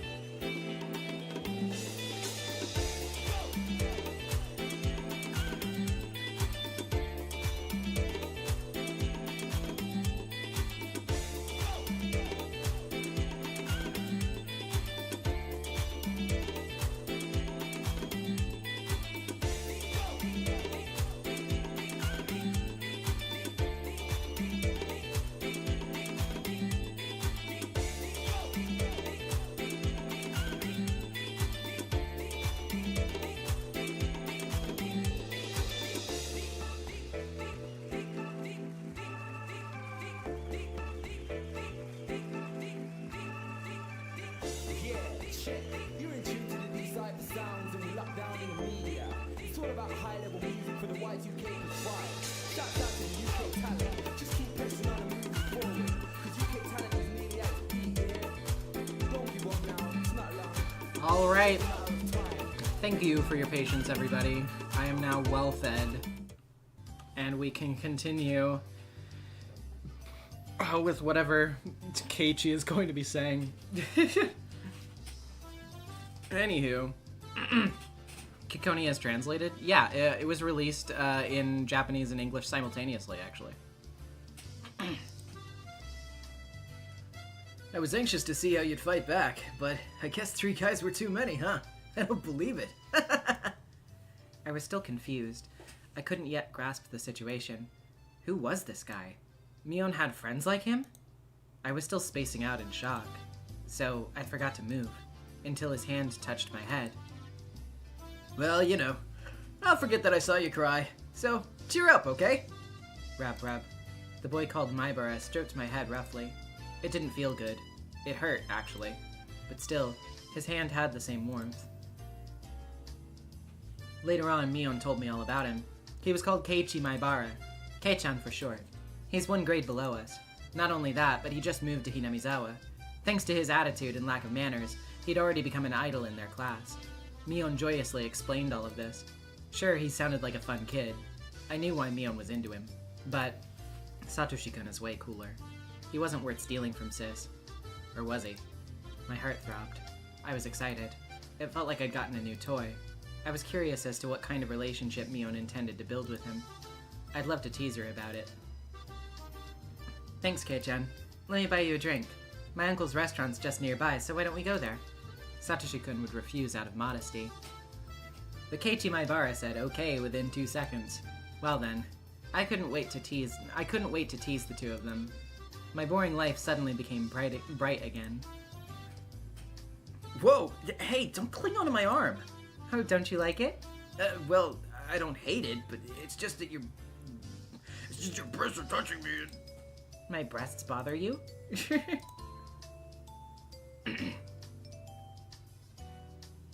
Keiichi Maibara was fun. Mion thought the same way I did.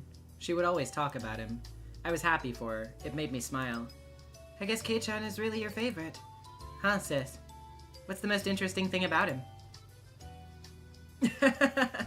Let's see. To put it plainly, he's just funny. For example, just a couple days ago in the club. Mion really liked him, but didn't seem to think it was love yet. She's reserved in that area, so that was really like her.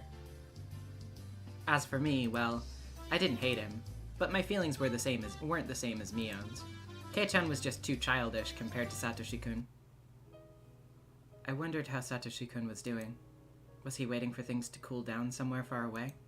The case had already been solved, though. That dopehead was the murderer. There was no reason for him to wait anymore. I shook my head. I shouldn't think about it too much. Oh, wait, I know. The case was confidential, so the arrest of the culprit hasn't been made public. So Satoshi-kun hadn't realized that he could come back. I know he's a little thick-headed. Maybe he'd be waiting for things to calm down until the end of time. But if so, couldn't he give a call to Satoko at least? He should tell her he's living in a faraway place, but that he'd be coming home soon. That stupid Satoko. She had been living with Rika Furude since Satoshi-kun went away, so nobody would pick up the phone even if he called. Stupid girl. Don't you want your big brother to come home? Given Satoshi-kun's personality, he wouldn't remember any phone numbers other than his home number. So he wouldn't be able to contact anybody in Hinamizawa. Maybe he's been calling Satoko every night. He keeps ringing, but nobody picks up. Then he'd assume Satoko might be taking a bath or be in the restroom. He'd put on a puzzled smile while mumbling, like always. I imitated his voice without realizing it. After that... Huh? What? What's up? Didn't you say something, Shion? I laughed it off and urged Mion to continue. I realized then that her tone had changed. I hadn't been listening to her because I was thinking about Satoshi-kun. I thought she was still happily talking about Kei-chan, but Mion sounded grim now. Her faint smile looked pitiful. It was too late to ask what was going on, so instead I concentrated on her story instead. After all that, Uncle gave everybody a doll as a thank you gift. Everybody except for me. Okay, except for you. I wanted one too, but I couldn't say it in front of everybody. You still can't express your needs, huh? And then, Mion sniffled. I realized that she was on the verge of tears. The cutest doll was in Kei-chan's bag. And you wanted that doll? It didn't matter which one, but although Kei-chan knew only I didn't get one, he didn't give it to me. He didn't give it to me. He said the doll wouldn't fit me and I should be born as a boy in my next life. That's what he said. That was Keiichi's weak point. He might be fun and popular, but he wasn't mature. Not like Satoshi-kun. I want to start all over. I want to go back to when I just met him and start all over. I want him to treat me like a girl from the beginning. Don't take it too seriously. It'll be okay, because it's just you who wants to start over while he didn't even notice anything wrong. It'd be harder if you guys fought over it or something. Can I start over? If you didn't cry in front of him, it's not too late. You can cry as much as you want now, and if you show him a different side of you from tomorrow on, you can still fix it. Okay. I'm amazed how insensitive he is, but part of that's just the impression you've been giving him so far. If you change your attitude from tomorrow on, you can still change his mind. How do I change my attitude? How? If I tell you to act cute, you'd start going to school in frilly clothes. So don't think and just be natural. But without overdoing it. Pay attention to how you behave around him. And don't forget to be cautious of Rena. She's a bit ahead of you so far. Kei-chan might prefer Rena at this point. Oh, it's true. Rena is really girly. She's cute and caring. That just means you can't slack off even for a moment, sis. Because you've got a rival. Tears can attract men, but they don't anger them. You should always be smiling, but cry when it really counts. That's how you typically do it. Maybe I should try that on Kei-chan myself. No, don't! He's the boy you like, so I guess it's natural that I like him too. How can I attract him? Hey sis, why don't we have a competition over him? No! Never! I'll kick you into orbit if you come near Hinamizawa! I'm happy for you, sis. It's not too late at all. It's important to know the distance between the boy you love and yourself, and shift the way you appeal to him to compensate. The boy I love is missing, you know. I don't even know where he is, or when he's coming back. Compared to that, you're very lucky. Mion was saying she'd do her best from tomorrow on with red, tearful eyes, but I sensed a deeply negative feeling emerging inside of me. Nobody was blaming Mion for being happy with Keiichi. I wasn't envious. I wasn't jealous. I didn't want her to be blamed the same way I was blamed. It was just that there was no space for Satoshi-kun in Mion's mind anymore. Filled as it was with Kei-chan and her other friends now. It didn't matter to her if Satoshi-kun came back. Or not. Just like how she didn't care if it was sunny or rainy tomorrow. What about me then? Had I been thinking about Satoshi-kun all the time for the past year? I wasn't proud of my own answer. I'd become used to life without Satoshi-kun. His absence didn't hurt me anymore. I was getting used to life with Keiichi Maibara, and if I let my guard down, he might just fill up the space I'd been saving for Satoshi-kun. If Shion Sonozaki had prayed harder for Satoshi-kun to return, he might have come home already. Where did Satoshi-kun go? Last year, right after his disappearance, I'd paid close attention to the information circulating in the Sonozaki family and its underground connections, and I frequently went to the police station to check with Oishi for new information. Even with all that, I couldn't get any new leads on his whereabouts. I eventually became interested in Oyashiro-sama's curse, which surrounded Satoshi-kun's disappearance. I researched the dark history of the village. The more I looked into it, the less likely his survival seemed. I'd returned Mio-san's scrapbooks to her, and then I hadn't gone to the library since. I started a new life in a new school. I'd made new friends, and in the same way, as falling leaves cover the ground, I felt like I was losing sight of what was really important to me. It was already almost the end of spring. They said that summer was coming early, and it'd be very hot this year. Normally it'd be the rainy season now, but we'd had no rain at all. The Watanagashi festival was right around the corner. It'd been almost a year since Satoshi-kun went missing. In Hinamizawa, they don't allow you to talk openly about Oyashiro-sama's curse or the series of mysterious deaths, so everybody acts like the murder of Satoshi-kun's aunt never happened. That's because Satoshi Hojo-kun was a member of the family of traitors. He fell victim to Oyashiro-sama's curse on the 4th year running. He was demoned away. Everybody was trying to forget about his existence and erase their memories of him. Don't make him disappear because of the curse. Don't erase his existence. Satoshi-kun was living in Hinamizawa just a year ago. He went to school. He was an A student. He was a member of the Hinamizawa Fighters. He could never hit the ball when it really mattered. He was unreliable but pure. He was warm. Because of the curse, people made him disappear. They stopped mentioning his name and acted like he never existed. A new resident like Keiichi Maibara wouldn't even know him. He seriously believed that Satoshi-kun had transferred out. I miss you, Satoshi-kun. I want to go shopping with you again. I want to be in a baseball game with you again and get a cold drink afterwards. I want to tease you and I want you to stroke my head again. Your hand was so warm. I felt as if my whole body was being caressed. Satoshi-kun.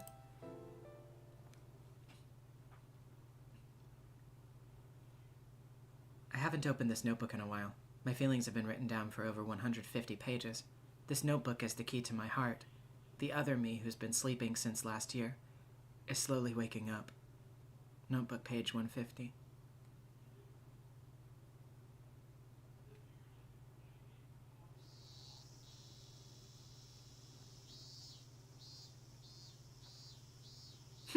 I'm quite amazed by your dirty deeds, Keiichi-san. He is a boy after all. Mi-chan, Shi-chan, Keiichi-kun looks confused. Oh. Did you hear that, sis? We're not playing tug of war here. You trying to tear Kei-chan apart? I'm not playing tug of war. You're the one who's stretching him. Go back to Okinomiya, Shion. Okay, I will. Oops. I let go of Keiichi suddenly, so he and Sis flew off like a rubber band. Keiichi rolled onto the ground while Sis was stuck in a bush head first. What lively people. See you, Kei-chan. Sis might assault me if I stick around any longer, so I'll get going. Oh, Shion. Thanks for today. Forget it. I didn't do much. See you, Shion. His hand landed on my head. Rub, rub, rub. He stroked my head pretty roughly, but the warmth reminded me. Excuse me, I'm going. See you, sis. Don't ever come here again! Rena, keep your eyes on her! Satoko, set traps! Rika-chan, purify this area with salt! The warmth remained on the top of my head. It felt ticklish and sore. I had to stop. I got off my moped and pushed that aching spot against a telephone pole. I'm sorry, Satoshi-kun. I'm sorry. I'm sorry. I never forgot about you. I still remember you. I'm worthless without you. I can't stand life without you because it's gray and cold and boring. It's true. I can never smile because you aren't here. I can't. See you, Shion. Keiichi's face appeared in my mind. I recalled the touch of his hand stroking my head. It wasn't warm. It wasn't happy. It was rough and painful. I hate that insensitive guy. He's too childish, rude, and cold. He's like a stray dog. I wasn't happy. It wasn't warm. I wasn't happy or overjoyed at all. No. Satoshi-kun.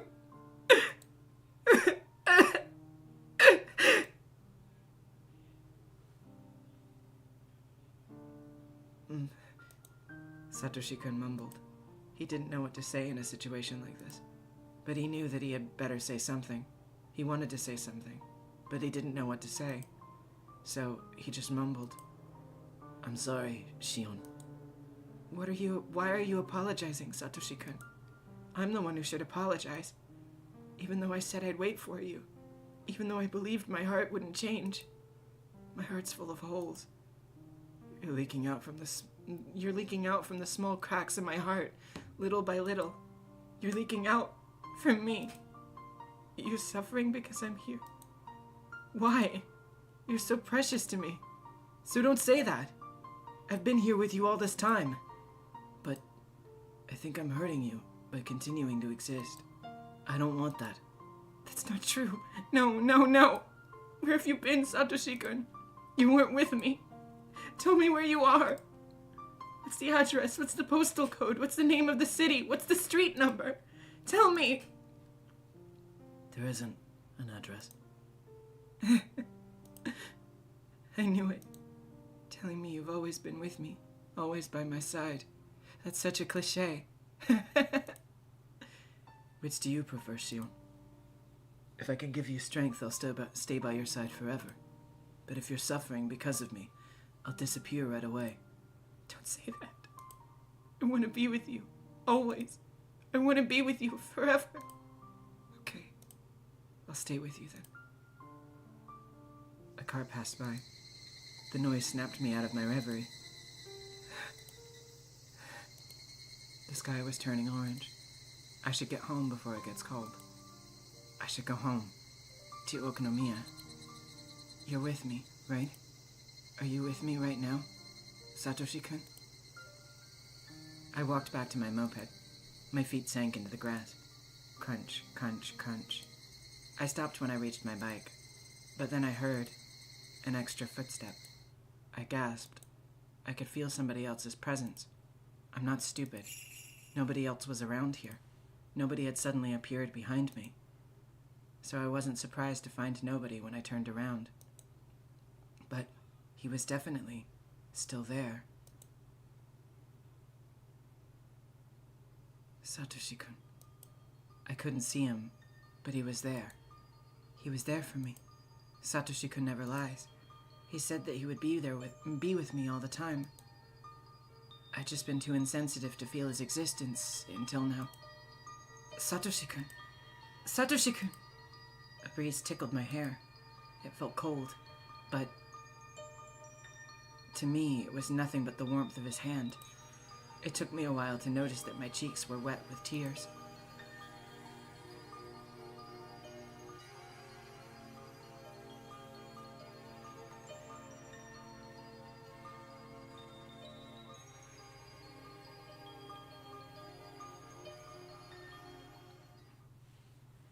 Yeah, let's cool it with the tulpa jokes just a little bit, by the way, if y'all don't mind.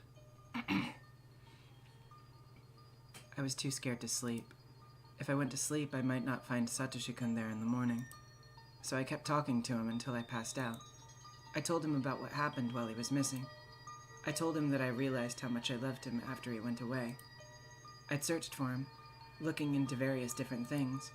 I'd gathered underground information through Kasai and bargained for police information with Oishi, but I couldn't find any leads. A long time passed, but I kept thinking about him. Etc., etc. I told him all the small details from my daily life, the places I wanted to go with him, the things I wanted to do with him, the food I wanted to share with him, and I told him a lot of things. I was sitting up at first, but I got tired, so I lay down. I got tired of moving my mouth, too, so I started talking to him in my mind. It was the happiest night I'd ever had.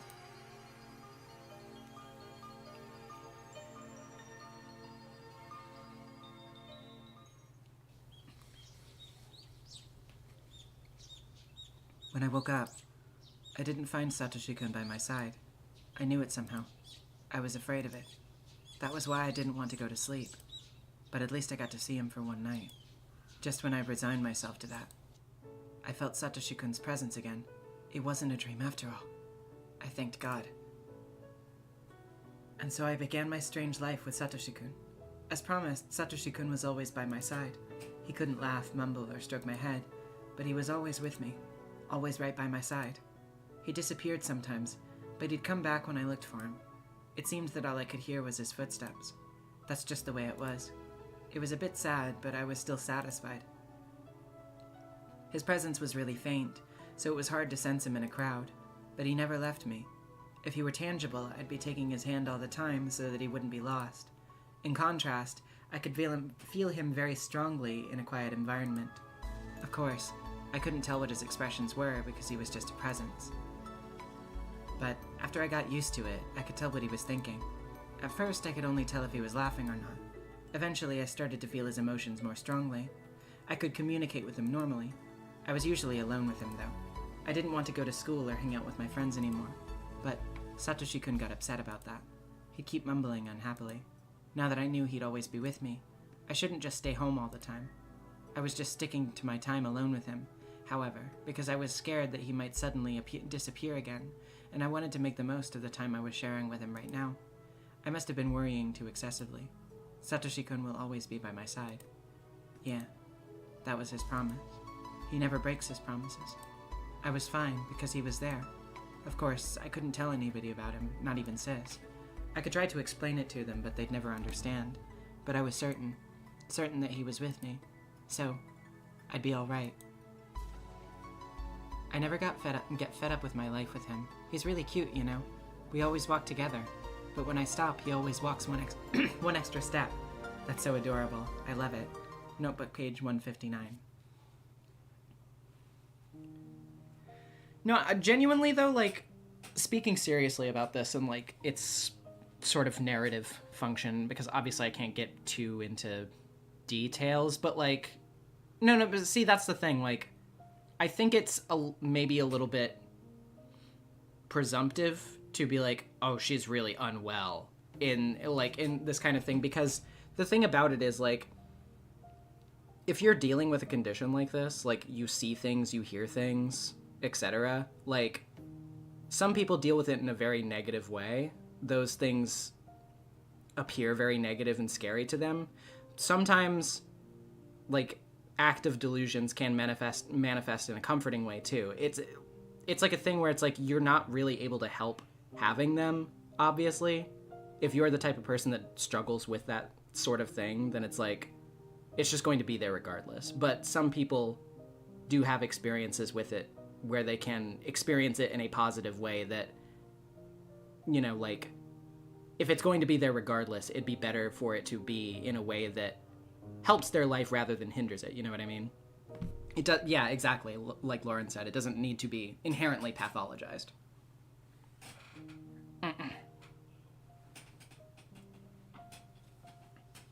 So, that's just a thing that I wanted to bring up, since, you know, obviously, Higurashi deals with subjects of mental health and stuff very often. And yeah, I don't disagree with that either, Jess. I'm just putting that out there as well. Because, you know, often subjects of, like, people having active delusions or, like, hallucinations, visual, audible, that kind of stuff is depicted very often in media as being an inherently negative thing. When it's like, I mean, you know, it's not like the people who experience these things, like, asked for it to happen to them. And they are often portrayed in a far more, like, overtly negative light than is always the case. So. Shion-san, what are you going to do on Watanagashi this year? I guess I'll have some fun at the festival. Maybe I'll tease Sis and her friends. I wanted to go to the festival with Satoshi-kun. I knew he liked to see me having fun with everybody. He might get jealous if I play with Kei-chan, but Satoshi-kun isn't very sensitive in that way. Satoshi-kun loved to see me and my friends have fun, so I should have a lot of fun for his sake.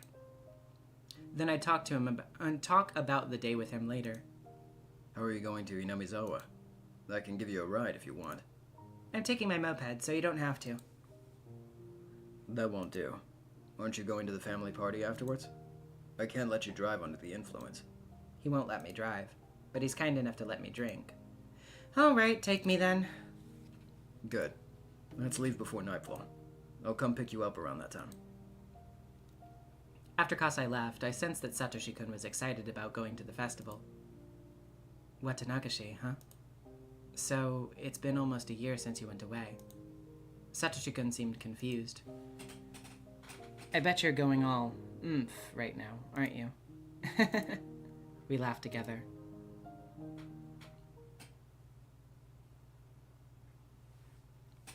Well, I mean, I wasn't necessarily directing it at anybody in particular. I just wanted to clarify my point about it since I was seeing several people bring it up. But like I said, I'm not, like, trying to make a big deal out of it or anything. I just wanted to offer my perspective on the matter. Welcome. Here's your net in a bowl. Great! Wow, these fish are so active. They look delicious. Oh wait, that's right, that was Shion. I could eat this little one raw right here. Huh? What are you saying, Mion-san? Mi-chan, you eat goldfish? Did you eat the one I gave you last year too?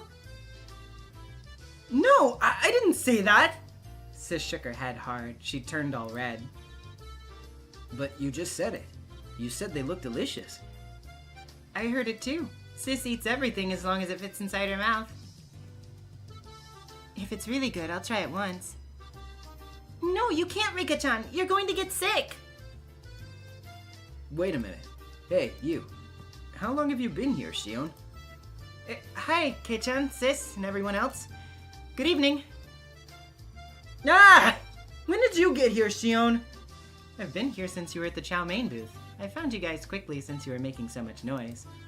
Hey, you're not in our club. Get lost. Don't be mean, sis. Right, Kei-chan? You're fine if I come with you guys, right? I took Kei-chan's arms and helped. Yeah, you. Anyway.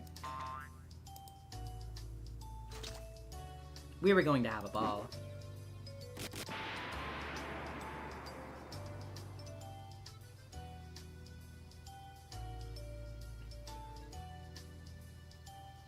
I went around the booths with Sis and her friends. I joked around and laughed out loud. I teased Kei-chan and Sis, too. Kei-chan was at the center of the group, so if I did something to him, it naturally involved everyone else. It looked like Satoshi-kun was having a hard time trying to find his own spot in the crowd. When I glanced at him in a quiet moment, he smiled and told me to have fun without worrying about him. If he were tangible, I'd pull his arm to join the crowd. It made me sad that I couldn't do that. I bumped into somebody's shoulder. It was obviously my fault, so I apologized right away. As it turned out, it was somebody I knew. Oh, looks like you're having fun. Good evening, Shion-chan. The moon looks beautiful tonight, doesn't it? Oh, it's been forever, Takano-san. And you were... Nice to meet you. I'm Tomitake. I heard you were Mion-chan's twin sister. Nice to meet you too, Tomitake-san. I heard you were a great cameraman. Please take a picture of me someday.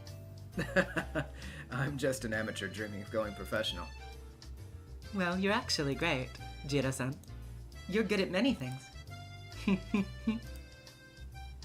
No, I need to study more. I have no talent, so I have to put out a lot of effort to compensate. They must have been in a relationship. You two look so happy together. Am I interrupting you?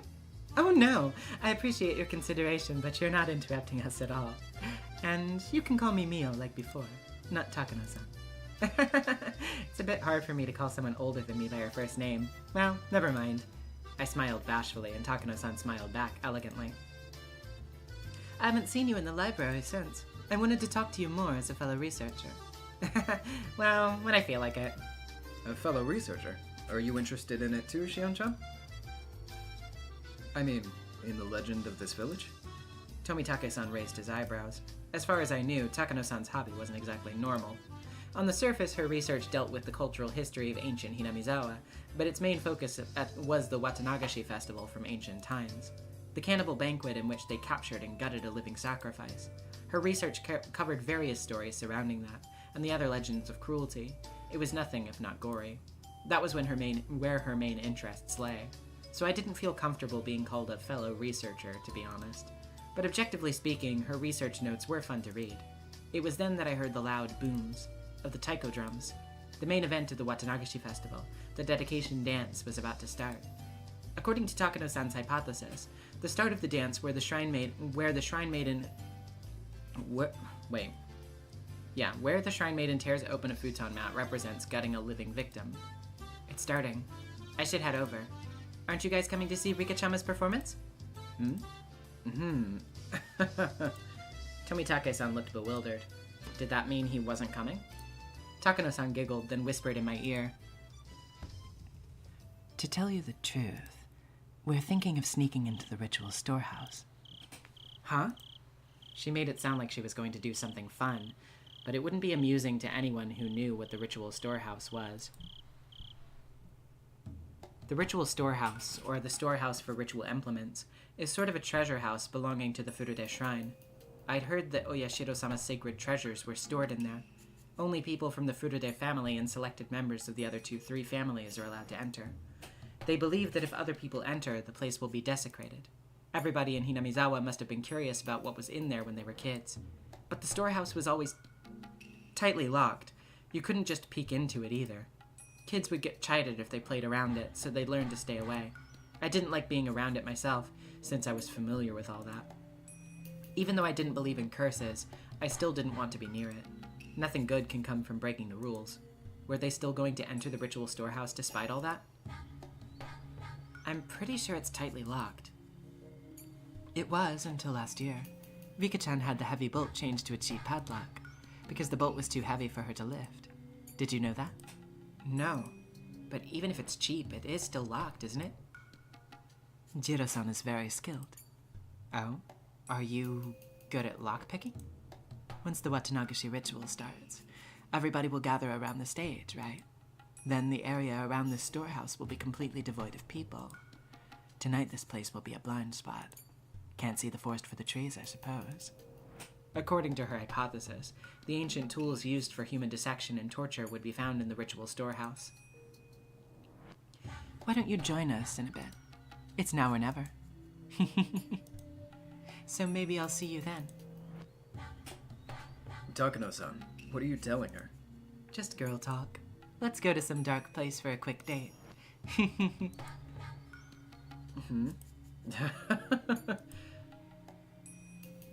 Takano-san walked against the flow of the crowd alongside Tomitake-san. The ritual storehouse, huh? It was supposedly filled with torture tools. Considering what they had in the underground torture room at the Sonozaki house, that's quite possible. Satoshi-kun fell victim to the curse in the 4th year. His aunt's death was the sign of Oyashiro-sama's curse. Satoshi-kun was the sacrifice to pacify Oyashiro-sama's anger. That was what Takano-san said last year. It was just her hypothesis. At present, I wanted to deny her hypothesis, because I wanted to believe that Satoshi-kun was still alive. If her hypothesis was correct, either some religious fanatic or somebody from the 3 families must be imitating the curse in order to revive the ancient custom of Onigafuji. That would mean that it was them who killed Satoshi-kun. So what if the ritual storehouse was filled with garbage instead of torture implements? Maybe it was filled with broken palanquins or freshly painted signboards for the festival. What then?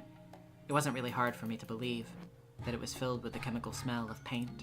Maybe I'll get to deny the hypothesis that Satoshi-kun was sacrificed by seeing the inside of the ritual storehouse for myself. Whatever was in there, it didn't mean that Satoshi-kun would come back. Satoshi-kun, what should I do? Since most people went to see Rika-chama's ritual dance, the festival grounds were deadly quiet. Even so, I couldn't sense Satoshi-kun. Did he go somewhere? Or was I not paying enough attention? Or maybe he wasn't feeling any emotions in particular. After thinking for a while, I decided to go in with him. It had been almost a year since Satoshi-kun's disappearance. I'd been avoiding the truth because I was afraid he might be dead, but now I had a chance. I had a chance to see the inside of the ritual storehouse. I felt as though something divine had arranged that coincidence. On my way to the storehouse, I noticed Keiichi. He was jumping up and down trying to see Rika-chama's dedication dance over people's shoulders. If I took him along, we could split the guilt. Oyashiro-sama might put a curse on me for entering his divine storehouse. I wanted a partner in crime. Since the boy I loved disappeared last year because of the curse, maybe Mion's love should disappear this year. Whoa, what am I thinking? That must have been the demon inside of me. I shook the thought out of my head. What's going on, Shion? Where's the best place to see Rika-chan's dance from? Is it far? Huh? I never said I was going to show you that. We made it to the ritual storehouse. Keiichi was baffled by the whole situation. Our timing had been perfect. I could see Tomitake-san picking the lock.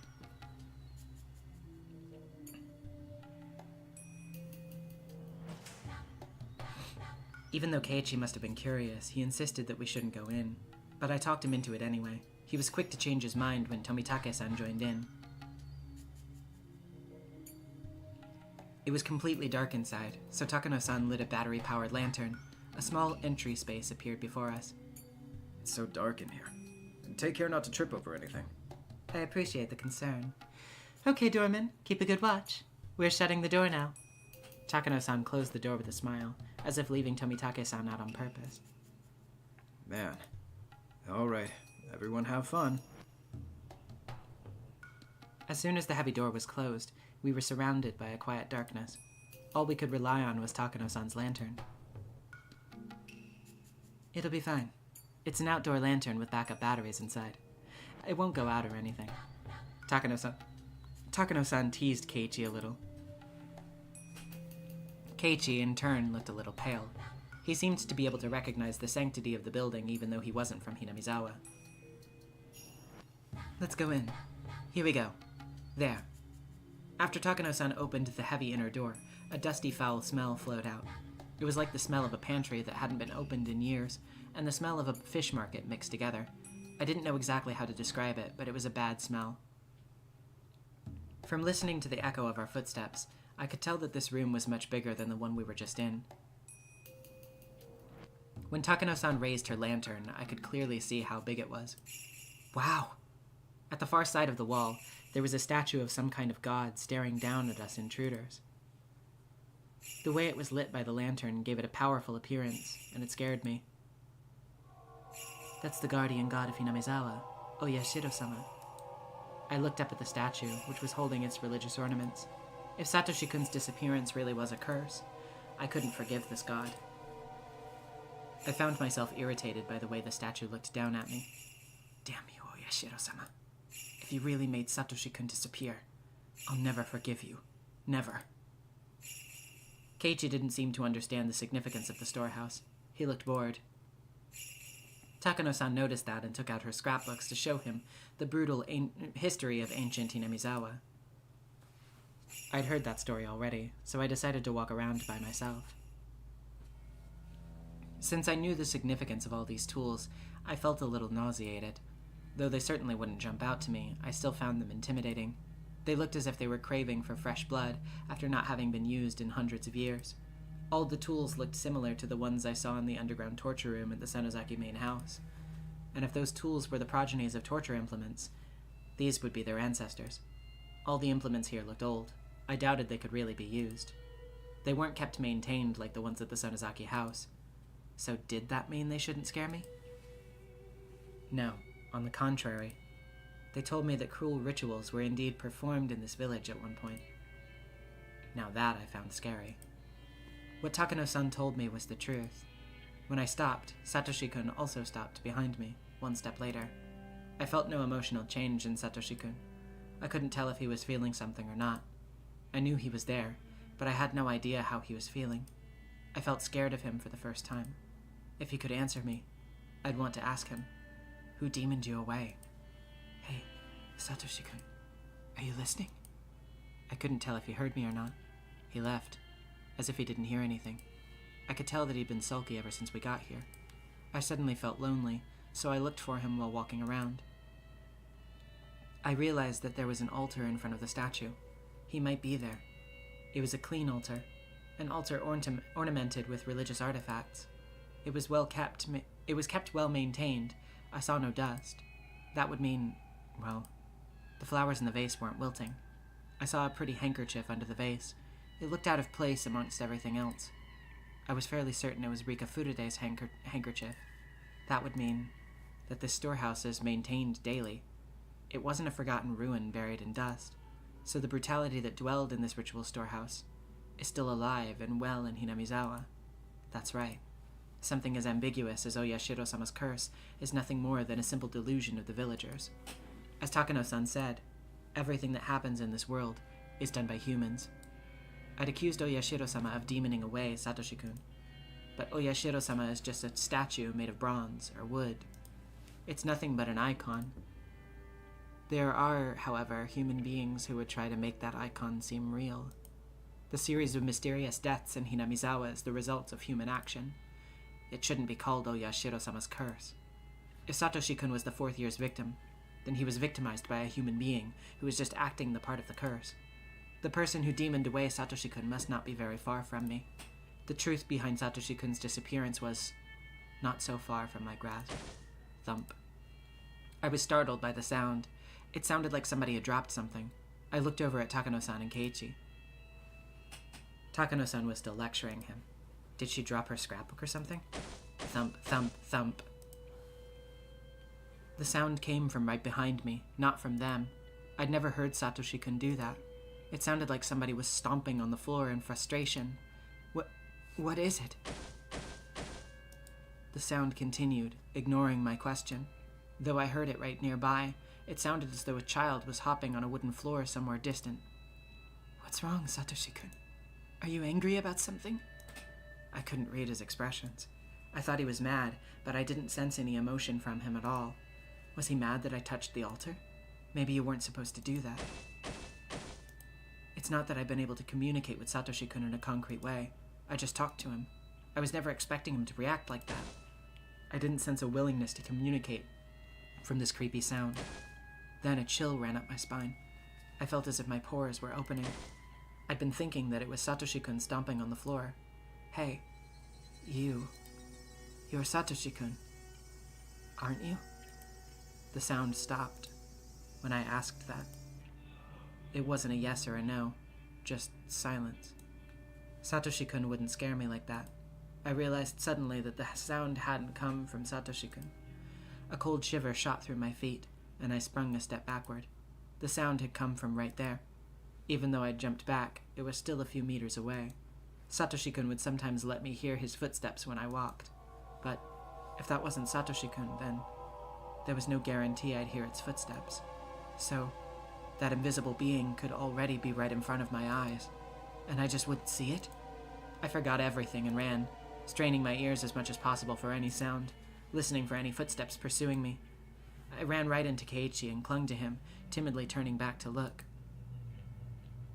The dimly lit area before the altar was quiet, like nothing was happening. But seeing that chilling dark stillness, realizing I was just in that space, made me even more frightened now. What's up, Shion? Did you get scared? Keiichi made fun of me. Even though he'd looked horrified just a little while ago, he now looked satisfied to see me scared too. I know girls tend to get freaked out by haunted houses. Well, I don't mind it. Anyway, let's go, before Takano-san leaves us behind. I pretended to be fine, but I wasn't sure if I was able to hide my fear entirely. The footsteps were chasing me. They were outside the illumination of the lantern, as if they couldn't go into the light. The presence never left us, however. It followed us like a fourth member of the party.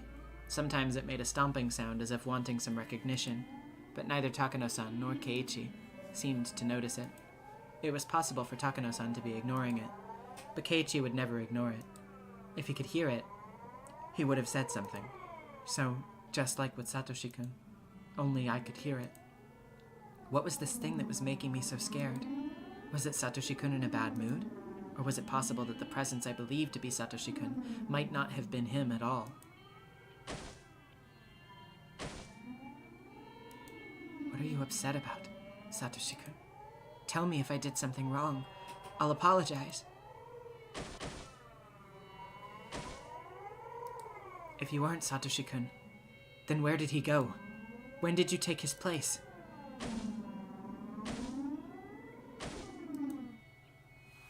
Shion, you alright? I'm fine. You look pale, though.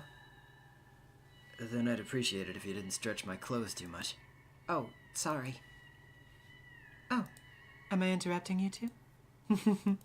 I decided to engage in the conversation to help myself ignore the sound from behind. I didn't hear the sound as much, and it became a bit more distant. Yeah, I shouldn't pay attention to it. It would bother me if I didn't hear it. It wouldn't bother me if I didn't hear it. I should just ignore the noise. Takano-san, you're researching whether those customs survived into the present. You are, right? What I'm about to tell you is a secret, all right? I told you, Shion-chan, because you're an understanding person, but the other villagers don't want to hear it. If things go awry, I could be ganged up on and punished. She smiled at me like a witch. Maibara-kun, you keep it a secret too, okay? If this gets out, I could suffer Oyashiro-sama's curse, or be made into a sacrifice. If it's the curse, then I wonder what kind of death it will be this year. If it's the sacrifice, then will I be thrown into Onigafuji Swamp while still alive? And it is tonight, you know. The night of Oyashiro-sama's curse. It certainly is. If the curse strikes for a fifth time, it will happen tonight. Takano-san pulled out an old scrapbook from her paper bag and started turning the pages. She opened it to the page with that one article. It was the article about the brutal murder of a Watanagashi victim. It happened in the Meiji era. This is a story that actually happened. It was around the end of the Meiji era. They discovered an unknown mangled corpse, the victim of a murder in Onigafuji village. Never before has there been a corpse treated with such cruelty and inhumanity.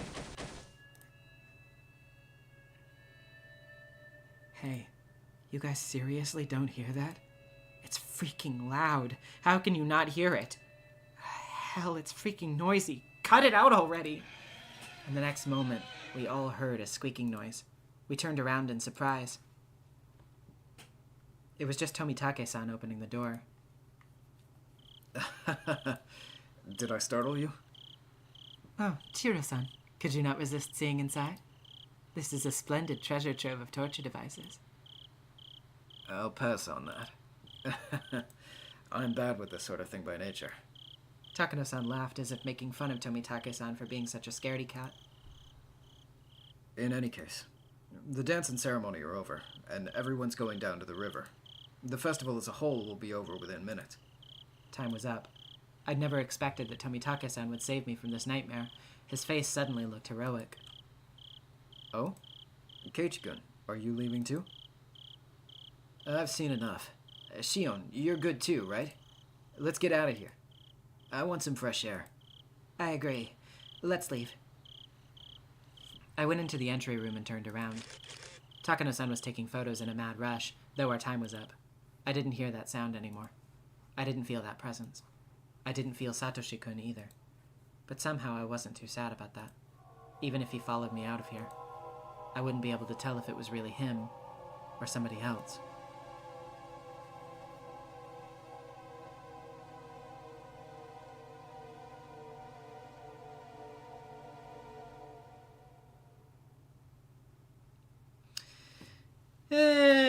Dear, oh dear.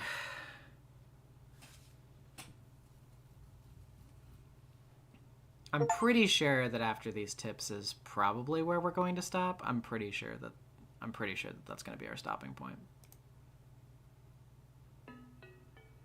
Notebook page 172. That underground torture room is officially called the Underground Ritual Storehouse. So do torture room and ritual storehouse mean the same thing? According to Takano-san's theory, bloody rituals, including Watanagashi, have been passed down among the three families even after the Meiji era. The rituals are always ready to be performed. Their form of worship always revolved around torture. So Hinamizawa's history involved a great deal of human slaughter. Takano-san's theory is correct. The underground storehouse at the Sonozaki house looked well maintained. Takano-san is right about that, too. Since the Sonozaki family and the Furude family both have ritual storehouses, the Kimiyoshi family must have one too. After all, these ancient and brutal customs are still handed down through the generations. I should remain armed with the knowledge that occult events are still secretly being performed in this cursed village. Notebook page 173. The sanctity of the ritual storehouse is one of the most prominent elements in the worship of Oyashiro-sama. Of course, I knew that, since I'm originally from Hinamizawa. But violating that sanctity is actually a more serious problem than I thought. Takano-san's research shows that the history of the ritual storehouse goes way back. The ritual implements within have long been viewed as inviolable objects, which is why it was strictly forbidden to enter. Takano-san's theory says that Watanagashi was once a public execution, performed to stabilize the reign of the three families, rather than a purely religious ritual. If so, the ritual should hardly be called sacred. Under those circumstances, the implements should have been despised as symbols of hatred and fear. When instruments of fear are too visible, it only creates a reign of terror. But keep them as hidden as possible, and they gain divinity. Many said that they would become tainted if the layman touched them. The only reason for that was to preserve their false prestige through secrecy, since they would lose their sanctity if revealed before the common folk. In other words, the true identity of the ritual storehouse's sacredness was fear. That was the true emotion ruling over this village. And notebook page 179. The reason why Takano-san and Tomitake-san were cursed is because they broke into the ritual storehouse. I don't know how the villagers found out about it. Maybe somebody was watching. Maybe there was an anti-theft alarm. Either way, our intrusion must have been reported to the highest level of the curse system. That's because, considering the distance between the village and the site where Takano-san's body was found, she must have been killed right after we came out of the ritual storehouse. It was done very quickly. It's possible that a special assassination team exists for this purpose, or that the plan has been set up since a long time ago. They might have been the secret agents of the Sonozaki family. But the latter sounds more valid. But if so, who would have been the victim if nobody broke into the ritual storehouse? Yep, that is in fact the line that I was hoping to get to for the end of this. So that is indeed the end of this stream, but as always, stick around for theorizing and art. It'll be lots of fun. So let me go ahead and put this up for you guys so you can get to discussing your theories while I work on getting art up.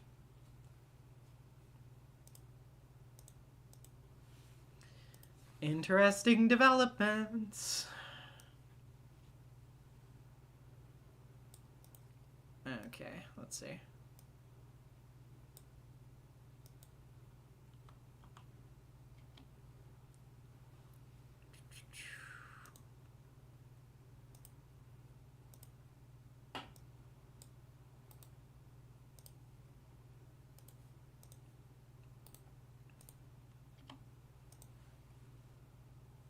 Okay.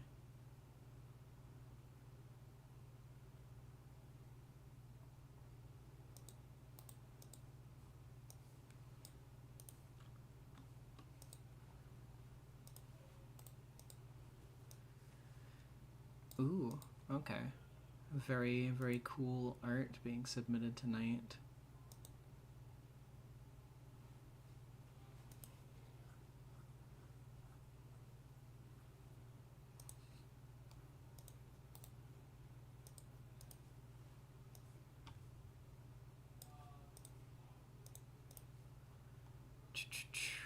Okay, got that. Oh, God.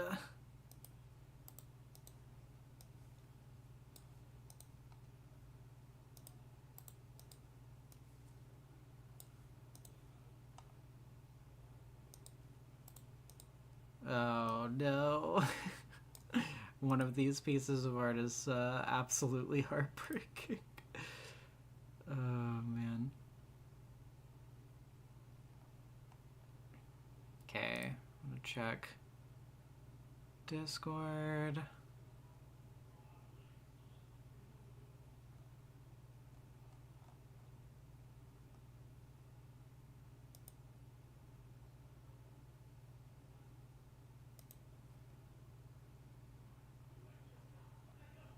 Let's see.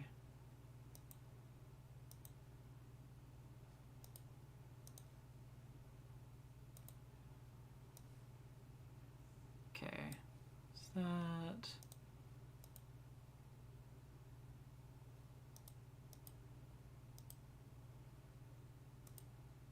That.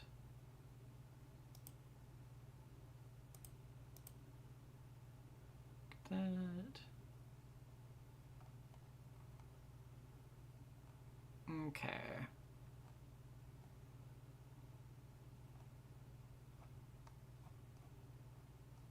Think that's everything. So, let's go ahead and look at what you guys are saying.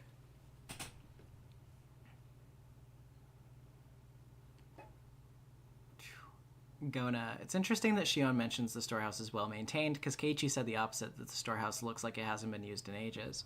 Yeah, interesting. I hadn't quite remembered that myself, so that was a good thing to point out. Oh my god, why is it scrolling me back up already? It's not even that much to scroll through. What? Okay, there we go. Grifters. Okay, so firstly, it's shaping up like Shion is the one who's going to be killing all those people, but we will have to wait and see. I think the way Shion talks about herself and Mion is really interesting. I can't say what Mion thinks about all of this, but how Shion claims that they're one and the same is really interesting. Yeah, I mean, we're definitely going to be getting to more of that.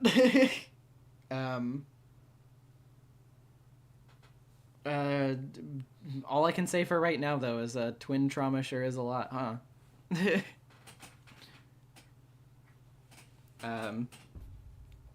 I will wait until you get deeper in, read these other messages. Let's see.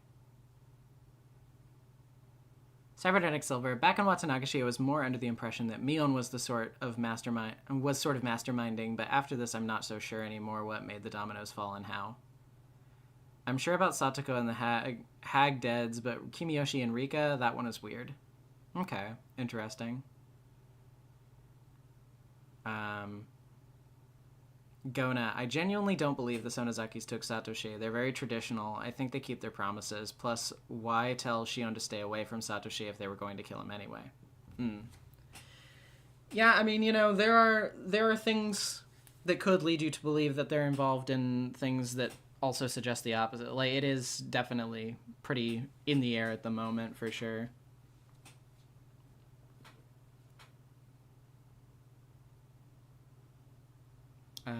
Seditious. Keiichi's dad hasn't appeared, so Furudad theory is that if no one broke into the ritual storehouse, only Keiichi's dad would die, being Rika, who knew she would die, and Satoko, since she is the last Tojo. Teppei doesn't count.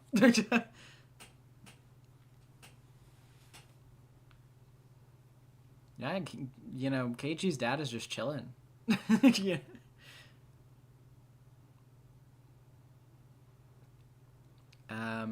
Rosalia, it's interesting how they never seem to bicker here like they did in episode 2. A lot of things change depending on perspective. Shion and Mion, I mean.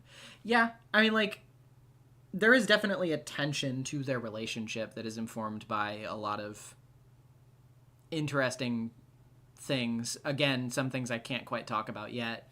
But, like, it is interesting to see from that perspective of, like, in Arc 2, we kind of don't get that full scope, so it kind of just appears as though Shion is just really mean to Mion for no reason. But then after seeing all of this, it's like you can kind of see why, even if Shion does treat her sister a little cruelly in some instances, it's like you can kind of see where from her perspective it's very tit for tat. She's doing these things in a way that's like, okay, well, you did this to me, so etc., etc.,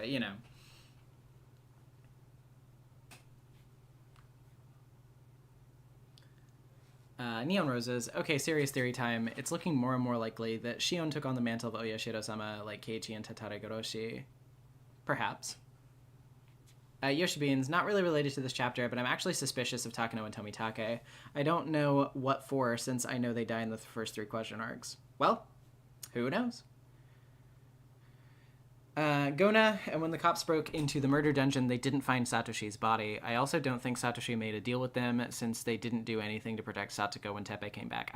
Yeah, that makes sense. I think that's definitely... I mean, granted, we're kind of looking into we have that information, they don't, but, it makes sense from our understanding that it's like, no, I don't think he would have made that deal if that is how that particular scenario would pan out, but obviously in this arc, Teppei hasn't come back, so they wouldn't be able to gauge that themselves. Grifters. Shion often seems to claim that they're also the same, but she also seems to think that she's better than Mion at a lot of things, which is a really interesting dissonance in her psychology. Some of it is just some sibling stuff, though. At least in my experience, you can have that idea that you're equal but still feel superior to each other. Yeah, again, I hate having to try to talk around the things that I want to say about the twins right now, but unfortunately we're still not at the point where I can quite fully discuss what I want to say about them yet. I think by the time we're finished with stream next week, I will be able to, though, so... stick around for that. Let's see. I can't remember how Keiichi's dad started at this point, I'm afraid to ask. I don't remember the specific moment either. It was pretty early on. But now it's here to stay.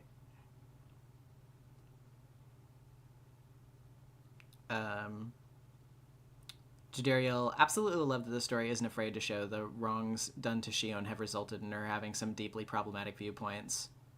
Also, Keiichi sucks so much that his head pats drive people to grief hallucinations. Yeah, but, no, I agree with you, though. It is it's like I always appreciate that level of nuance in Ryukishi's writing, that it's like, that he's like, yeah, I mean, like traumatic experiences will do a number on you. They will inform your way of thinking about a lot of situations, and especially when you're kind of thinking of things in a very survivalistic mode, you will, not always, obviously, not everybody is like this. A lot of people take it in the completely opposite direction. They're like, well, I wouldn't want anybody to go through these types of experiences. But a lot of people internalize that kind of pain in a direction of like, well, like I was able to deal with this, why aren't you able to deal with that, et cetera, et cetera.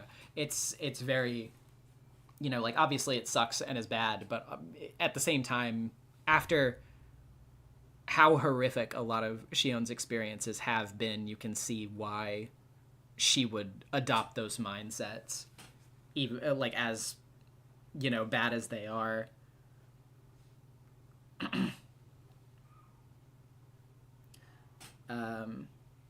Cybernetic Silver. Speaking on Shion, her inner monologues are very interesting to me. She appears to suppress her emotions until they come to a boiling point, similar to Mion when she isn't honest with herself.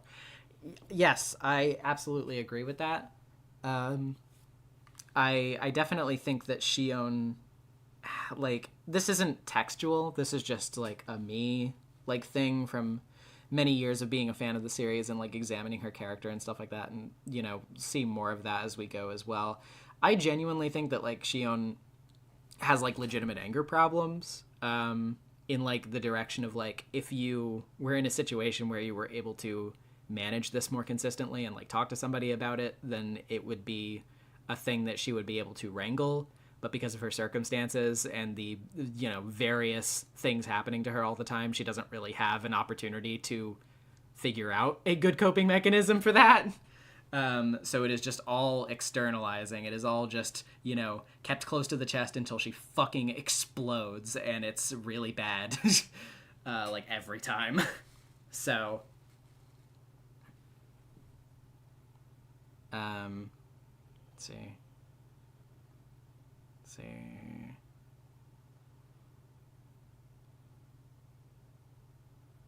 Yoshi Beans. I'm mainly curious about the two from like a writing perspective, since they were introduced so early, but we still haven't seen much from them, but they've still had a decent amount of screen time. Oh, like Takano and Tomitake, yeah.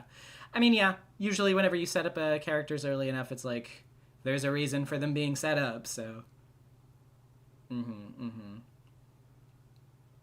understand what you mean.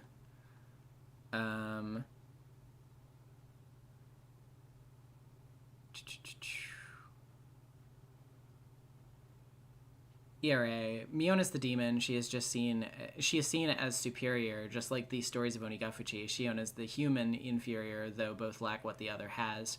The demon is meant to be scary, so it will not be treated with forgiveness, only a sin. The human is expected to be the prey, to make mistakes, the sinner. Perhaps. The Sonozaki family stuff is, we're also going to be getting into that more.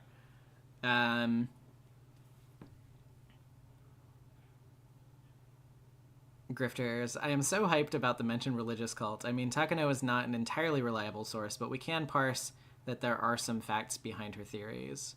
Okay, you haven't gotten to the rest of it yet. It was a very momentary little mention there. But I noticed that you zoomed to that right as it was mentioned, for sure.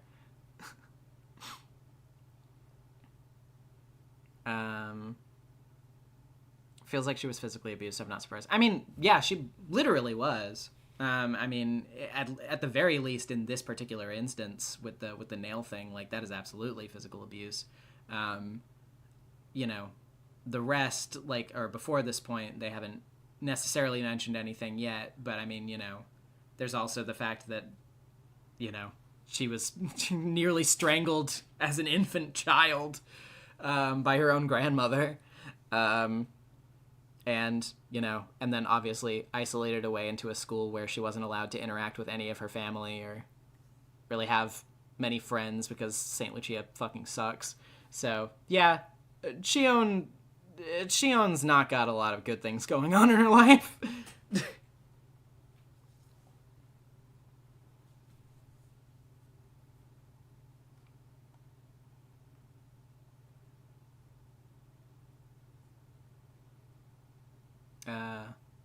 Let's see.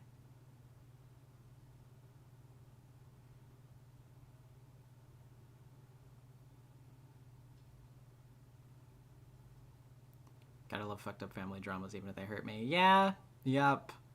Okay, yeah. Genuinely got so excited when she mentioned the cult, though. I can't believe I was on that literally one stream before, but I don't think the Sonozakis are just a cult. If anything, they seem more tradition and Yakuza stuff, just with some background. I'm more intrigued in the other two families and how they interact with religious beliefs. The Kimiyoshis in particular.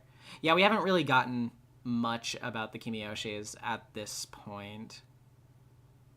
Let's see.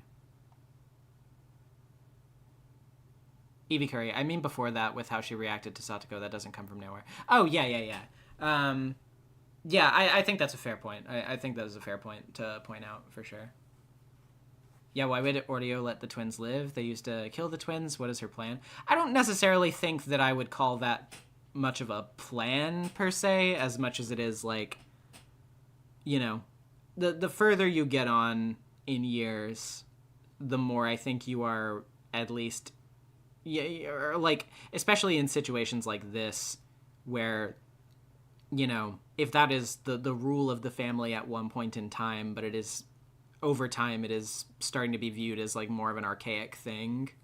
I think, you know, depending on the person, they could be swayed in some way to be like, hey, do like, you know, this is the 1980s, or we're really gonna, like, kill, you know, one of the twins.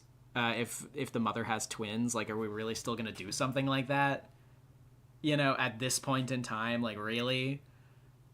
You know, especially because a big thing that is sort of an undercurrent thematically in Hinamizawa, or in Higurashi, I think, is this sort of, like, growing tension between the sort of, like, more, you know, the more modernizing Japan and these more, like,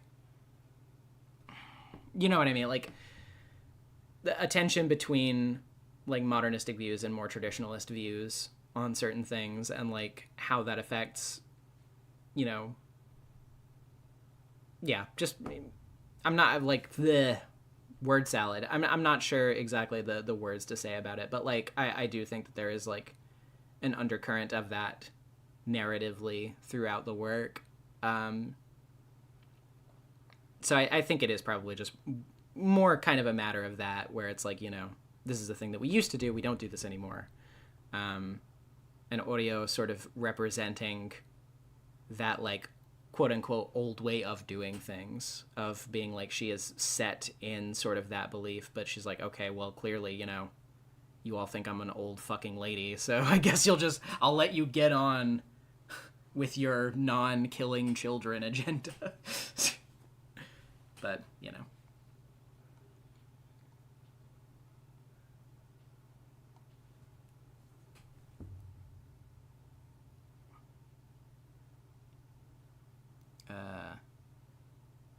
Let's see.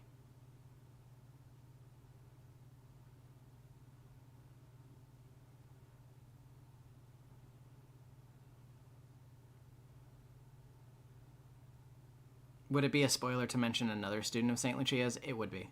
Let's definitely, let's not do that. Let's not do that.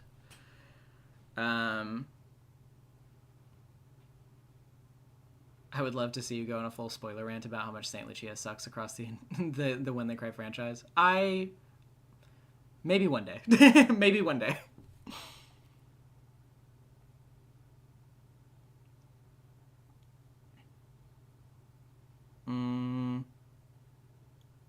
What is the connection between Tomitake hearing the sound and Shion hearing the sound? What is it? Was Tomitake hearing the footsteps before he died?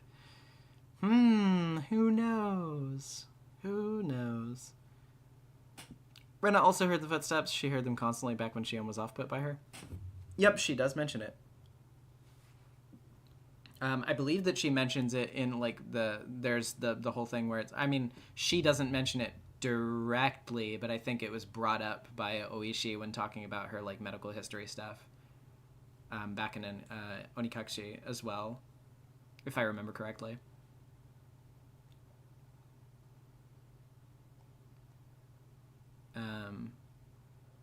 The footsteps and the slamming seem to be different things. Maybe. Maybe not.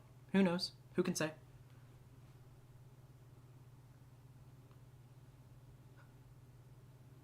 Let's see. Odio probably spared Shion because if she didn't, it would cause discord in the family with people disagreeing with her decision. Yeah, I more or less agree with that, especially in the sense that, obviously the mother of both twins was Akane, and Akane is already said to be a person who doesn't really believe in a lot of the more, she doesn't really subscribe to a lot of the traditions of her family. And she has always butted her head with Orio about that. So, it would not be surprising to me at all if it were, said that, Orio, had this very, standard view of, how they had been doing things up to a point. Okay, well, it's 2 children, so let's kill one. And Akane was like, what are you talking about? These are my children. What do you mean we're going to kill one of them? Are you fucking high? No, obviously not. We're not going to do that, Mom. Shut up.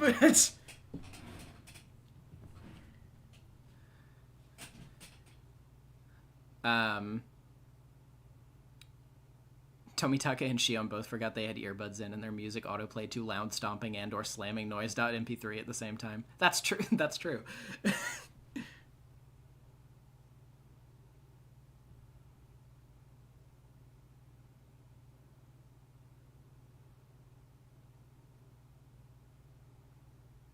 I don't think she has a limit. I mean, yeah, I can understand where you're coming from there, but it has been shown that, don't get me wrong, Orio's fucking terrible. She's fucking awful. But it has been shown that, to a point, she can be convinced. Even the thing with Shion is, absolutely absurdly cruel.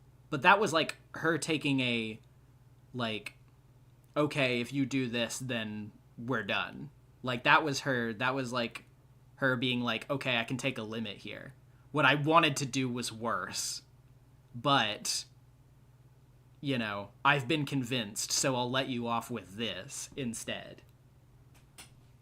It's the same thing with, with the kidnapping. Obviously, that's a lot to do. But then, after a certain period of time, she was like, okay, go ahead and let him go, we're done. She wasn't going to just, torture the kid for torture's sake or anything like that. She was like, okay, well, we did this horribly traumatizing and fucked up thing, but we're done now. I got what I wanted out of it, so.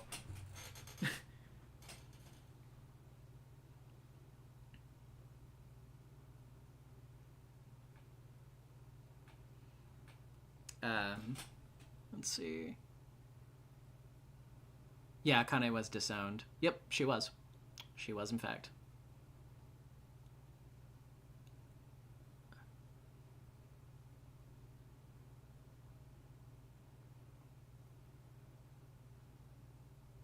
Neutral evil behavior. Her morals are so weird. What do you mean, Grandma? Literally, what did she mean by this? Thing that I am constantly saying about Orio Sonozaki. What did she mean by this?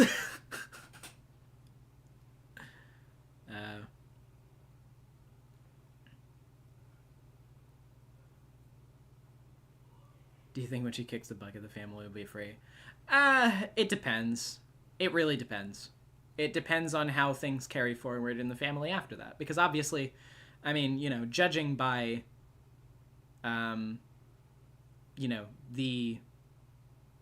the entire way that the family is set up and its structure and all of that, it's very easy to assume that Orio is not the first. It's not like all of this came with her becoming the family head. She's probably just carrying on something that is already sort of entrenched in the family's history to a certain point anyway. So, yeah. And she has been rearing up Mion to act in her stead. Mion is already starting to take over some of her responsibilities. Mion has overseen some pretty fucked up things already, as we can see with the nail scene. So it is something that is like, you know, we're kind of at a junction point here, where while Oreo is still alive, Mion is being sort of fed the generational trauma. It would largely be up to whether or not you think Mion herself would break it. If Mion herself would do something about it. And that would not be easy. That would not be very easy at all. I love your voice over. Have you planned to read Fata Morgana on live? Maybe. I'm not like entirely sure, because the thing is, like, I own the house in Fata Morgana. I have not read it yet, though.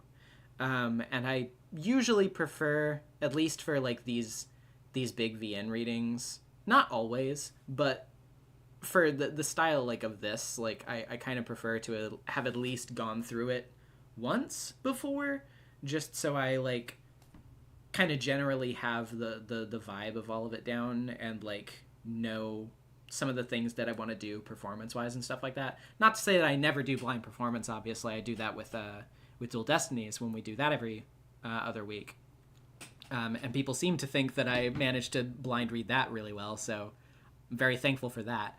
But yeah, it's just, you know, it kind of is on a case by case basis. Fata Morgana is probably one of those things that I would want to probably go through it once before, like before I ever dedicated to streaming it. But yeah, it's on the list of potential things to stream in the future. Yes, it's definitely on the list.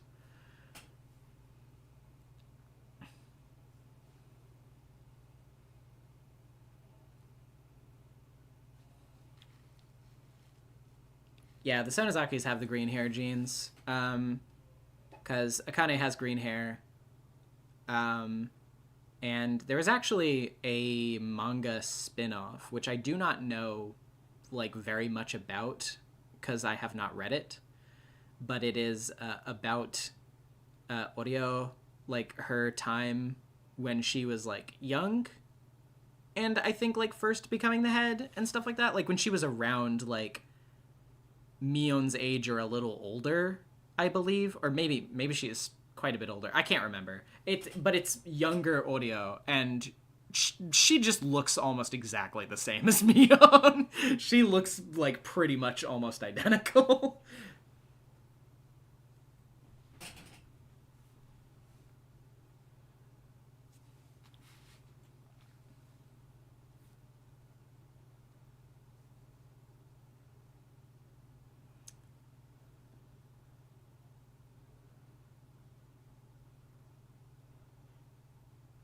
Oh yeah, ERA. We do get art of Akane later. We just haven't gotten her sprite yet, but we will see her later.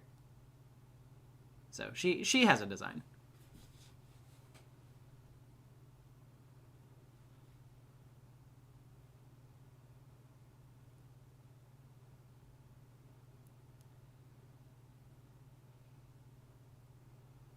I'd already seen the nail scene in the anime, but man, Shion calling for her mom here almost broke me. Yeah, it's tragic. It's really fucking tragic. No, everybody's... Wait. Oh, okay, everybody's talking about Akane. Okay, good. For a second, I thought you were all, like, looking up young Oreo and being like, yeah, okay. I was scared for a second. I was like, no. Oh God. Anyway. But yeah. Lots of good discussion here. But I think we can probably move on to art now. So let's go ahead and do that right now. So let's turn that off. Switch to the fan art tab. And turn that on. Yay! Alright, so, first of all, as always, we start off with some great art by Chiyoko at Chiyoko Arts on Blue Sky. For tonight's stream, I made a sketch depicting the duality of the twins through Meikashi Hen. It sometimes feels like they are two sides of the same coin. My heart. It hurts. But you did a fantastic job on this, as always, Chiyoko. I really, really like the expression work here, especially. Yeah, I'm really, like I said before, whenever you did some more dramatic pieces, I very much enjoy seeing you kind of dip into the other emotions, like the range of emotions for your expressions and posing and stuff. It's very cool to see. I like it, and this is no different. The posing especially is very fun. I like it a lot. Very, very good job. We have this from Don Ponpon on Blue Sky. I saw this outfit on Pinterest and I had to draw Satoko in it. It reminds me of Bart Simpson, and Satoko is like the Bart Simpson of Higurashi. That's true. That's so true. But yeah, God, I'm skateboarder culture Satoko. I'm just imagining Satoko doing the Tony Hawk Underground stunts now with the 5 million flips. Lands on my sick as hell trap activation lever with my skateboard and kills you instantly. This is really good though. The coloring is really fun. The outfit is very it immediately captures the vibe that you're going for. Also the pattern background is nice too. I do quite like that little shade of blue. It is very nice, easy on the eyes. Very good work. I was just imagining Satoko joins Skate the Infinity. Ah, man. Speaking of Satoko, this from Akimichi on Blue Sky. That's Akimicii. If you weren't like that, if only you. It hurts. It hurts. Jeez. This is really, really well detailed, though. The reflection, especially, is just very, very well done. You did a really good job on this. Hurts my feelings quite a lot, but very well depicted. Moving on over to Tumblr, we have this from Tarantarat on Tumblr, Transfem Keiichi, hell yeah. Very nice. Would it fix her? Probably not. I think Keiichi would still be the same yapper as always, but still a cute outfit though. Very nice. And also, speaking of cute outfits, we have this from Dingo's Trash. I'm glad everyone enjoyed my illustration of Hinamizawa Hank Satoshi. More than happy to draw a thrilling sequel. Honestly, it's so in line with how Shion sees things. Shion? Thank you for making me the third happiest man in Hinamizawa. God. I'm so glad that you did the follow-up that I was envisioning in my mind for this, because this is precisely what I had in my mind when I tried to manifest it with your last art. So this is fantastic. Thank you. Also, just the actual dress and everything here is really, really pretty. You did a really good job with that, actually.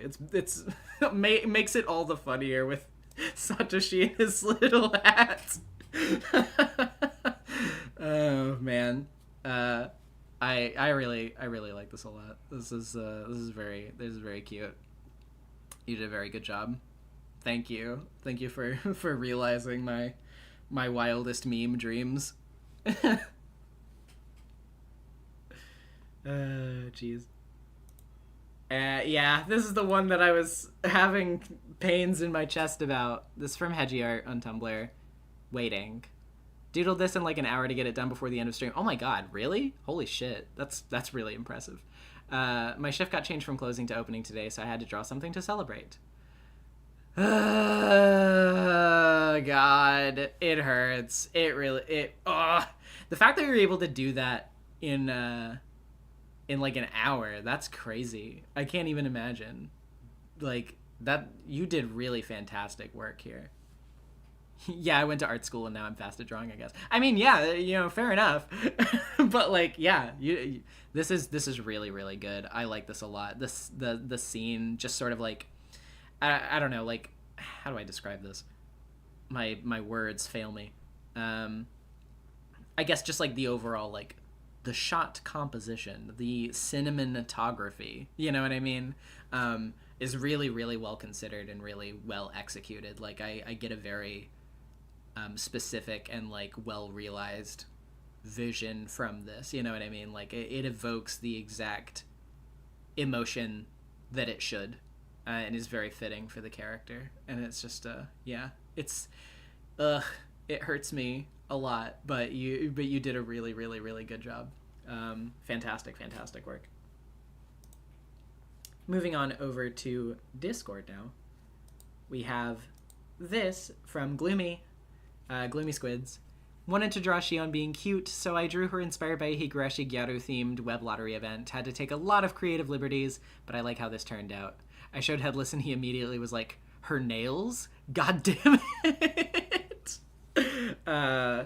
This is really good though. Honestly, it fits her very well. Like, if anybody was gonna do the like Gyaru fashion fit, I feel like Shion is one of the more likely to actually do that, to be honest. Yeah, I think this is very, very well thought out in terms of like her overall style.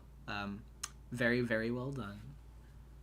And also, speaking of Shion, we have this from Rahela, part 2 of my Guide to Troubled Higurashi series, episode 5 spoilers. Shion 5 minutes before the big ouchies. The risk I took was calculated, but man, am I bad at math. Yeah, I feel it. I feel it very strongly.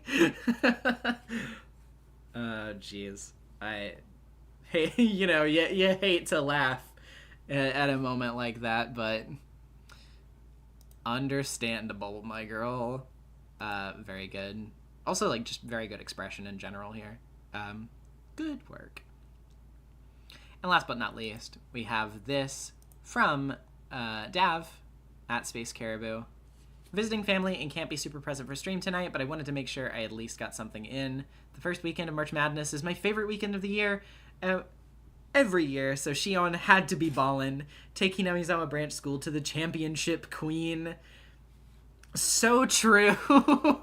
I expect to see a crossover animation with Shion bringing the Lakers to victory the same way that Luffy One Piece did. This is really fun. I like this a lot. If only this is what you were doing instead of what was going on with her right now, I think we would live in a better timeline. But God, very, very good. All right, so that should be everything. Let's go through all the art once more. Very cool and good. Everybody, thank you for your art. Thank you for watching. Had a wonderful time.